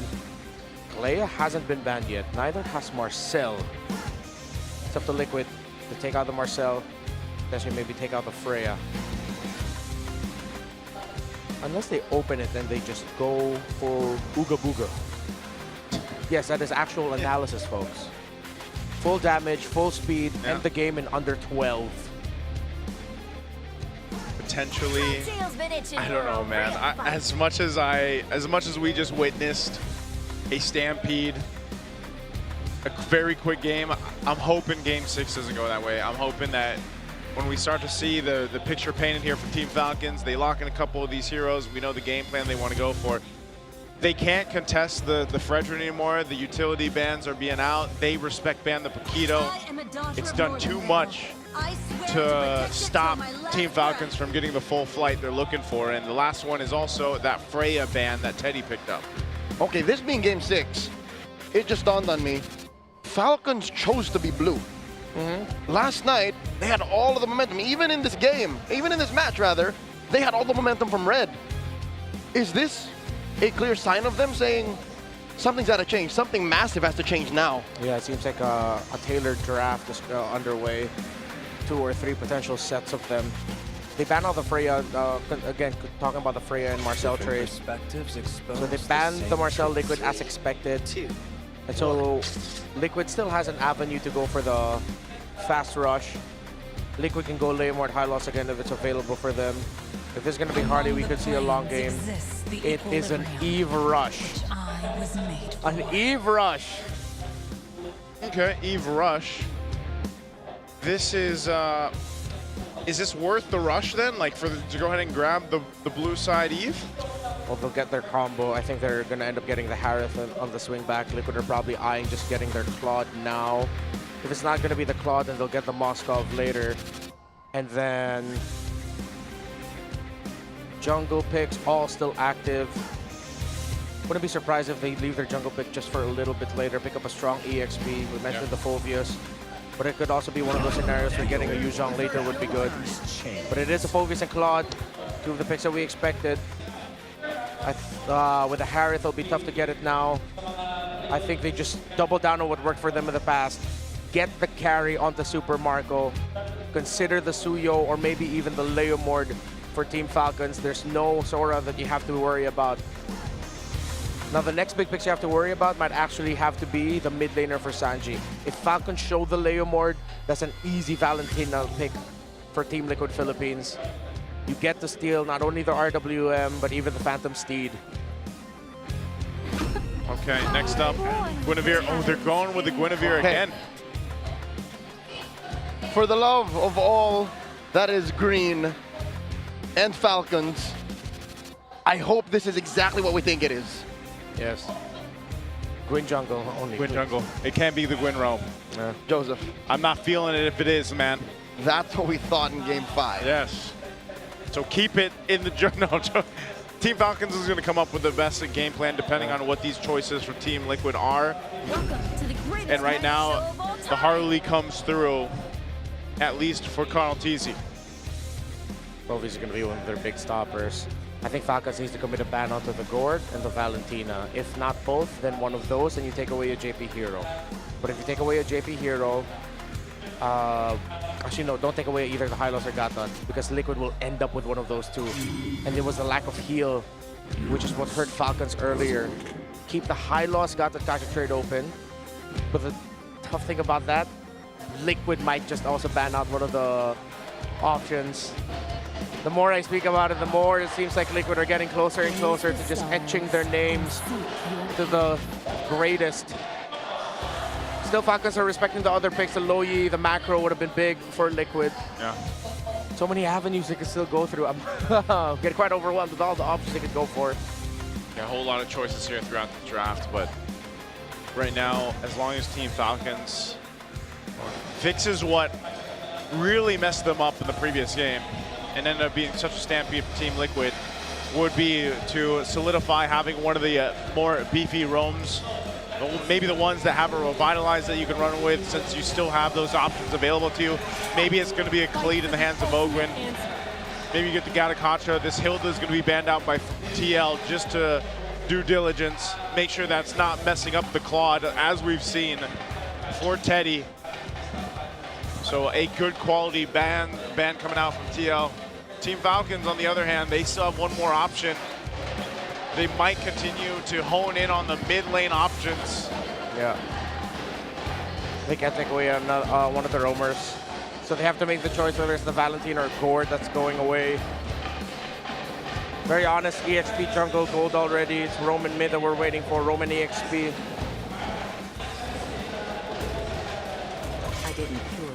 It's the Valentina that they pick. Gord available for Sanji if everyone wants to go for it. Oh, Gord Harley combo, man. Gord We've Harley. seen it. Wait, if they Gord Harley, Flap gets the Sora. Yeah. So that's why they banned the Val. Yeah, that's what TLPH is waiting for. They probably pick JP's pick first and then wait to see what Flap's gonna go for. If they show the Gord, it's a very easy Sora. But there is a Phobius. Again, it's not always an automatic counter, but it does not make it so easy to play it. It's more demanding of the execution for a team when Sora goes up against a team with a Phobius. With how long a Phobius can buy time for the rest of the team, Sora might not get the help it needs. A Cho for JP. The Cho? Man, this combination, having the Cho and the Phobius, were big components of their win against Onyx.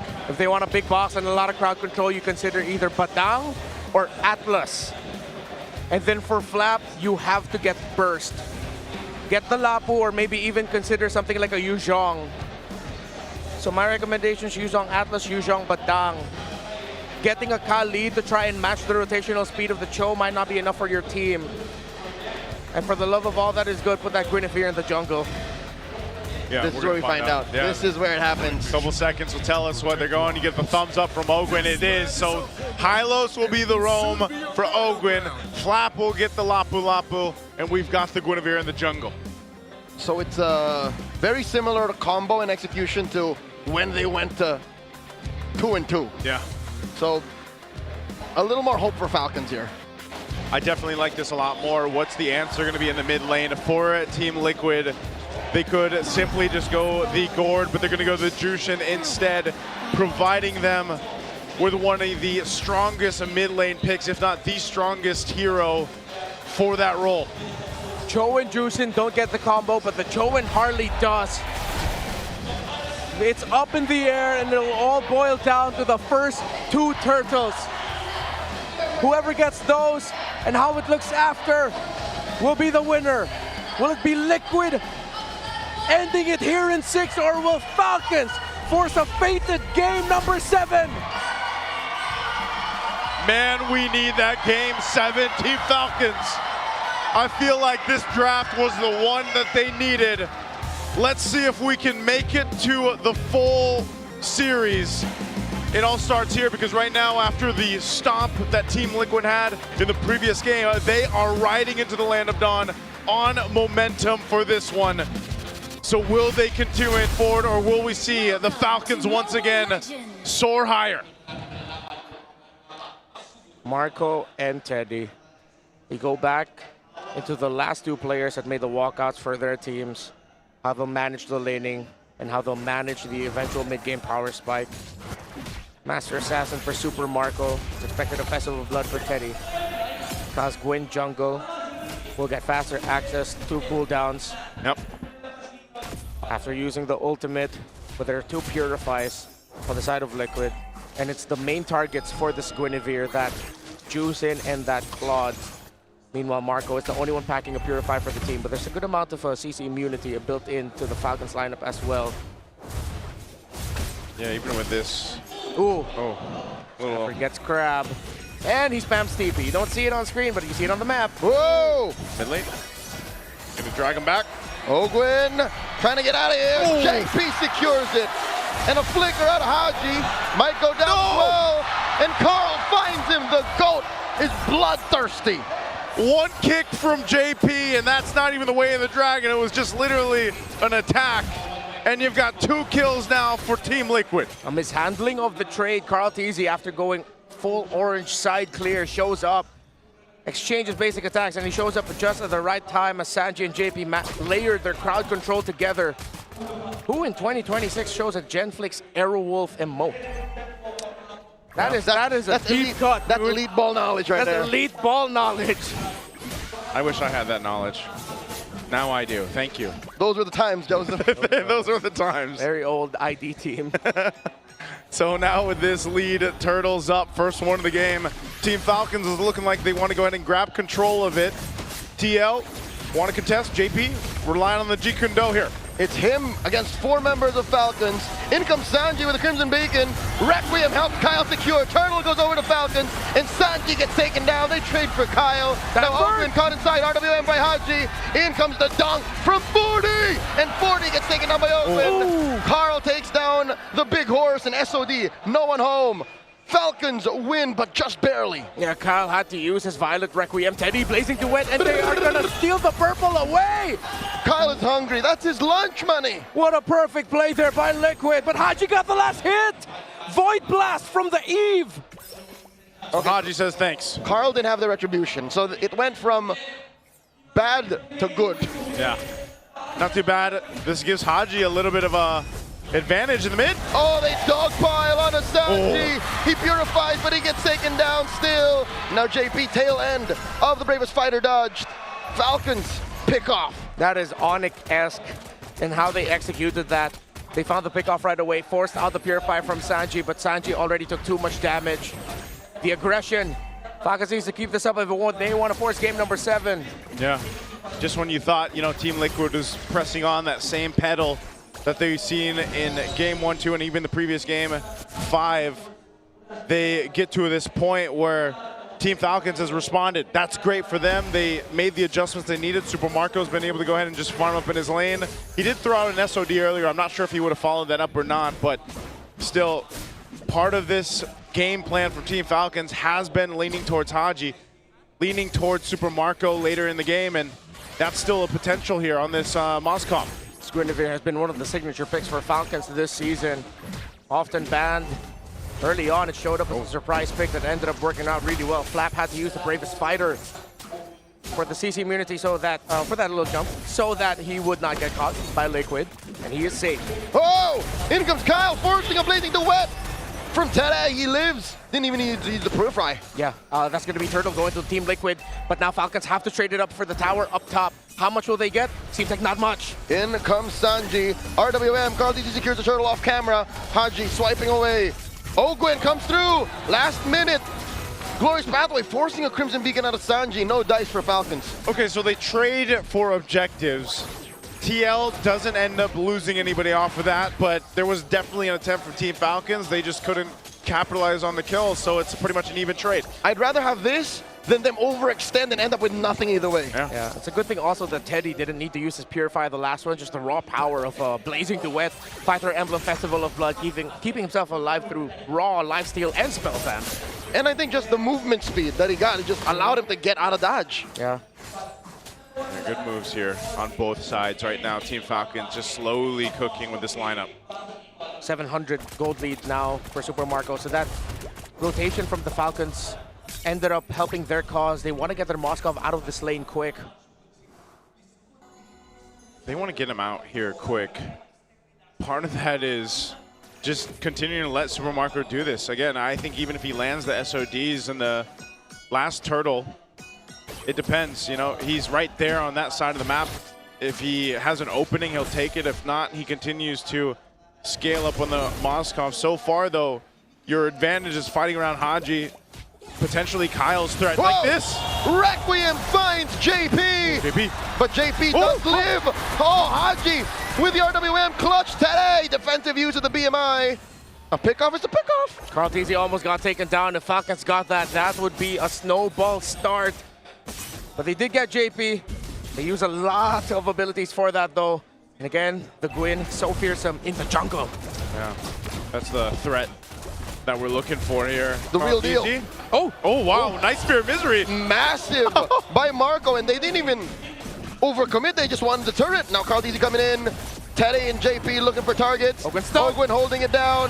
Ogwyn gets taken down here. Carl secures. So that gives them a clear sign to go ahead and secure the last turtle of the game. Yeah, a bit of a misplay there by Falcons. Liquid knew that Ogwyn didn't have his Revitalize yet. They were counting, they marked it, and they got turtle number 2. Turtle 3. 3. Their second. Their second turtle. Oh, their second. Is what I meant. He was right. You were right. But also, I am right. So we're all right. Yeah. We were talking. We were talking about the first 2 turtles, but it ended up becoming dead even because no one got a clear lead.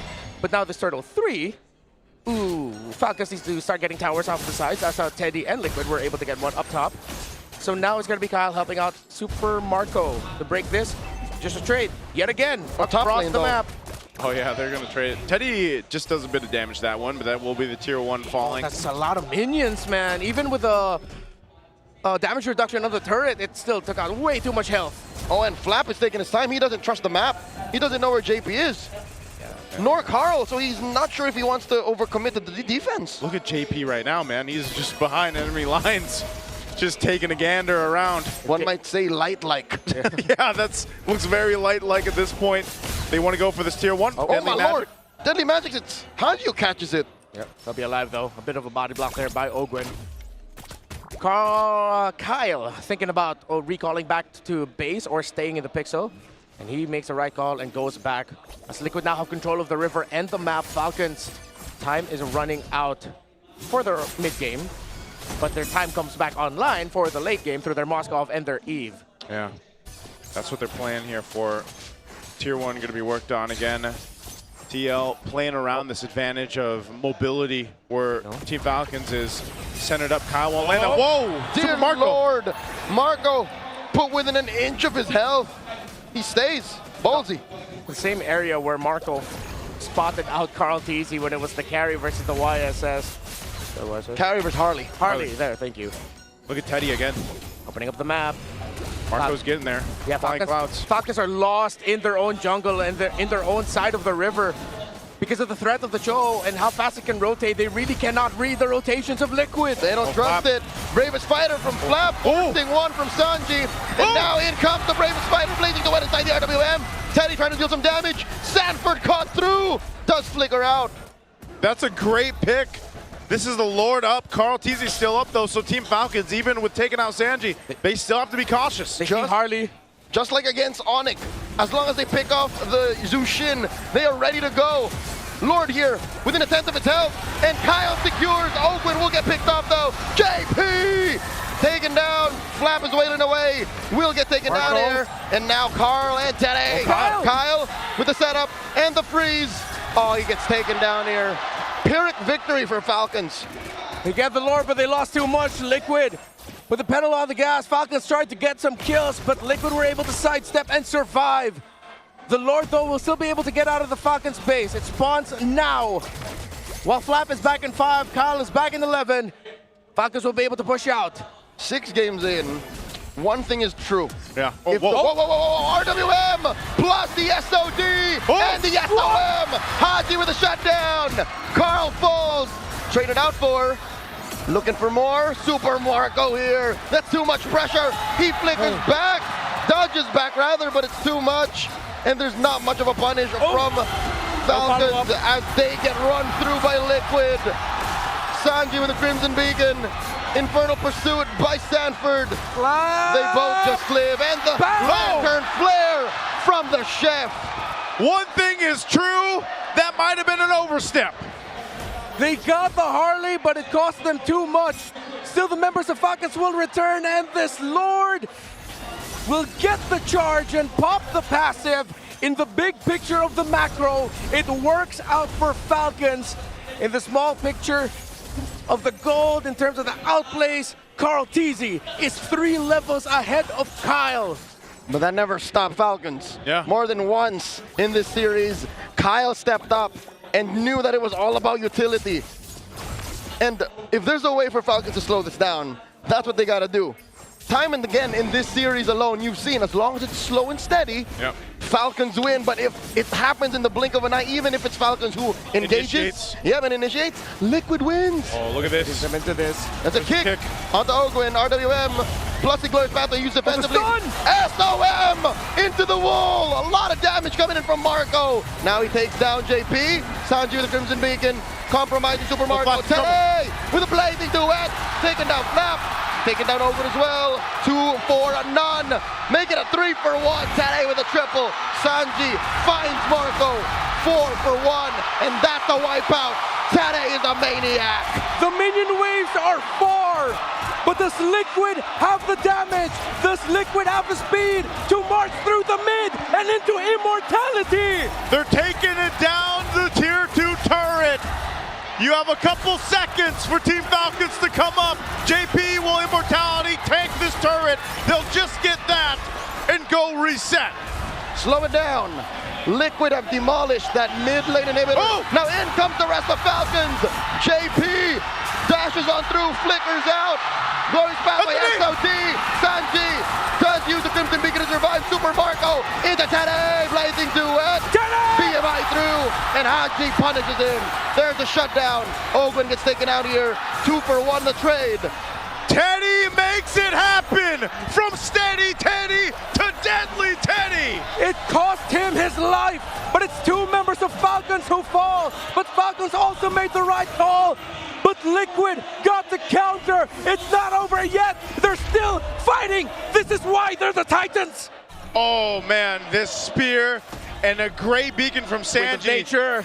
But look at that, Teddy there for the team and comes out swinging. Still could be anyone's game, folks. But the map is blue. And I'm not talking about the color of the Falcons towers. I'm talking about Liquid. Still in control, but Falcons, they're not going down without a fight. They keep on fighting. Marco has SOD. Oh, this is a deadly dance. Lord here at the 10th of its health. Kyle comes in. Teddy secures. Glorious pathway. In comes Teddy. And there's a Requiem, but no follow through. Ogwin here is going to get taken down. Sanji gets in. Kyle taken out. Teddy finds another. What's Marco thinking? Chubby wave down bottom. Oh, they sent Sanford back to defend. Falcons needs to withstand this. Haji didn't use his real-world manipulation, so we'll have it with him. But Kyle and Ogwin are down for too long. And it's 5 against 3. The 4 horsemen and their Teddy. Liquid and the cavalry are feeling it. It's possible that they turn into the 4 horsemen and the GOAT. There's the RWM. Lord still standing. Sanji taking a lot of damage with hoof stomps. Heard through history. A stampede by the cavalry. Going back to back to back. Team Liquid Philippines are your FPL Philippines Season 17 champions. We are all witness to a legacy that will withstand the test of ages. Emulated, never to be replicated. Their fierce gallop into immortality will echo forever. Team Liquid PH are the greatest of all time.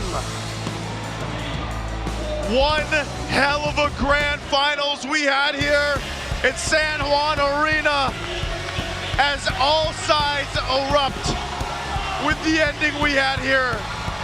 6 games of distinct action on both sides. One hell of a series, and again, congratulations. The Titans roared here in San Juan. Carl Teasy kept his promise. Snap, Aeon, and Teddy got their titles. And San Juan Arena still remains his home. A gold medal in 2019, 3-peat in 2026. We've been the We Bear Bros. Thank you so much for joining us here. Let's throw it over on the stage for our winning ceremony. They fell 1 step short, but they fought a good fight. Maraming salamat, Team Falcons!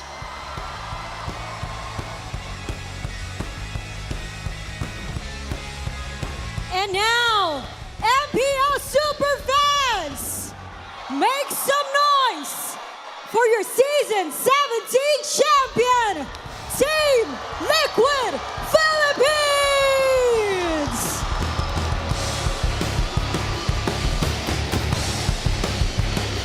Liquid Philippines, get ready to lift the trophy that you've earned.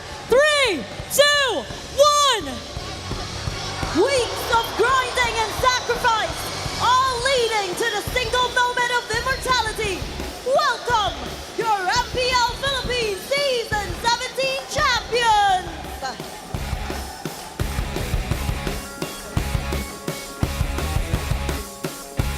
To present the mock check, may we call on Mr. Victor Cabuay, the Philippine Esports Organization Project Manager.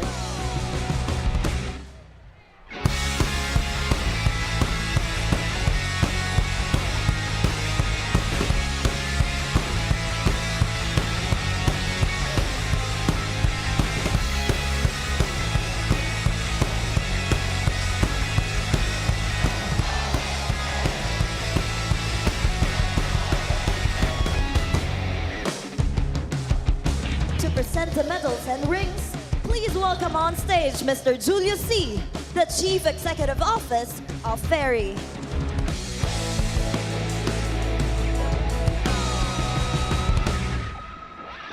And for the first time ever in MPL Philippines, our champions will also receive championship rings from the official jewelry partner of the MPL Philippines, Ferry. The Lone Stallion, Saji! El Daddy JP!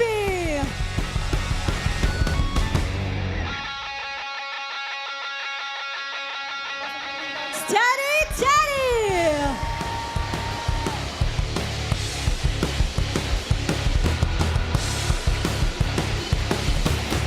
The greatest of all time, Carl TZ!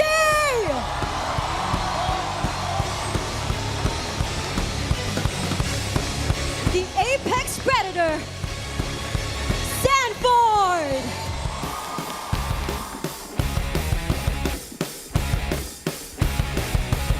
Daiki!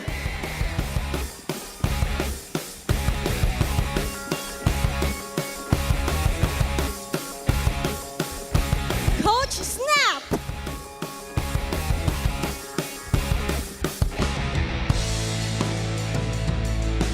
And Coach Aeon! This is the ultimate proof of your legacy. Tatak na ngayong season ay kayo ang huling pumalag!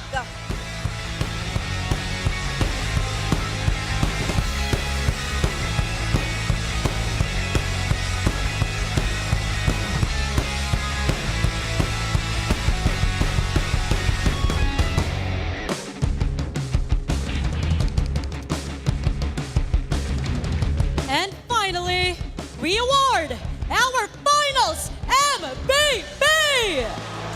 The player that significantly contributed to their team's road to immortality. Presenting this award is attorney Francisco J. Rivera, the Games and Amusement Board Chairman. Super fans, let me hear it from you! Who is your finals MVP?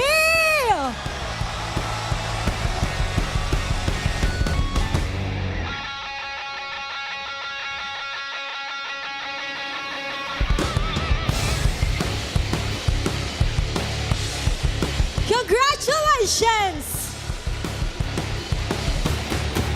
Sanford!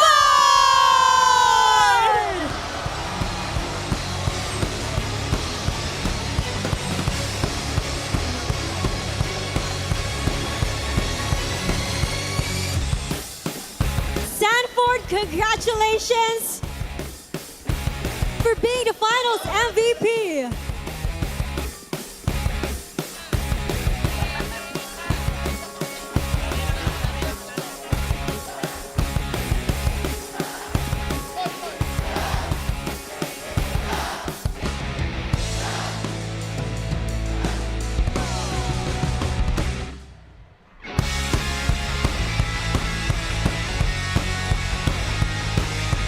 Sanford, congratulations! You're already a champion! Not just a champion, it's a three-peat! And you are a finals MVP. what's one thing that you want to say to your supporters, the whole cavalry, and your family?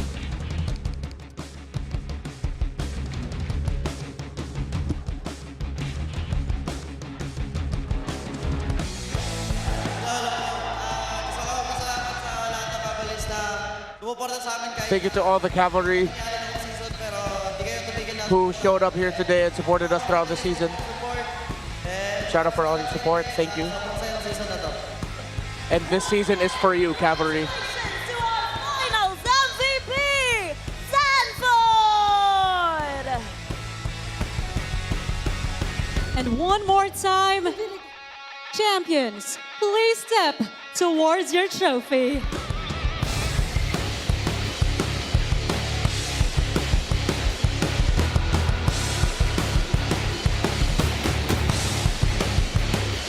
On the count of 3, raise it up for the world to see. In 3, 2, 1! Isang malamat na season na naman ang nagtapos at nakita natin kung sino ang tunay na pumalag. At ngayon, oras namang ipakita at subukan ang palag ng buong mundo at ipakita ang lakas ng Pinas sa Paris as we head to the mid-season cap at the Esports World Cup. Congratulations once more to Team Liquid Philippines! At muli, super fans, maraming salamat sa pagsama sa amin this season 17. This is your very own Odin together with Thea and Denise. And for one last time, ito ang MPL Philippines Season 17! Palag na to!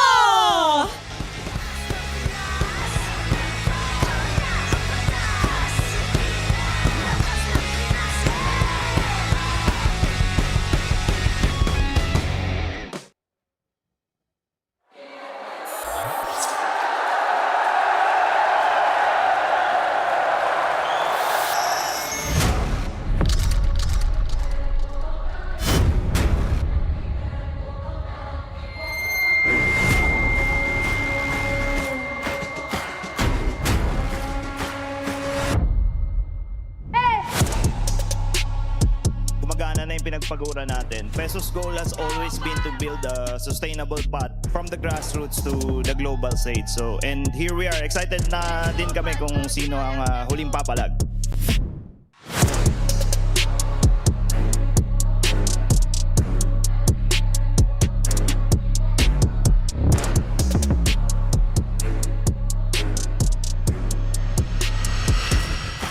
Grabe ang makikita nating bakbakan ngayong gabi dahil ito na ang pinakahuling set ng Team Liquid Philippines and Team Falcons.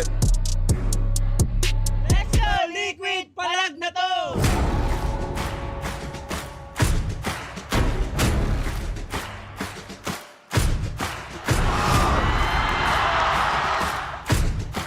At ang buong kupunan ng Falcons ay pinipilit lamang na ma-depensahan ito pero napakahapdi na rin talaga ni Saldi! At rekta na sila kagad sa tore! Game 1! Ilista mo na sa cavalry!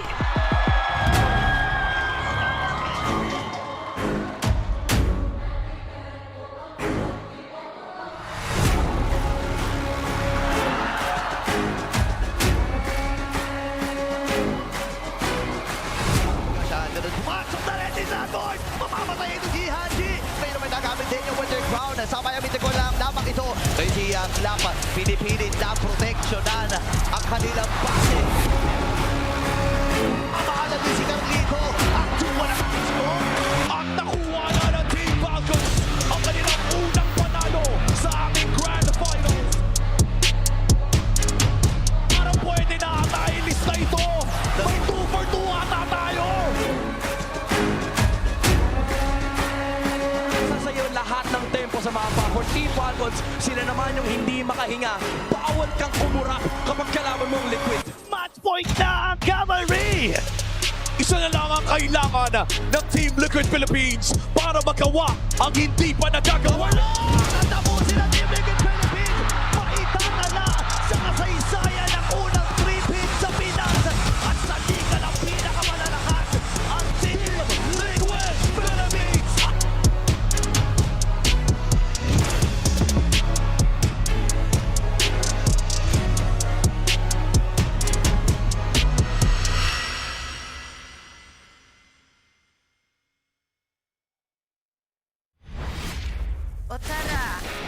Pala ka ba?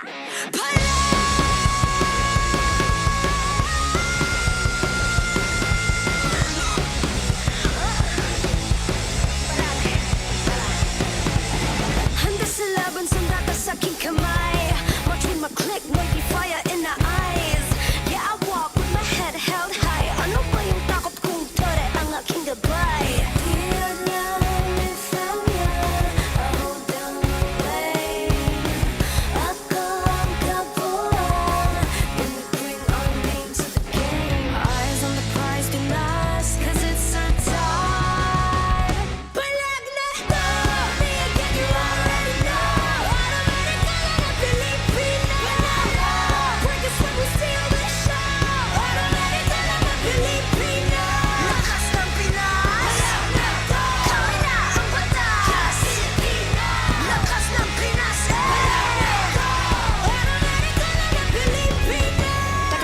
Remind you kung anong na-obtain. Palaging first place, lakayo sa PH. I know Superman. I'm here cause I got God, my team is super fan.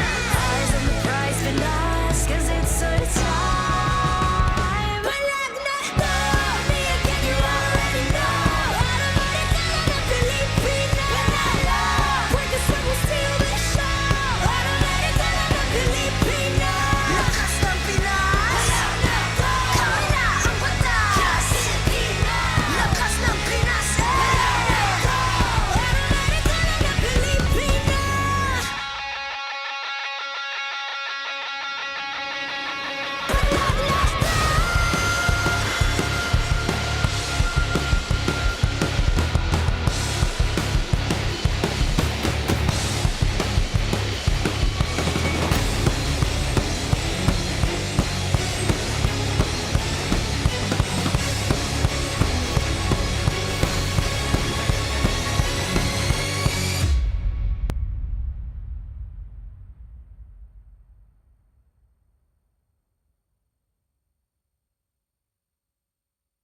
O tara, pala ka ba?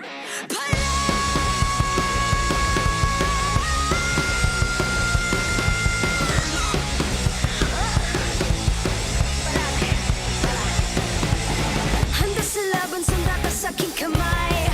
Watch with my click, may be fire in the eyes. Yeah, I walk with my head held high. Ano ba yung takot kong tore ang aking gabay?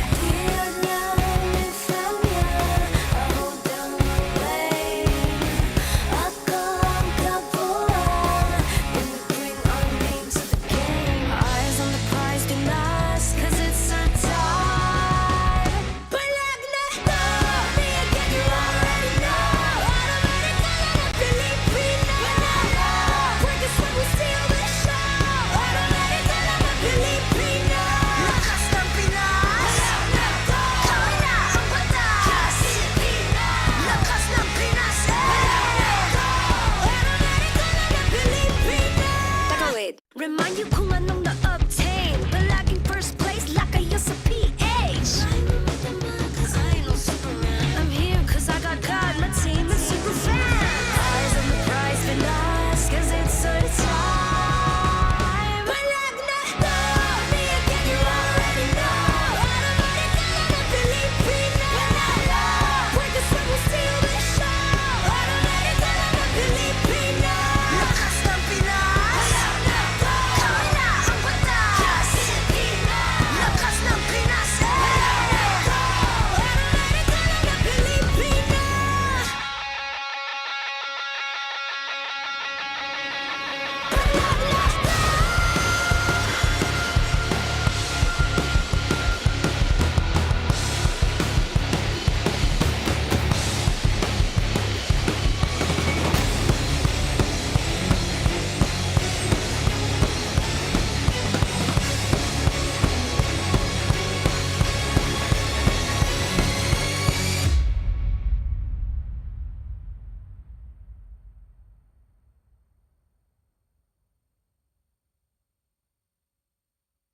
O tara, pala ka ba?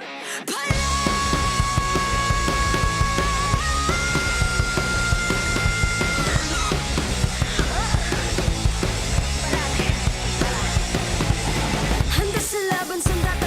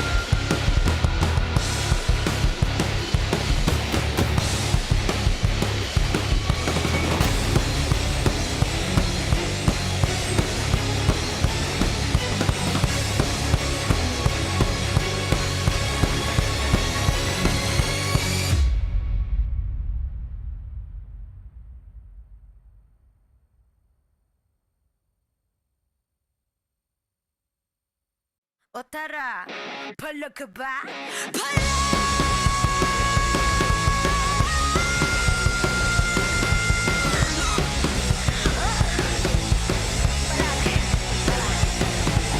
Handa sa laban, sanda ka sa aking kamay. Watch with my click, maybe fire in the eyes. Yeah, I walk with my head held high. Ano ba yung takot kung tore ang aking gabay? Di niya found niya, I hold down the blame.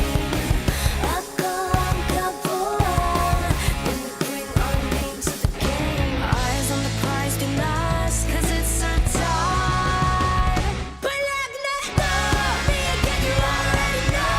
Automatic ka na na Pilipina. Work is what we steal the show. Automatic ka na na Pilipina. Lakas ng Pinas. Palag na to, kami na ang batas. Pilipina. Lakas ng Pinas. Palag na to, automatic ka na na Pilipina.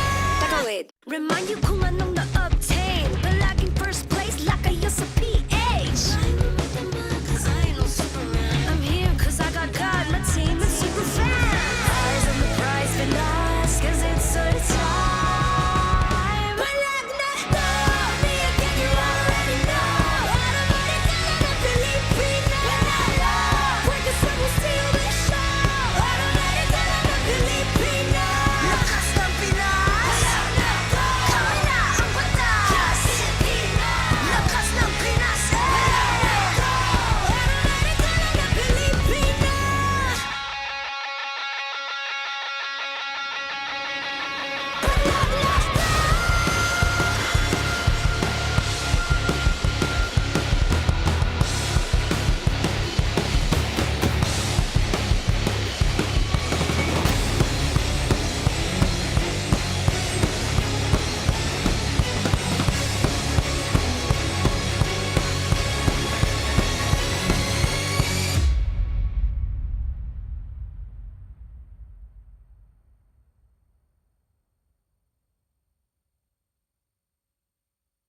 O tara, palag ka ba? Palag!